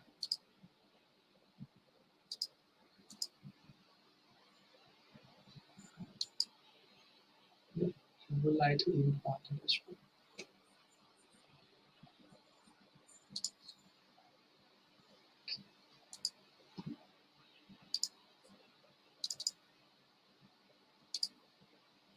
Okay, so now this is the dashboard here, and then we can try to see more information. That if I just make it a big string here to make a lot of information there, and then you can see it's like a information. So this is the way how the .NET thing do. Yeah, so you can see this monitor. So that means I think this is how so this is how to link from the .NET monitor or collect the performance and send to the Grafana and to see the information. This, and then you can make alert monitor. So this is the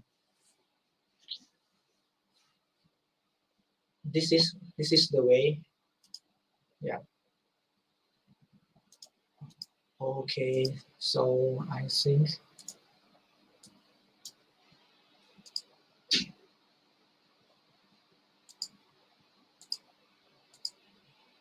yeah. So I think that's it for me. Yeah. Thank you. Yeah.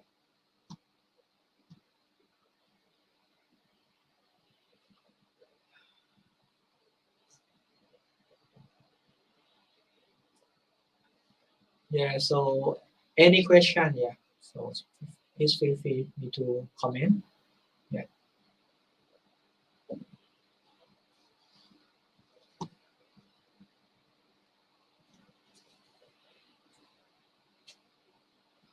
Okay. Can you hear me? I can hear you. Yeah, thank you very much. I believe now you can hear me. Yeah, right. Yeah. So, what amazing presentation, right? We know that metrics that have collected this was very important. We have been talking something internally here, but I can't let it pass. I have to ask it this. Pete, can you tell me a bit the difference? If let's suppose in my production product, right? Can I rely only tools, for example, as .NET Monitor for this, or would be better I have like an app inside and an app inside as APM, and then the .NET Monitor as backup? What are your thoughts about that? I'm not sure I understand you clearly. You talk about the .NET Monitor, which against .NET Monitor, the .NET Monitor, the metrics, right, part. Yes, yes. Against the application insights, right? Yes. It can link you. I mean, now this version now they have two ways. Like they have a application inside. Like you you can link by use the instrument key. The first way you use the instrument key, and then when you plug in here the .NET Monitor will try to send information to the application inside. So I you can put, yeah. So sorry to cut you. You can continue. Okay. Or you can do like you can I think you can make the diagnostic alert from because of the .NET Monitor can collect information and store all the logging into the Azure Blob Storage, and you can use Azure Blob Storage to send to like a logging later on, something like that. I see. Yeah. I see. Cool. Okay, Pete. Anyone in the audience has any question? If you have any question, this is your time. We don't have a question, but we have a comment here. Some from Surasuk. I'm a .NET programmer since 2002, and now it's 2022, right? Such a different version. Long time no see, and welcome, right? Good to see you here. So feel free to join more events and learn more about the new generation of .NET, right? I could say. Pete, I would say a big thank you for you. I know that you are in Chiang Mai, right? Are you saying your swags this week? So probably this should be arriving to you soon. Okay. Yeah, thank you. So okay, since you are in Chiang Mai, I would like to pass to someone else in Chiang Mai here also. I would like to bring Miss Aaron. Oh, Hello. Okay. Hello. So proud of you, bro. Proud of you. Thanks. I'm really waiting for you. Can you hear me clearly? Yes, you can. Okay. Okay. Oh, nice. Phi, I haven't known you are in Chiang Mai. So Yeah, it's because good. yeah, go have dinner. We can have like a Khanom Tokyo together, you know. Oh yeah, I know. I think you try. Yeah. But it's too late for Do me. some pair programming together. Okay. Okay, nice. Like, Yeah, I'm in Chiang Mai though. So right now, you know, it's not a proper, you know, setup for my like a video, right? But I think it's not a problem. So I think the main focus is about the presentation, the slide, and the code. I think it should be okay. Yeah, No even worries. though my face a little bit dark because I have an additional light. Yeah. No worries. It's okay. Well, I think we have a nice setup here. But what do you think about our setup this year? But it's too far for me to get there in Bangkok. I'm in Chiang Mai now. Anyway. Okay. So Okay, thank you. thanks Phi, for your presentation. Thank you. Very Yeah, nice. see you later. Yeah, good job. Yeah, see you. So Hello. Hello. Yes. As soon as you are ready, you can share your screen. Okay. We receive a lot of sure messages today. If you receive like, oh, Aaron, we love you and a T-shirt. Okay, talk with me. I'm the reason for that. Okay, I asked it. Yeah. Let me. We can talk to her. Yeah. We tell your wife is no problem. It's just because So let me share screen first. Okay. He just ignored. Yeah, no, I know that. I read that message. I know how to get the T-shirts. I like that joke, you know. Okay. Yes. Can you also click on the button to hide? Yeah. Yes, this one. Okay, So, Aaron. Good luck. Good luck. The stage is yours. sorry, everyone. Need to go to the first one. Anyway, okay. All right, everyone. So, shall we start, Jose? Jose, hello. Okay. Yes, I think Jose is past me. Okay. You can commit this transaction, man. Okay. Good. Open transaction now, everyone. Okay. Hello, everyone. So welcome to the Thailand 2021. Okay. I'm so excited about this this event. So it's and we have the .NET 6 release, and which is long-term support. And for this session, we will talk about the latest version of EF Core, the EF Core 6. So let's talk about what news in EF Core 6. So my name is Aaron, and I am the admin of Cosnook page, and also admin of the Thailand group. I have some open source project in GitHub, the GitHub Cosnook and GitHub Thailand. So here are some contribution to community. I have a Cosnook page which has more than 21,000 Facebook likes. .NET Thailand group we have more than 8,400 members. We also have the .NET Thailand website that we pull our FAQ, useful question answer to our website. Our content are written by our community members. This website doesn't mean only .NET content, but also other some useful fundamental for software engineering and other useful frameworks, popular frameworks, and some information about cloud computing. Let me show you a little bit about the .NET Thailand website. Just a moment, please.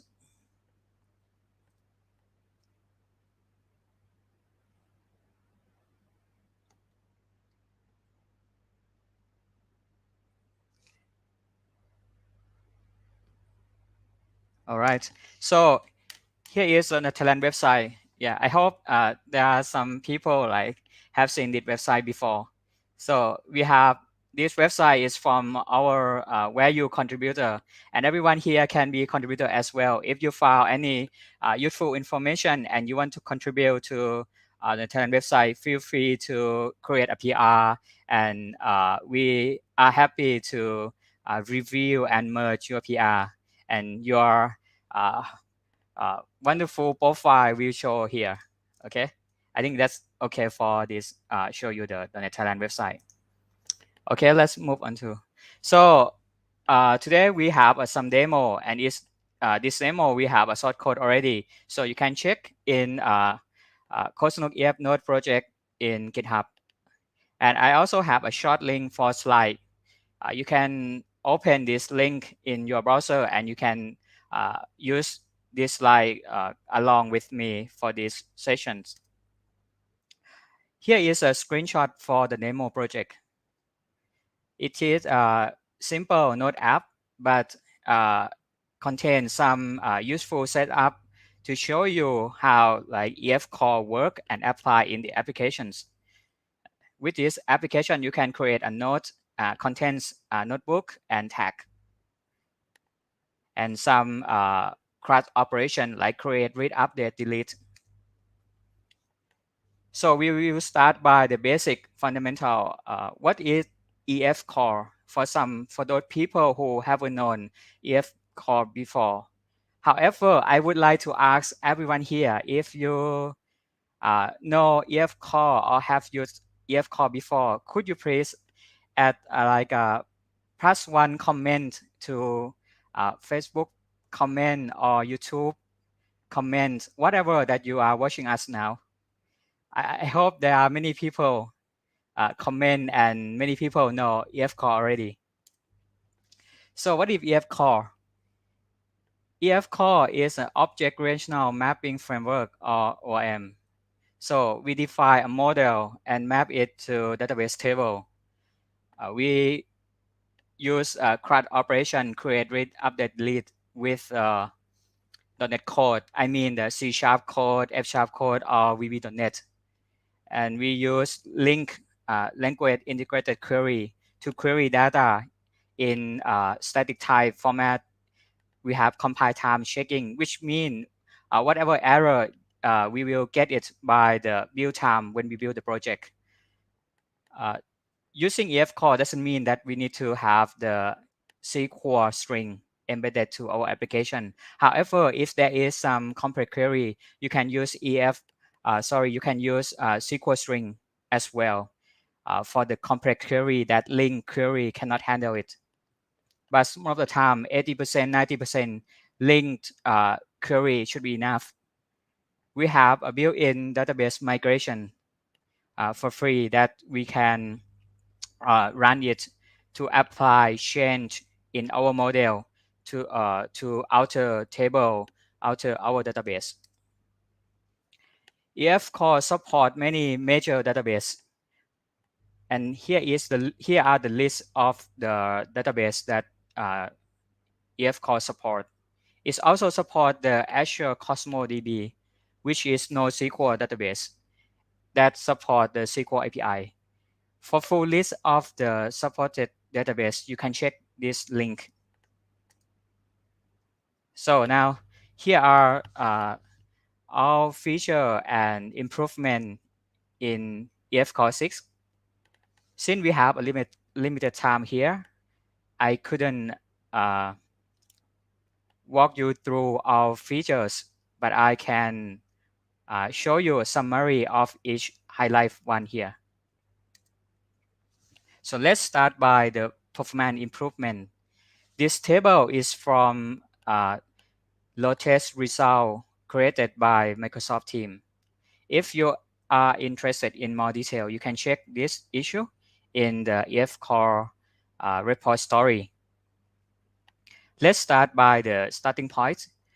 Starting from the previous version, EF5 and .NET 5.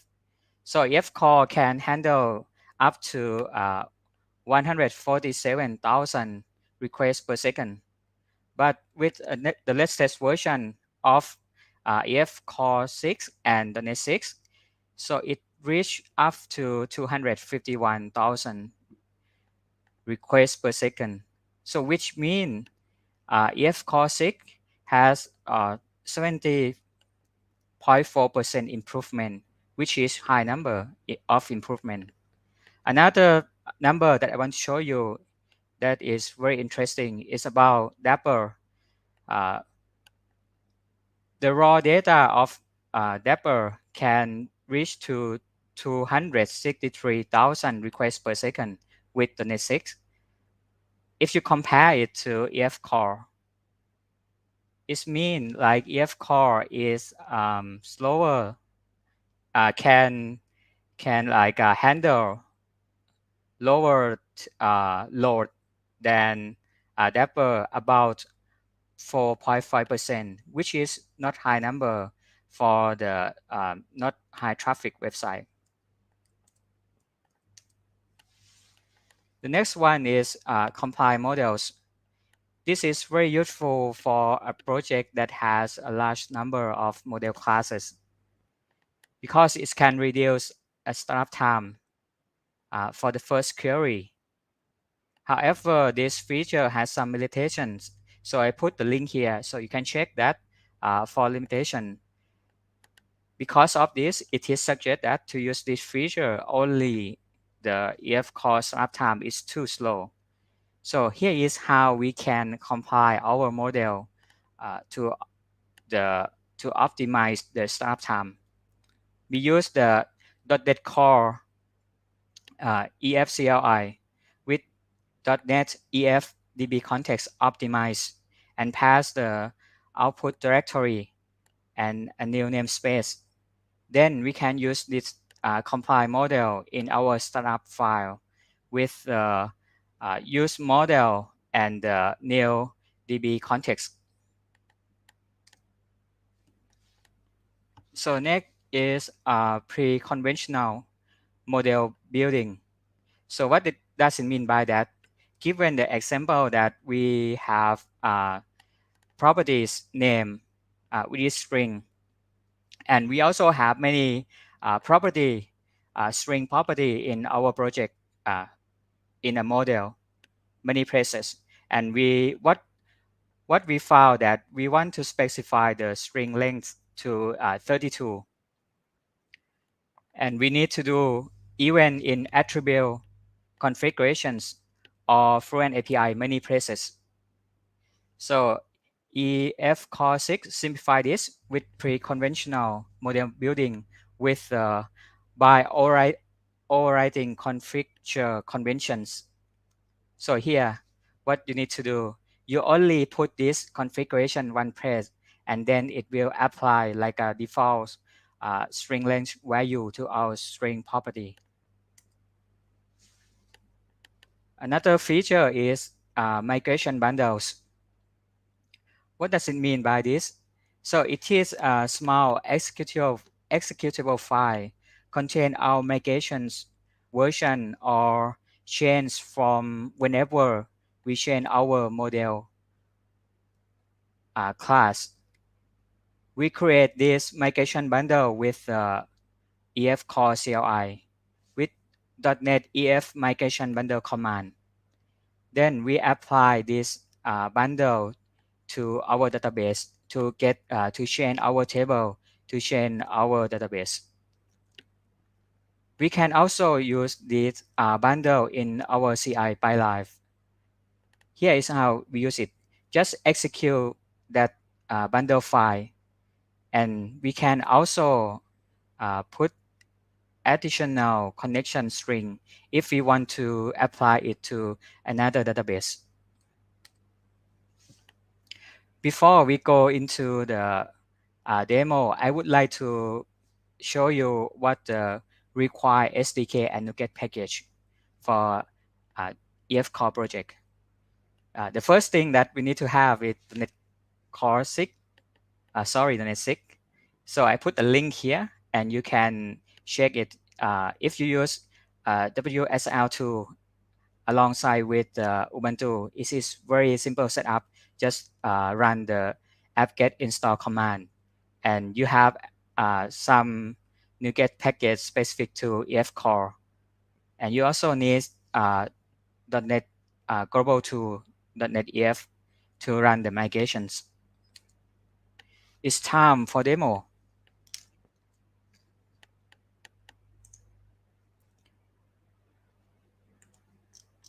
So here is a CodeSnook EF Node project.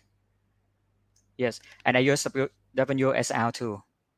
Let's start by explore source code in the project. So I have Docker Compose file. So I use this Docker Compose file to launch SQL Server instance. So here is my configurations. And to launch the configuration, I have the start Microsoft SQL script. That's to launch only Microsoft SQL service. So let me start this container. So I will execute this with start ms SQL. Okay. So while we're waiting for our SQL Server instance ready, I will show you our model class. So inside the source folder, we have CodeSnook EF node, and we have model folder. Inside this folder, we have our model class that map to our database table. Let's start by DB context. It is the main class of our model, and we use it to interact with our database. It has reference to our model class like a notebook, to the model that contain node, the actual one that we put node contents, a tag that we can tag the node. And we also have some other configurations. And here is how we use the conventional mapping that this will apply to our string properties to have like a default to 32 characters. All right, I think now it's time that I want to show you the migration bundles.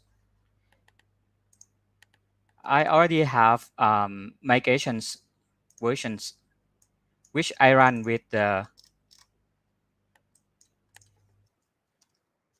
.NET EF migrations add command. I add the name, I name it with the initial create. And inside this class, as you can see, it try to create the SQL statement to create each table. All right, and then we can later use this migration to create a bundle file. Before create a bundle file, I think right now our database is ready. So let me back to the shell. Okay. Now you can see that initial database has done. It means we have our empty database. Let's connect to database by using the Azure Data Studio. So I have the connection set up. So I want to reload that. Okay, I have the CodeSnook EF node, which is empty database. If we go expand the table node, empty table. So we don't have any table yet. Back to the code and open another shell. Okay, so let me clear that. So we have the migration already. So the next thing that we want to do is to create a bundle file. So I will use the .NET EF command, .NET EF migrations bundle. So it will bundle all these migrations to a single executable file that we can use to create table in the database.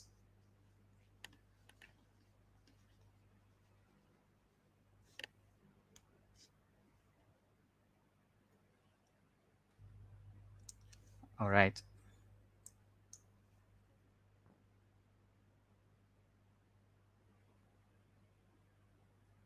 So just wait a little bit.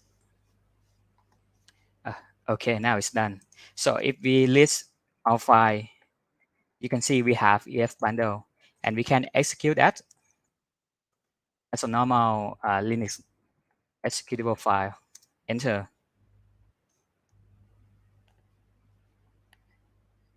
Here you see our logging message to create a table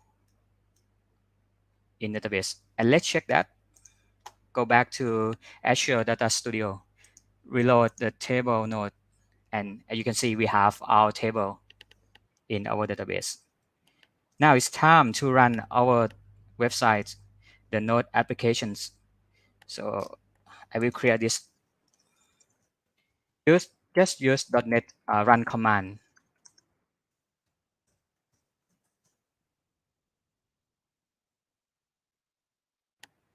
And just wait a little bit. The website is launching.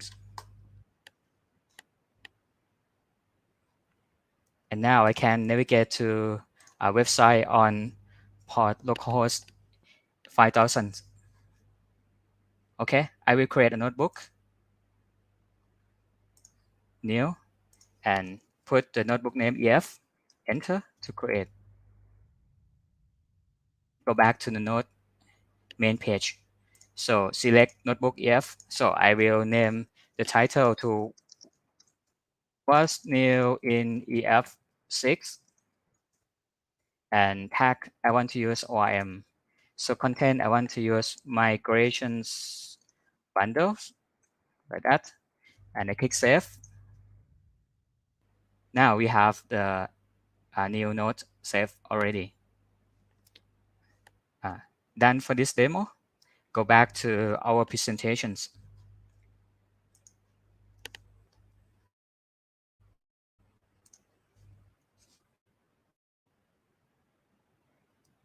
Okay. The next new in EF Core 6 is temporal table. It is known as system version table. We use it to track data change. We don't need to track the historical data manually. We can let SQL Server to maintain and manage history of data. So whenever we have some change, we edit contents of our data in database. So this temporal table will have our information about that. In SQL Server, we can query that information by using the for system time or clause with the select statement like this. So how do we use it in EF Core? So we need some configuration in Fluent API configuration. So just use the isTemporal method alongside to the toTable method. And when the time we want to query historical data, we just call temporal all method to get all history data or other methods to specify the range of date time. Let's see the temporal table demo. So I will start by showing you the configuration first. So let's go to our DB context. NodeDB context. So I want to configure only notebook table to be a temporal table. So what I'm going to do is just only add the is temporal table. Okay, and that's it. And the next thing is that when the time we want to query data, so let's check our notebook controller. We have the changelog method that we use the temporal method that to query the history data alongside with the notebook data. So then I have some spatial projections to get the period start, period end. Since this value doesn't exist in the notebook class, so I need to use spatial EF properties method to get the value back. And then I will use it in the changelog HTML. Yeah, I iterate all the list of historical data and get the valid from, valid to informations. Now we can check this in our Node app.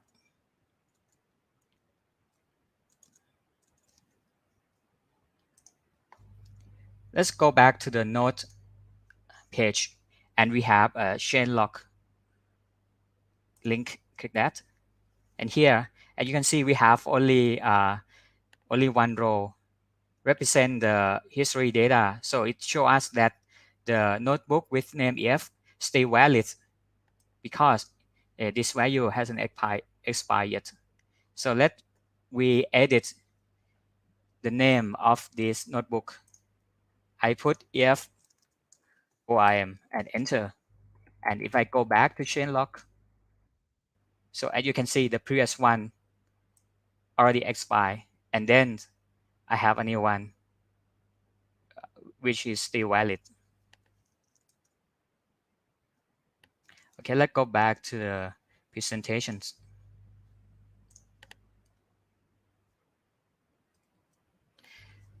SQL EF Core also support Azure CosmoDB, which is managed NoSQL database in Azure Cloud.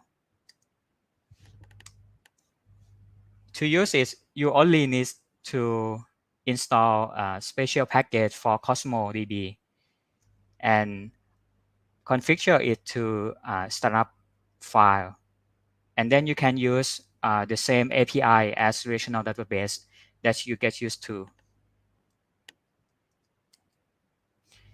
Here are some useful resources and reference. If you are interested in all detail about the EF Core 6, you can check this link. It's Microsoft Docs. And I also add the link to the EF Core community sign up, which is released every 2 weeks. I suggest you to watch that because it's from the EF Core team, and for some topic, it's very deep into detail. And if you're interested more in the temporal table, you can check the temporal table specific to SQL Server document. Now it's time to Q&A. If you have any questions, you can ask me right now. We have a little bit time to Q&A. And this for the what new in EF Core 6.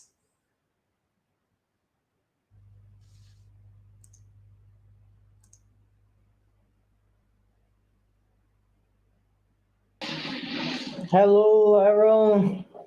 Hello. Nice presentation. Thank you. We have a question for you that we are discussing here in the headquarters.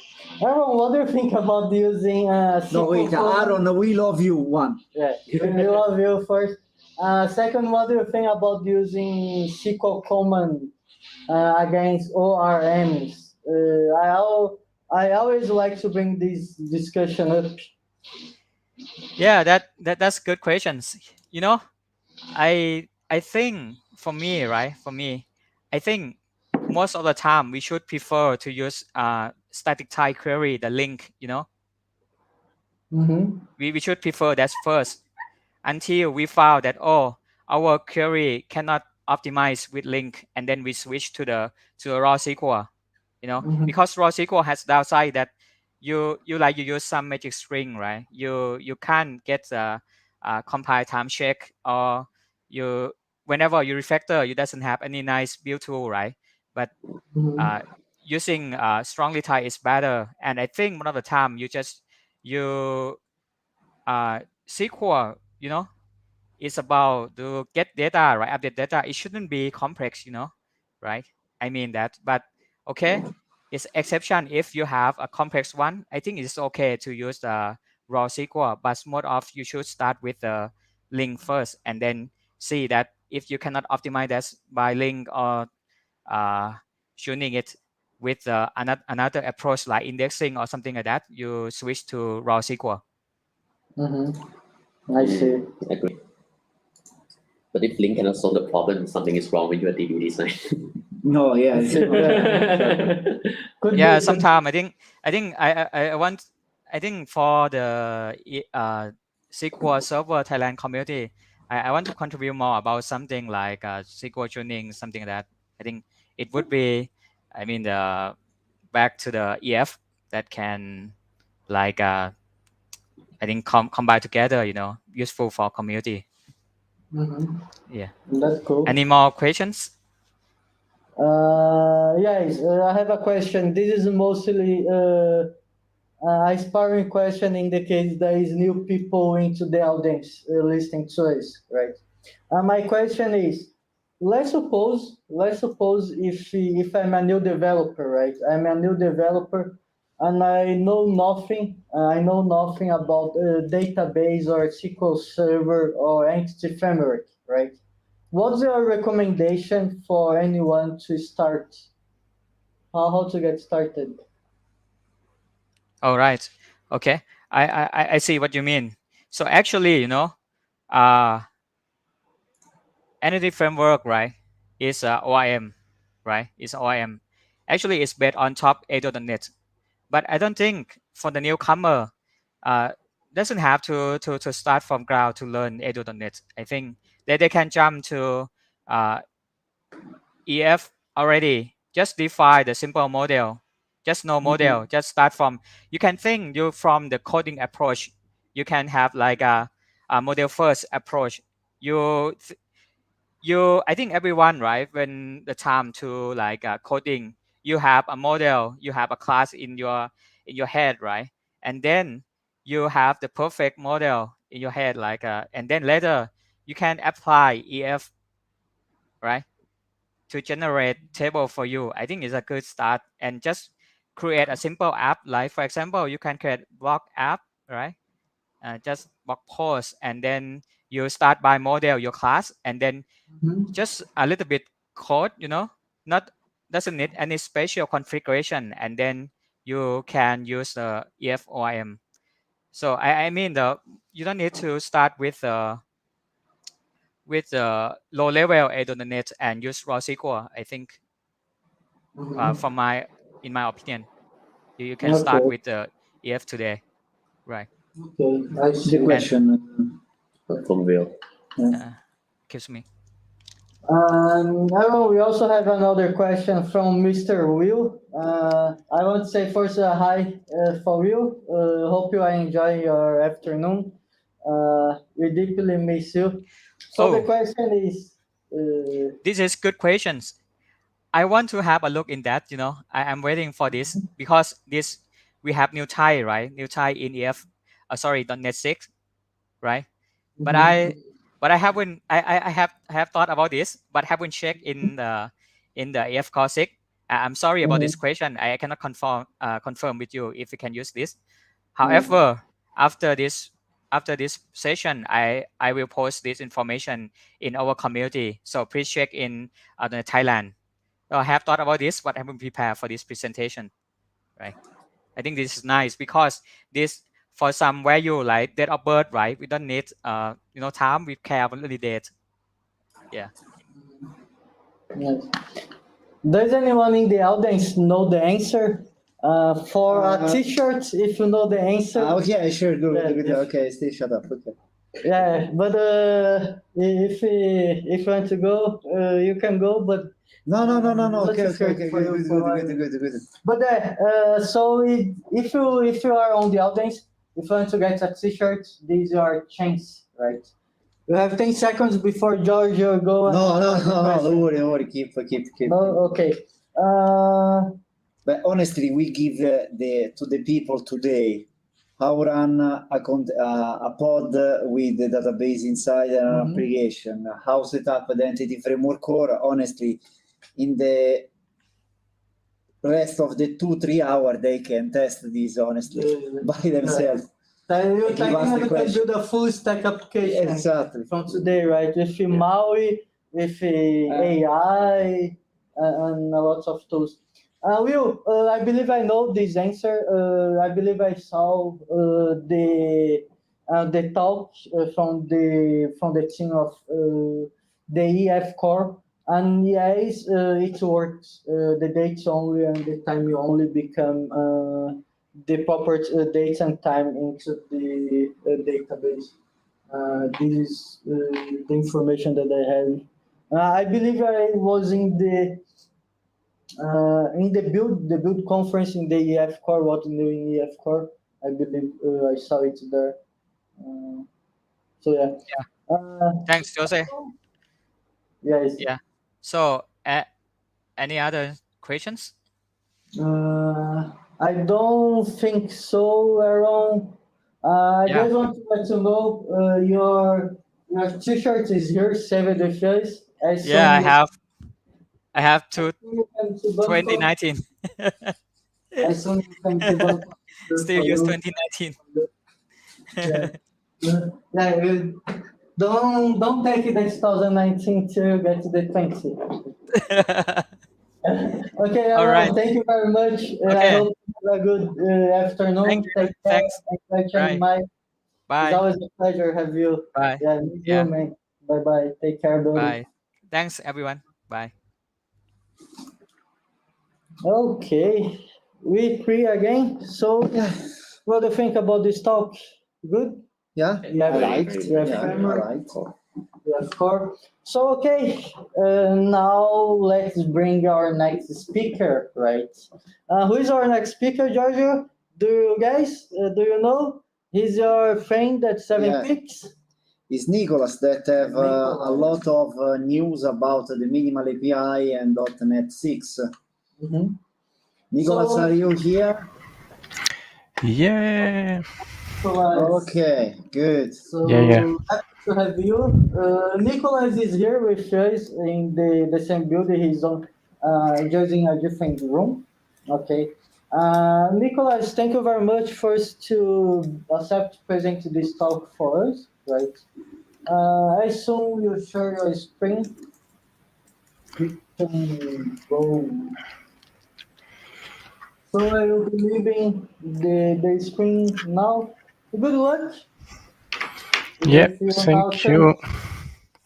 Yeah, so to add more information, this will not be a full complete description of minimal API, but a point of view of what you can do and what already exists outside of the .NET ecosystem. So this talk is about like performance and the adoption of the minimal API.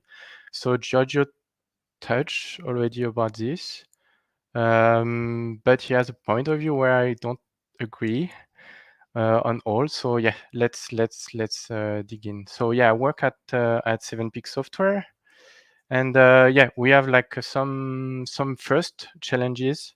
So at 7 Peaks, we are implementing backend APIs in C#, Node.js, and Java. So first, we have this kind of decision. Should we go for C#? Should we go for Node.js and Java? And what are the pros and cons? So at the end of the presentation, we can have like a kind of a map where it will help us to decide which way to go. And today for the .NET Conf and the release, we have like .NET 5 and .NET 6. So it's also something like, should we upgrade? Yes, no.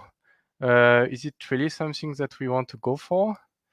And then, yeah, what is minimal API, and why do I want to use it? Or maybe not. Maybe I was good in the old world.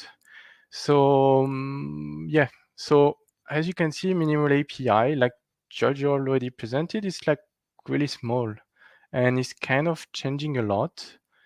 Is it confusing for people, or it will help us? So just to give you a bit of background, so I'm a solution architect at 7pix. I deploy on AWS, Azure, and GCP, so most of the clouds. And I'm a Java and Terraform developer, and lately TypeScript and C#.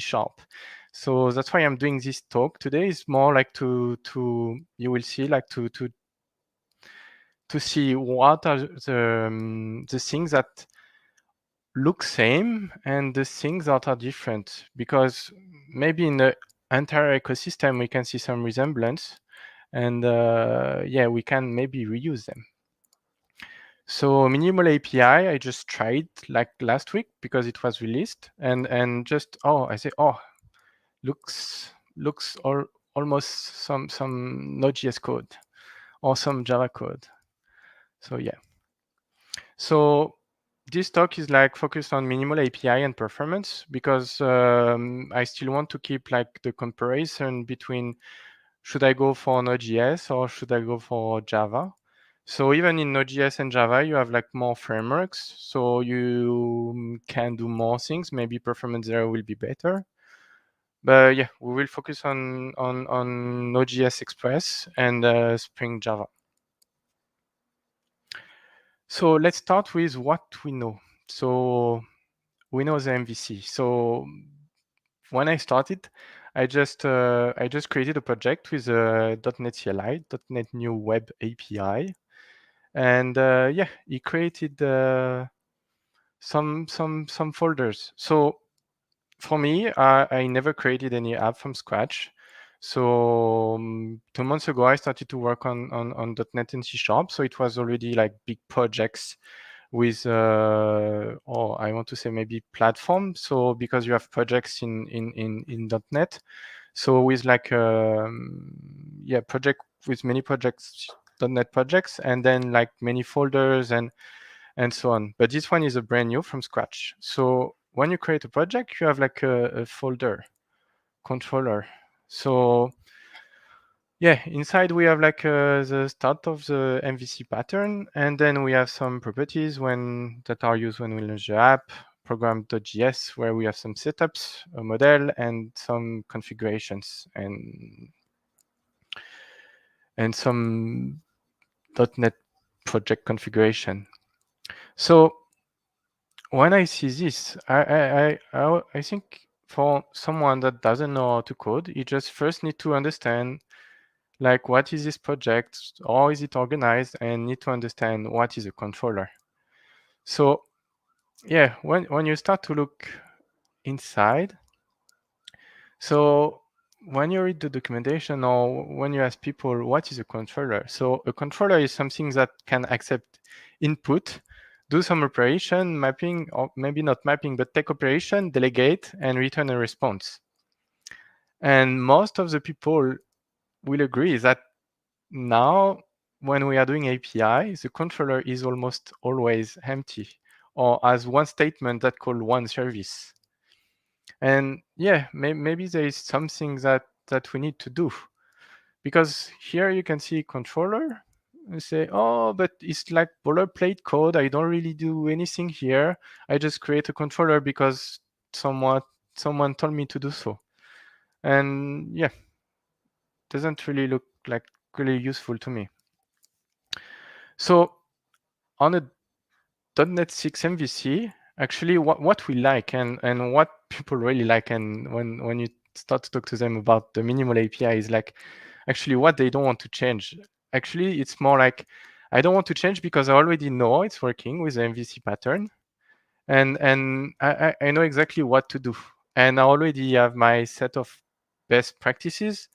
I already know why I should go for or should I test and everything. And if you come back to this project that I created with a command line, actually a real project will be more complex. And the structure will be maybe defined in some best practices of the company where they tell you like, oh, controllers should be here, services should be here, tests should be here. So I guess people are used to the MVC pattern and they already know it's working. So which is good somehow. But yeah, and can handle like big and small projects. So at a company, at an enterprise level, you have maybe a monolithic and maybe you have like 100 APIs in your monolithic.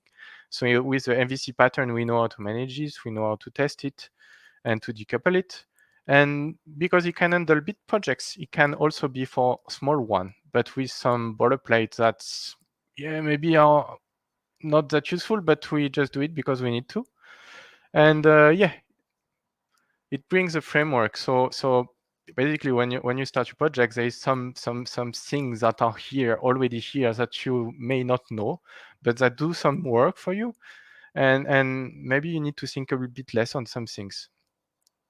And it's in production, so it's a huge advantage to the existing one, because yeah, you don't want to risk your production or to try something new. And minimal API is like something new released 2 months ago, and everybody's like, oh, that's cool, but yeah, how can we do it? So yeah, the thing is, can we improve? Can we improve something on an MVC pattern? Yes or no? And can we make things a little bit simpler, because we want like to help our developers to be more productive. We want them to deliver faster. We want to make the code like more readable, and a lot of small things maybe that we forgot. And what we want also is like maybe, oh, if the application can be lighter, if I don't have to bring like the entire framework with me, can we find a solution for this? Because later we will see like, now, like we said, like we have Kubernetes, we have like so many container engine, and can we make those containers like a little bit lighter, smaller, with less code? So maybe we can reduce security vulnerabilities. We can, yeah, maybe less code, less bug.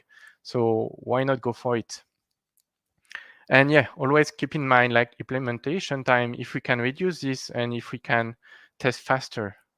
And don't forget about like reading time. So most of the developers, they spend 80% of their time to read code. So I write code, but I also need to read what I write.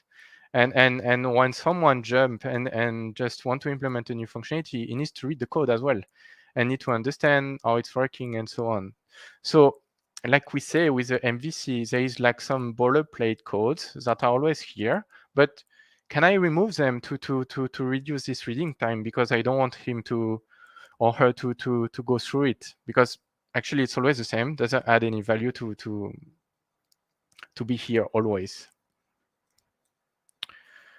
So yeah, let's try to create a new project with a minimal API. So this is a command .NET new web. I just name my app, and yes. So let's see how the folder looks like.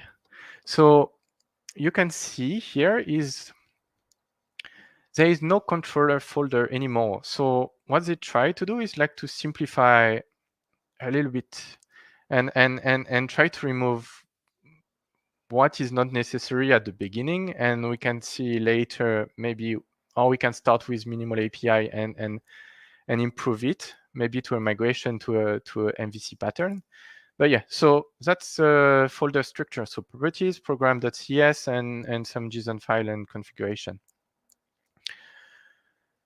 So I guess let's open the program.cs, because that's the only one that looks like C# code.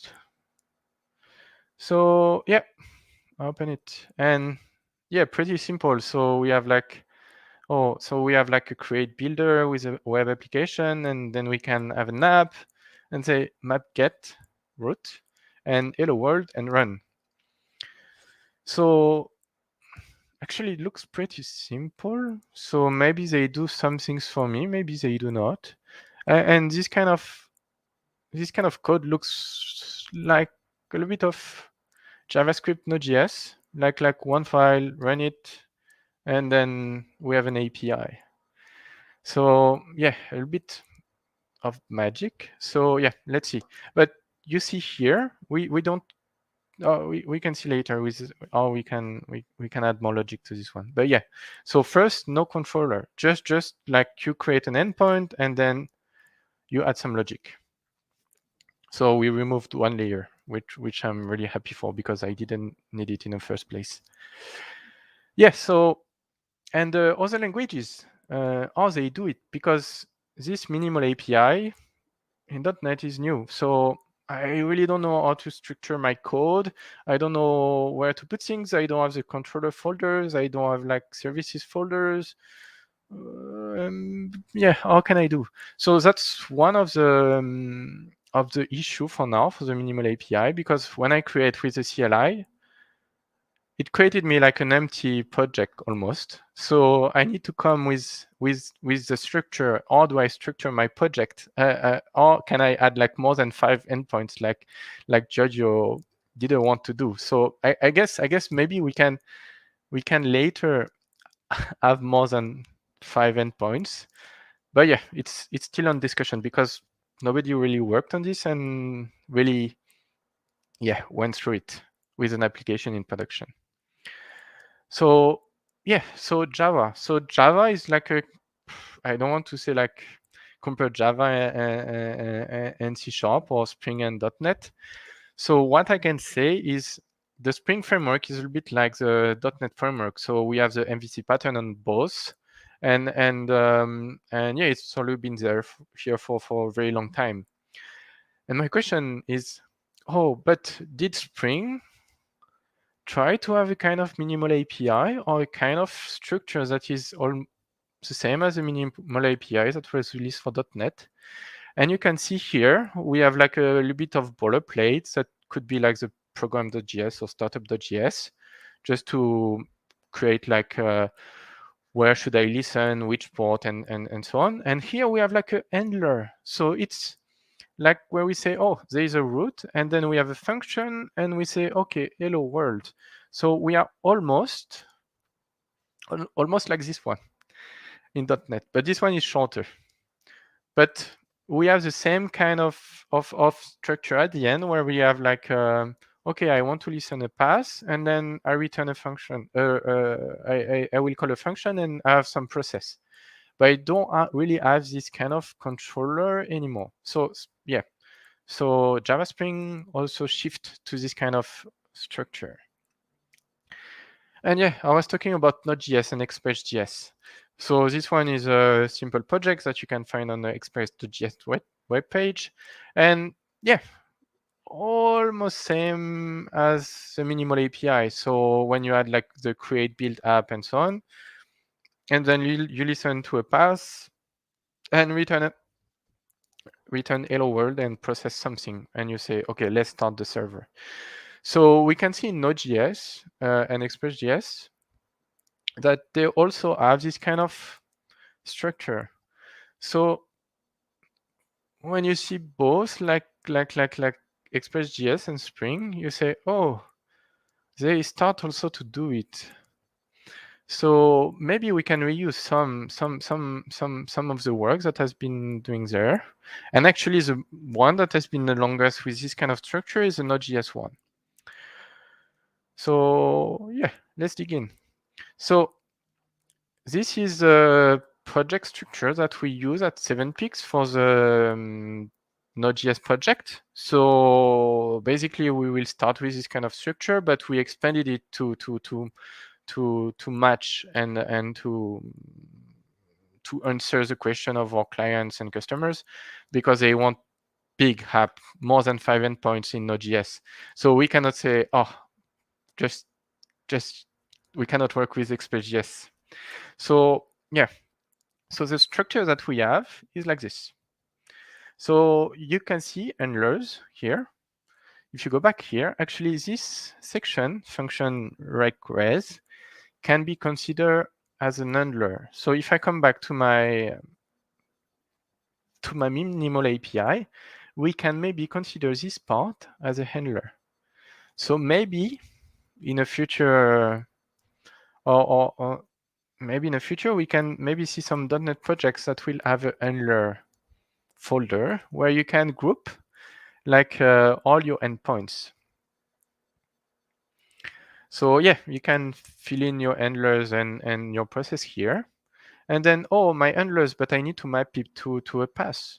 So we created a folder, routes, where we can do the mapping between routes and handlers. So yeah, that's how we do it. And after we have like some folders for DTOs, error messages when we need to return 400, 500, models that will be reused internally for our application, and repository and services. So yeah, we use a kind of still think about MVC, but we remove the controller part because we don't really need it. And I think that's what they are trying to do with this new minimal API. And then, yeah, I guess in .NET, you will still have like your database folder or some migrations and some infrastructure projects where you have your loggers and middlewares. Yeah, so yeah, why not? So we did it in Node.js. So I guess for .NET projects, it will come soon. Or I expect like attempts to resolve this or to structure project with minimal API, so we can go above 5 endpoints in one file, which I really think is not good. So yeah, someone will work on it. So yeah, if you come from the MVC pattern, that's all the controller look like.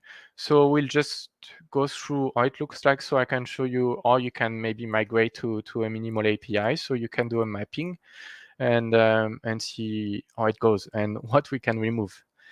So yeah, you just say it's a API controller. You have a root. You just say, okay, what is a root? Here we just reuse the name of the controller. And you have like some dependencies that you want to inject. So we have a database context. We just inject it to the controller, a get endpoint, and we want to authorize this get endpoint. So yeah, pretty simple. And we have like control-based controller just to say like, oh, it's a MVC, but we don't manage any view. And then, oh, minimal API. So yeah, actually I can just say, oh, I name my controller hello world. So I just, oh, hello world, just like this. I put again the attributes for the authorization in front. And now my function in my class, my method in my class becomes like a function. So you can pass services that you want to inject in the constructor, the same as you will do it here. And use it and return a response. So we wrote the same thing with less code, which can be interesting because I will spend less time to read this one than to read this. And it can save a lot of time for a lot of people. So yeah, why not? So if you want to inject a service, actually you can still use a builder part where you can add a singleton and inject your service and then reuse it later like this. So you can go through the documentation. I didn't dig in this part yet, but yeah, so some blog posts start to explain how you can have like a more complex minimal API application and how you can like keep your dependency injection, your mapping, your validators, and so on. But yeah, we need to think about how to split everything into folders, so it will not be in one file. So at the end, I was like, oh, is everything about is it about managing events? Because actually, I worked in a lot of projects where we have like serverless projects. So where we don't have any servers, where we don't run any microservices, but we just put code somewhere and say, oh, it's a function. We take some input and we return you an output. And I have the feeling that this kind of structure looks really like a function, a serverless function. So maybe we are trying to migrate APIs to be functions and to remove this controller layer. So maybe that's how it's working, and all the languages are moving to this direction. So yeah, maybe serverless part and the function could be one of the reasons that we see this kind of architecture or structure in a code. It's less ceremony, so we have less boilerplate codes. So I see it in Node.js, actually, we are pretty fast now because we have the structure and we have less code. So, and the developers need to think a little bit less about this ceremony thing on how to write codes that are not really used. And we move also through a non-blocking way. So with async in C#, and we have the same in Java and Node. So I really think like there is something about the events, and we are really focused about API. Maybe Giorgio also covered some parts. Is minimal API, when they say minimal API, is they create some you have create application at the beginning. Actually, they just create everything that you need that are mandatory, but you will need to explicitly add what is required for application. So you will be lightweight, not with the MVC framework where they add some things that you may not need. Here you just add what you need, a little bit like serverless things. Like you just have a function and then you want to add things. Okay, you can add, but add by yourself, and we will add just what we need. So advantages of the minimal API. So maybe can reduce complexity for new people because they can see one file. And with one file, it's like less at the beginning, it can be more interesting because they can understand easily the project and the application. Reduce the boilerplate codes and go to this trend of minimalism, because now we try to say like less code is better, less code, less bug. And optimize for growth. So this is more to answer the point of some people that say, oh, minimal API for 5 endpoints, it's okay, but for more than 5, it's not. So this one may be the answer. You can start with a minimal API, do your 5 endpoints as minimal API, and later, nothing is blocking you to come back to MVC. Nothing is blocking you. So you can start with minimal API, so you can have less code and people understand how it's working. And then later on, move back to MVC if you really see the need. So yeah, it's 2 ways. So I did some performance testing. They are worth what they are worth, but yeah. So I tried like first with .NET 6 MVC. So this one actually has the most throughput. So I'm really happy to see it. So yeah, I didn't include .NET 5, but I expect it to be faster with .NET 6. And then behind we have Express.js and Spring, and behind minimal API. So I will look into this, but yeah, don't forget when you need to compare even the code, even if the code is simple, just try and see from a performance point of view. Maybe I will gain in readability, but maybe I will lose in performance. So do the test and check. And the other two with Express and Spring is like if you have a team that a company like ours that can do both, or the 3 of them, we just like to compare. So yeah, we can bring the most value depending on the project. So these are some benchmark on Techie Power. So you can see ASP like .NET is the one that is faster above both of them. So you can go on their website and check the benchmarks. Microsoft is also using them. So yeah, please go and check by yourself. So yeah, like I said, minimal API. So we are experimenting because it's new. So maybe it's not the time to jump into it. I'm just saying there is maybe some solutions that are here, but implemented on other languages. It may not work for a while because we are still like learning, or we will learn how to use it.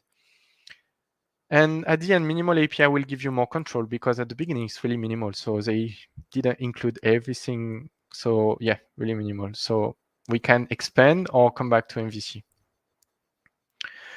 So for your decision process, so it's always kind of, I want to say the same. So you have the team. Does the team know the language or does the team know the framework? So you have the context of the team. Like, do they want to learn something new? Are they ready? These kind of things that you need to take into consideration. The context, do you have time to do it? Is it a project where you need to do it? Do you really need like more performance or readability? And then the cost. Cost, we will see in the next slide, is like performance. Because if I have better performance, maybe I can pay less in infrastructure. But yeah, cost. What is cost? So yeah, I want to know how much I will gain if I go for minimal API or other languages and framework. So performance can say, oh, if I gain in performance, maybe I can reduce my cost. And the costs are in two ways, infrastructure and implementation time. So infrastructure, maybe you can say, oh, it's more performant, so I can maybe reduce the compute. So I can resize my VM or say I want to use less and it will cost less at the end. Same for the storage. Maybe I can generate a Docker image that is like a bit smaller, so I will save on the storage on my container registry. And for the implementation, actually, this one is always forgot by the developers. Is like how much a Java developer cost, how much a .NET C# developer cost, or Rust or a Golang developer cost. So depending even on your language, you can reduce the cost of the project. So need to think about this. Readability and maintainability. So yeah, because you need to read the code and you spend most of the time to read your code and to maintain it. Think about this and minimal API less code. So yeah, why not? And yeah, if you spend less time writing code, it will be faster, and we can send the functionality faster to production. So yeah, so it's like an open question at the end. We need to wait and dig a little bit more into minimal API to see what is like, what will be the best practices, or it will come up, and yeah. So I leave you with these questions. Thanks. And yeah, you can enjoy minimal APIs.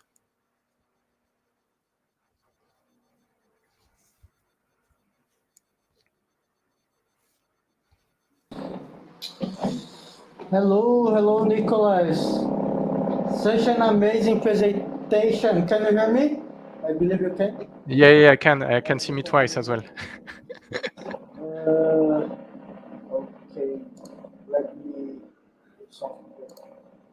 Nicholas, Okay, can you come back a bit on the slide, because there is the refresh of the screen from your slide is not full. Can you go back? Go back on that. Exactly. Yes, perfect. Can you go back a few slides? Full screen now. Exactly. Which one? Exactly. From this slide, the next two slides. Can you present again, please? Oh, okay. So for this slide, yeah, I did a test on my PC to test like the difference between .NET 6 MVC, .NET 6 minimal API, and Node.js and Spring in Java. So yeah, I noticed like MVC 1 was faster with my test, so it was just an hello world. So I'm really happy to see this. So it just beat Node.js and Spring and in Java. So yeah, why not? So let's use .NET 6 MVC. I have some concern about the minimal API. Maybe I did something wrong. So my concern or my advice for every one of you that try minimal API, test and see if it's really faster for your application. Maybe it can increase like help on the readability because it's less code, but maybe the performance will be reduced. So yeah, just check on your side, because all the benchmark now on the internet say minimal API is faster, but we don't know. Yeah, we need to look into why. And the other two are like benchmark on TechEM Power. They are shared by, or they are reused by Microsoft. So I guess you can go in there and see like the different type of application and structure, how they perform, and yeah, just look into it. So it's the first one is like throughput, and the second one is latency. So you can have like a view on the different structure and how they behave.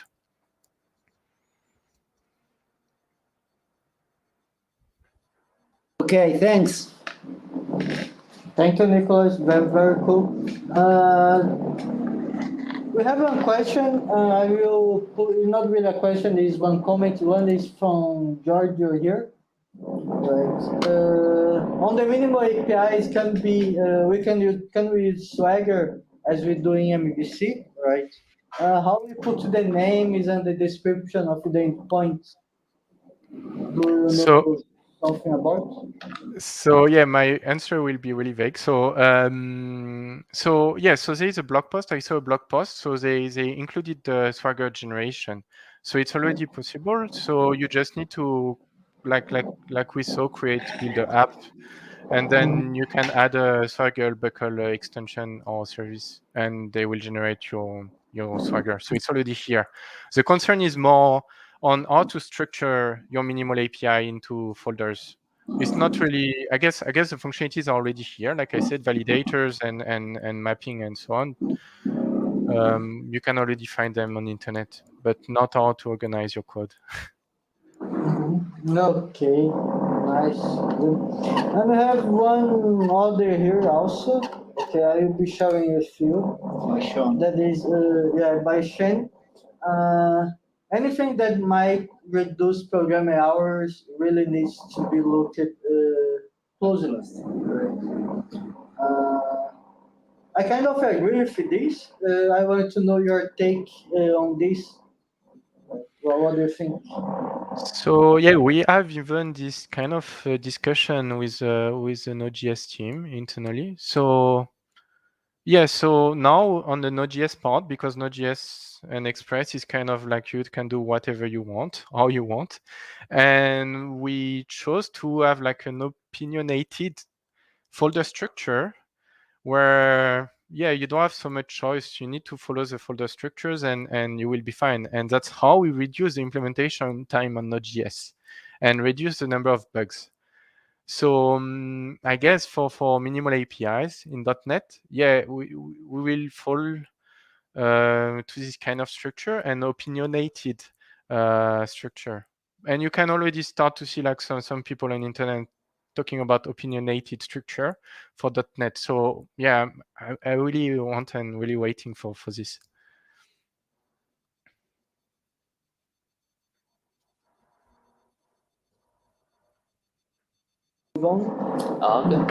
Okay. Any other question? No? Nicholas, thank you very much for the talk. It was an amazing sharing. It was very interesting to see the minimal APIs and how you've been working with that. I hope you have a good afternoon. See you in a few minutes, but for a while, is it? Thank you very much, Nicholas. See you guys. So, okay, I think we are going for the last session for today, right? So let's go. I will bring on here. Last but not the least. Yes, hello. Hello, how are you? Yes, good. Good, nice. สบายดีไหม สบายดี Okay, ดีนะครับ so you can share your screen and then we can start. Okay. Oh, such a nice background you have. Okay, can you see my screen? Yes, I can. Okay. Can you hear me clearly? Yes, I can. I believe we can hear you clearly. Yes, okay. Okay, I will start now. Okay, good luck. Okay, this session I'm going to walk you through the event-driven.NET 6 on Azure Container Apps with distributed application runtime. My name is Sinat, or you can call me Om. I'm a co-founder at Cube of Skills. I'm a co-founder at Cognitive Bangkok User Group and an admin of Facebook DevOps Thailand group. Okay, this is our outline for today. We will walk you through the microservice challenges, how the API helps building microservices more faster, introduction to the API event-driven architecture, and we will give you some demo about the event-driven on Azure Container App. Okay, let's get started with microservice challenges before having the API or distributed application runtime. The first challenge is service recovery. My never easy because if you have a lot of microservices, let's say you have service A and service B, and service B has many replicas. So if you would like to make a request from the service A to service B, how do you know the endpoint of service B? Because service B has many replica. How do you know when the service B down and you can switch the endpoint from the service A? So the second challenge is if you would like to communicate between microservices, how do you make sure the link between them is secure? How do you manage the access control between those services? The third one, if you would like to connect your microservices to the cloud or external services like Azure Key Vault, Apache Kafka, or Redis, or Service Bus, and so on. The configuration to the thing might be a bit difficult. For example, if you would like to connect your service to Kafka, you have to configure authentication, JKS, and so on. If you would like to connect to Key Vault, you have usually require security knowledge. And Google also recommend to have a central proxy to manage all of those things. Google says proxies provide a way to address new reliability and security requirements without requiring substantial changes to deploy system. Okay, so what the solution? The API comes to rescue in the solution. The API simplify microservice communication. You can communication with other microservices by the name of it. The API secures communication between microservices at a sidecar injectly to each microservices. The API also acts external services configuration such as authentication, encryption, and endpoint, and managed by it all. You don't have to know about it. You just focus on developing your source code.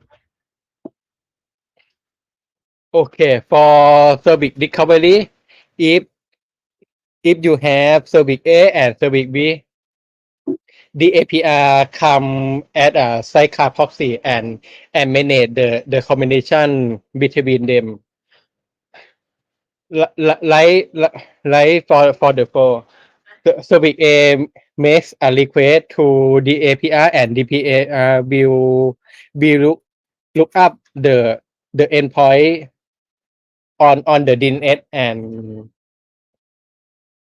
and the name resolution component, and will send the name back to the API, and the service A can communicate the service B to the API, and the thing is encryption. For PubSub system, the API come come at a proxy to 2 minutes for all communication, right? If you have to communicate to Reddit and Service Bus and so on, the API minute is all for you. You don't have to involve in your source code.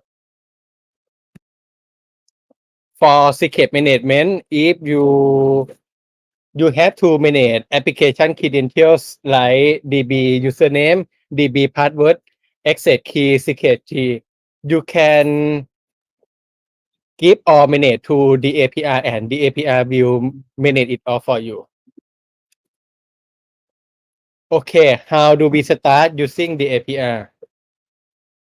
For the simplest solution, you can use Azure Container Apps because Azure Container Apps offers a fully made version of the APIs when building microservices.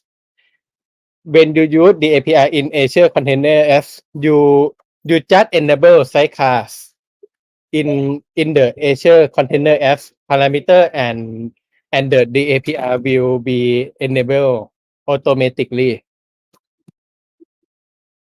Okay, this is the demo for today.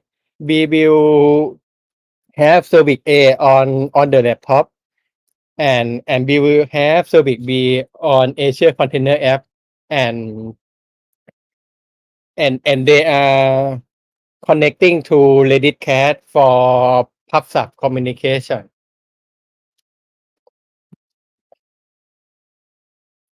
Okay, to connect with Reddit, you will have Reddit subscription and you will define Reddit host and Reddit password in the API component. For Service A as publisher, we will use .NET and we will use the API client to make a message to the Reddit and use public event async. If we test sending message on Postman, we will get a 200 response. For Service B, we use Node.js as subscriber. We will create endpoint like the API subscribe and the API will call the endpoint and make allow to select messages. And if we see a log on the Service B, we will see some requests from the Service A to the API. Okay, let's do some real demo.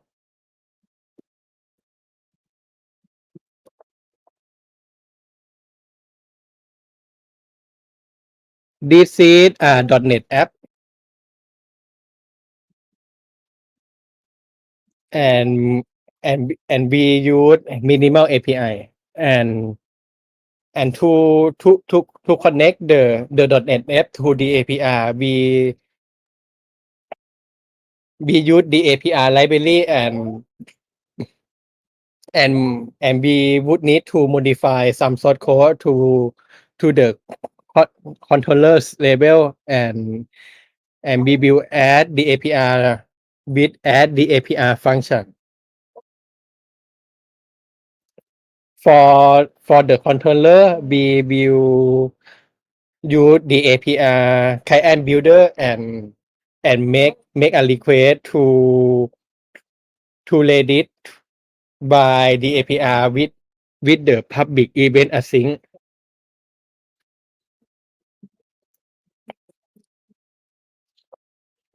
To start communication with the API, we will start the app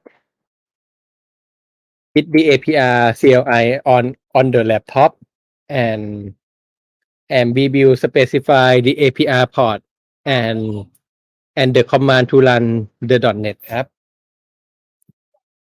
We would need to have the Redis config like Redis host and Redis passwords.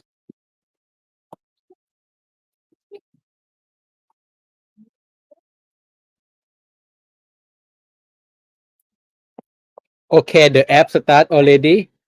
We can try send a request by Postman.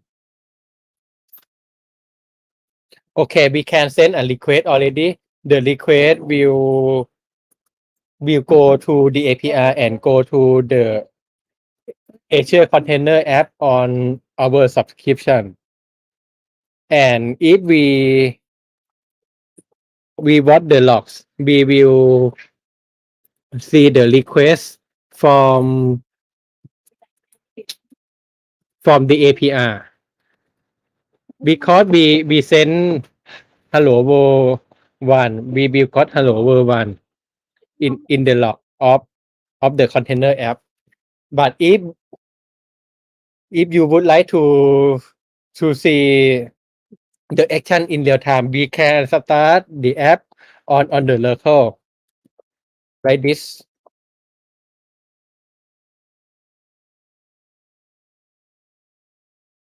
And set a request.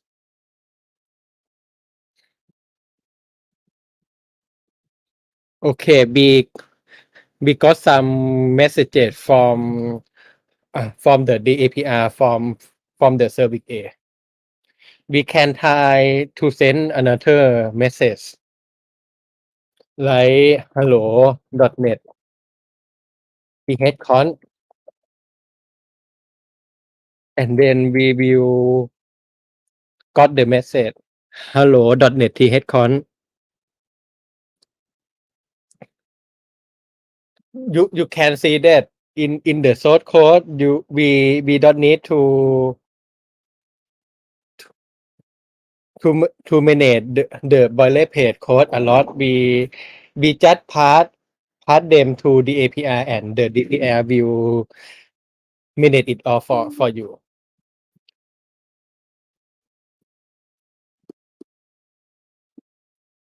For .NET we have only this source code, and for Node.js we just do some subscribe from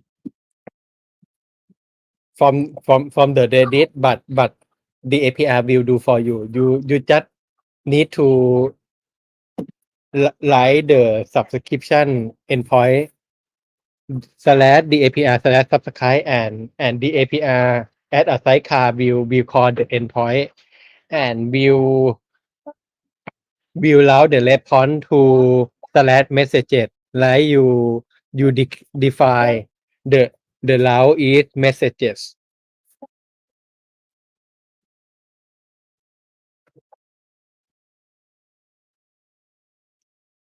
Okay, did it all for the API. Do we have any questions?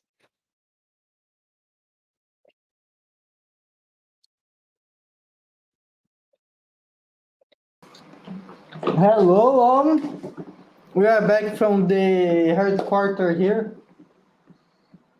Thank you a lot for the presentation. Looks like pretty amazing. Yes, we have some questions. We have many questions here. Okay. The first one, I will say, what is FC? Means fan club. Okay. FC. I think we have a fan club. Someone saying the hi to you from your fan club. So just want to pass the message for you. The second question here would be how Dapper can manage the abstraction of the secrets for the application. This one is from Giorgio. Yes, can. How? Okay, I will show you.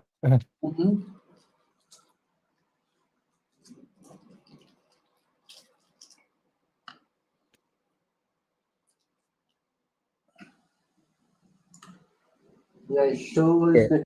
Oops, not this one. Okay. If you connect your application to the API, you can ask the API to manage secrets for you. You Can you you share be your screen again? So sorry to interrupt you. Can you share the screen again? I think you are showing something, but we are not seeing. okay. Okay. It's freezing. Yeah, speaking. Okay. Mm-hmm. Oh yeah. You seen the screen already? Yes, we see.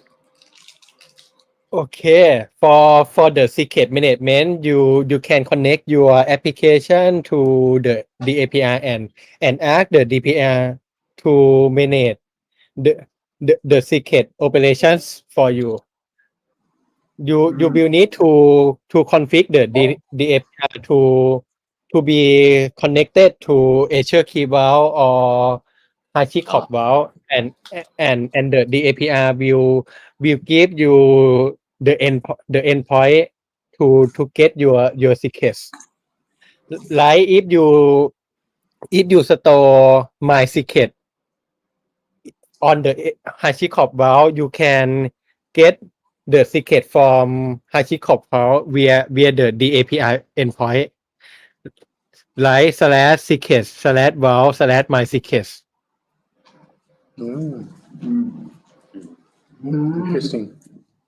Practically, okay. Practically, the proxy is because it unify only the access to only one single API.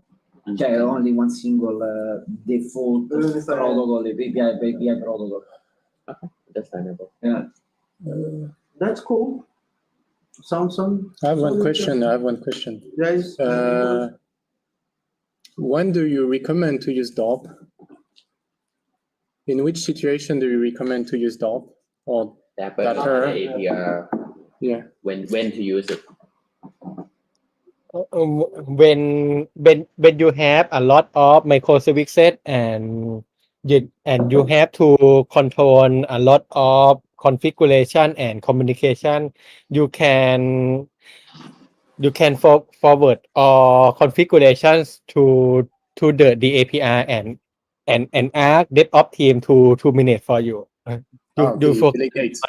on developing code. And when you say a lot, means more than 10, more than 100? More than 10. It is enough. Because you can control the standard and ask DevOps team to do for you. You focus on developing source code. You don't need to know about underlying infrastructure. It also support Azure Cosmos DB, SQL Server also. You can pass all configurations to the API. Microsoft. That's cool. Well, Nicholas, I can give the same answer for you in a funnier way, right? What do? You get the monolith, you split it in minimal APIs, and then you use it Dapper to communicate all these minimal APIs together. I don't think minimal API means like we need to have to split into microservices. Like I think you can have like a monolithic with a minimal API. It's just minimal. They should not have called it minimal, but it's just for me. It's just a new way to write or to structure the code. It doesn't mean that you need to split your application. Yes, that doesn't mean. No, but yeah, we are still learning, like I said. So I guess people will try and we will see. Let me see how many repositories I need to put in read-only, va? Not because you should not, it means that you cannot. For that Okay. Question for me. Yes. So there are multiple services, right? And you mentioned something about the pain point that Dapper or the API are going to help. Service discovery, communication between services. Essentially, if those services are already in the same core cluster, do we need to do Dapper? Or it means like you are developing another service outside the cluster, something like that.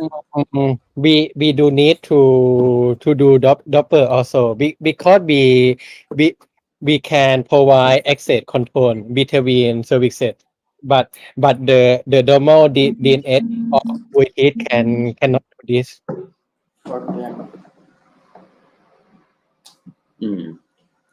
It just feel like I just feel like that the pain point that you mentioned is solvable by just using Kubernetes. That's it. But it makes sense if your services are separated in a different environment and stuff like that. We need some kind of contract, and that makes sense. So I think if our team are already developing microservices, then during the design phase, the decision phase, we probably put everything in Kubernetes might be easier to maintain than compared with separating services around the platform, the type of framework, the services as well. That's my take. But for some small apps, right, that you just want to put in the app service, I think could fit well. Like if we are in the same team, right? We already have like, hey, let's put our stuff, our microservice into this. And they don't need for any proxy at all. Maybe it makes sense when you have as a say when you have a lot like more than 5, 6. Maybe makes sense. True. It have a lot microservices. We can do auditing or testing in the proxy also if you have the API. There is one other comment here. Because Dapper is also works with multiple languages, Node, Go, Python, etc. It may be useful in case you have multiple services that can manage by multiple teams that have to work together. That makes sense. That makes sense. Looks like it was an amazing talk. Everyone was curious about Dapper. I believe is a kind of new tool for parts of us. At least for me, I never used it in prod. And was very, very interesting to learn about this, right? You can stay on the screen. I will bring Surasuk here. Hello, Surasuk. How are you? I see you are ready to go. You are on mute. Okay. Hello, hi. Okay, so we have Surasuk. We have parts of the team here.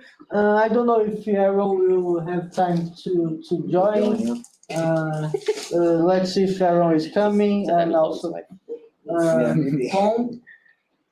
I think Aaron is literally trying to put the date time on the database. No, he posted the solution on the .NET Thailand. .NET Thailand. Amazing. Aaron never disappointed me. Aaron is such a great guy.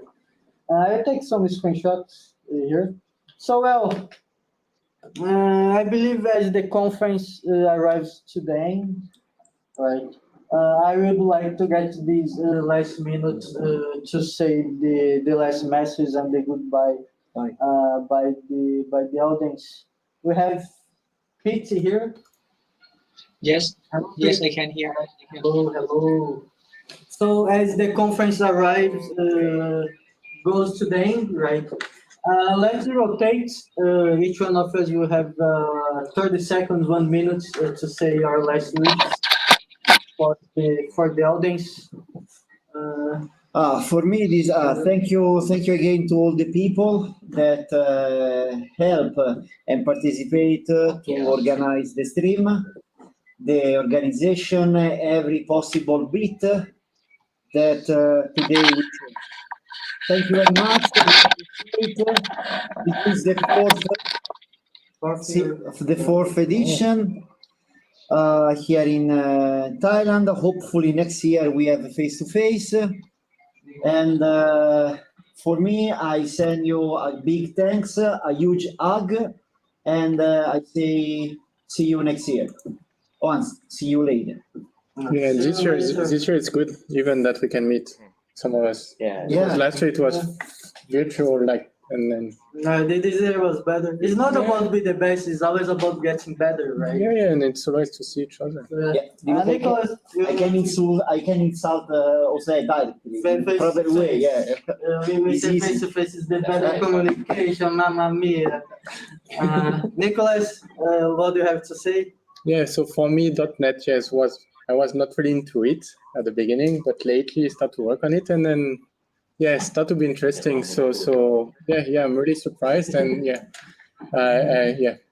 please, more people just start to do .NET. Oh, cool, nice. Guy? All right.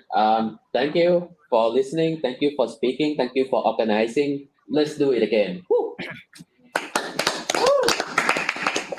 I will pass now for people that are online here. We have Surasuk, Pong, Aaron, and Pete. Bond, you can start to have 1 minute to say the goodbye for the audience. Can you hear us? Bond, can you hear us? Surasuk? Oh, okay. I hear you now. Sorry. Surasuk, It's you like hear me? everyone is freezing. Okay, yeah, have something. Paul, you can go first then. You have 1 minute to say a goodbye for the audience. Okay, I hope everyone enjoy our speak today and go to try out the .NET feature that we have introduced you. Yep. Okay, nice. Thank you, Paul. Aaron?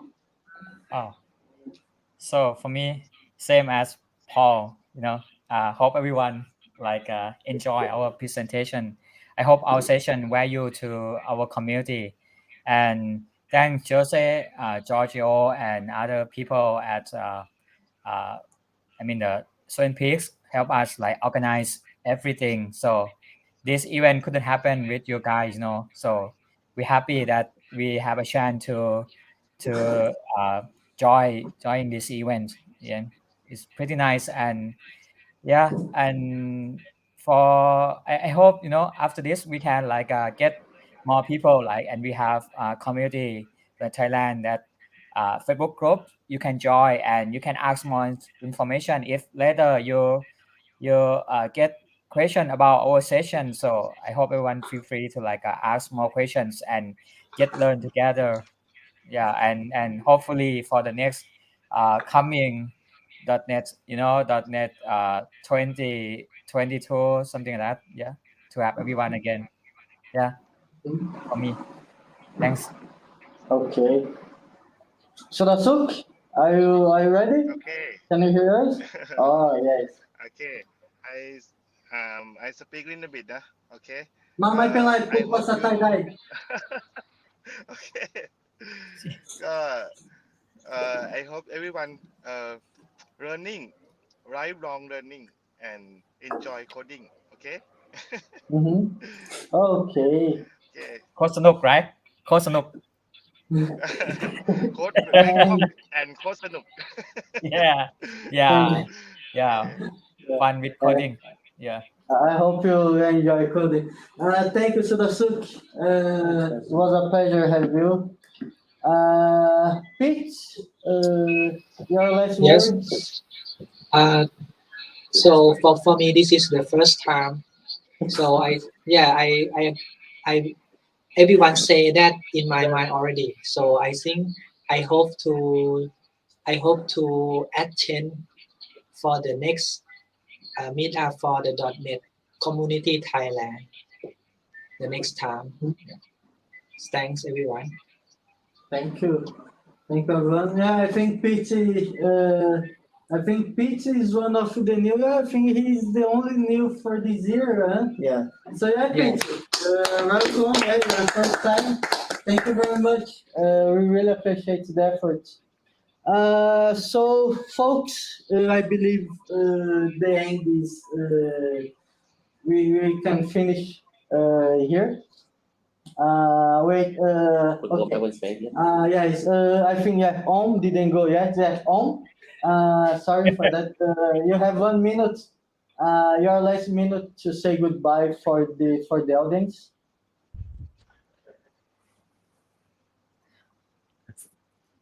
Goodbye. Okay, good. Okay, Yeah. good.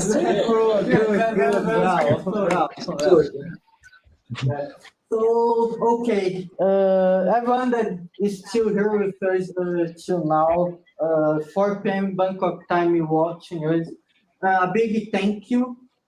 We still have some t-shirts to distribute, right? We still have the .NET Bangkok meetup.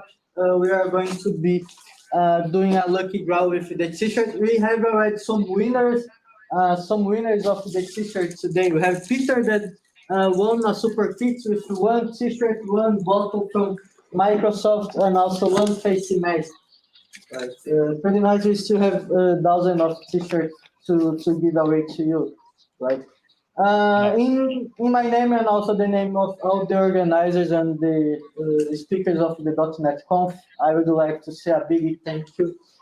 This year, again, was pretty tough for us. We all know the last 2 years have been very complicated with the COVID case, but here we are, and we are standing, we are fighting, and we keep doing the conference, the meetup, and let's keep doing this. I believe with small progress, we are going to arrive somewhere very far. I see a lot of progress in everything we are doing, and year after year, I see each of you here keep coming and sharing and learning, and every time better and better. This makes me very, very happy. Really, really appreciate this. I would like to say a goodbye. So thank you very much. Thank you very much. .NET Conf 2021. And we finish here.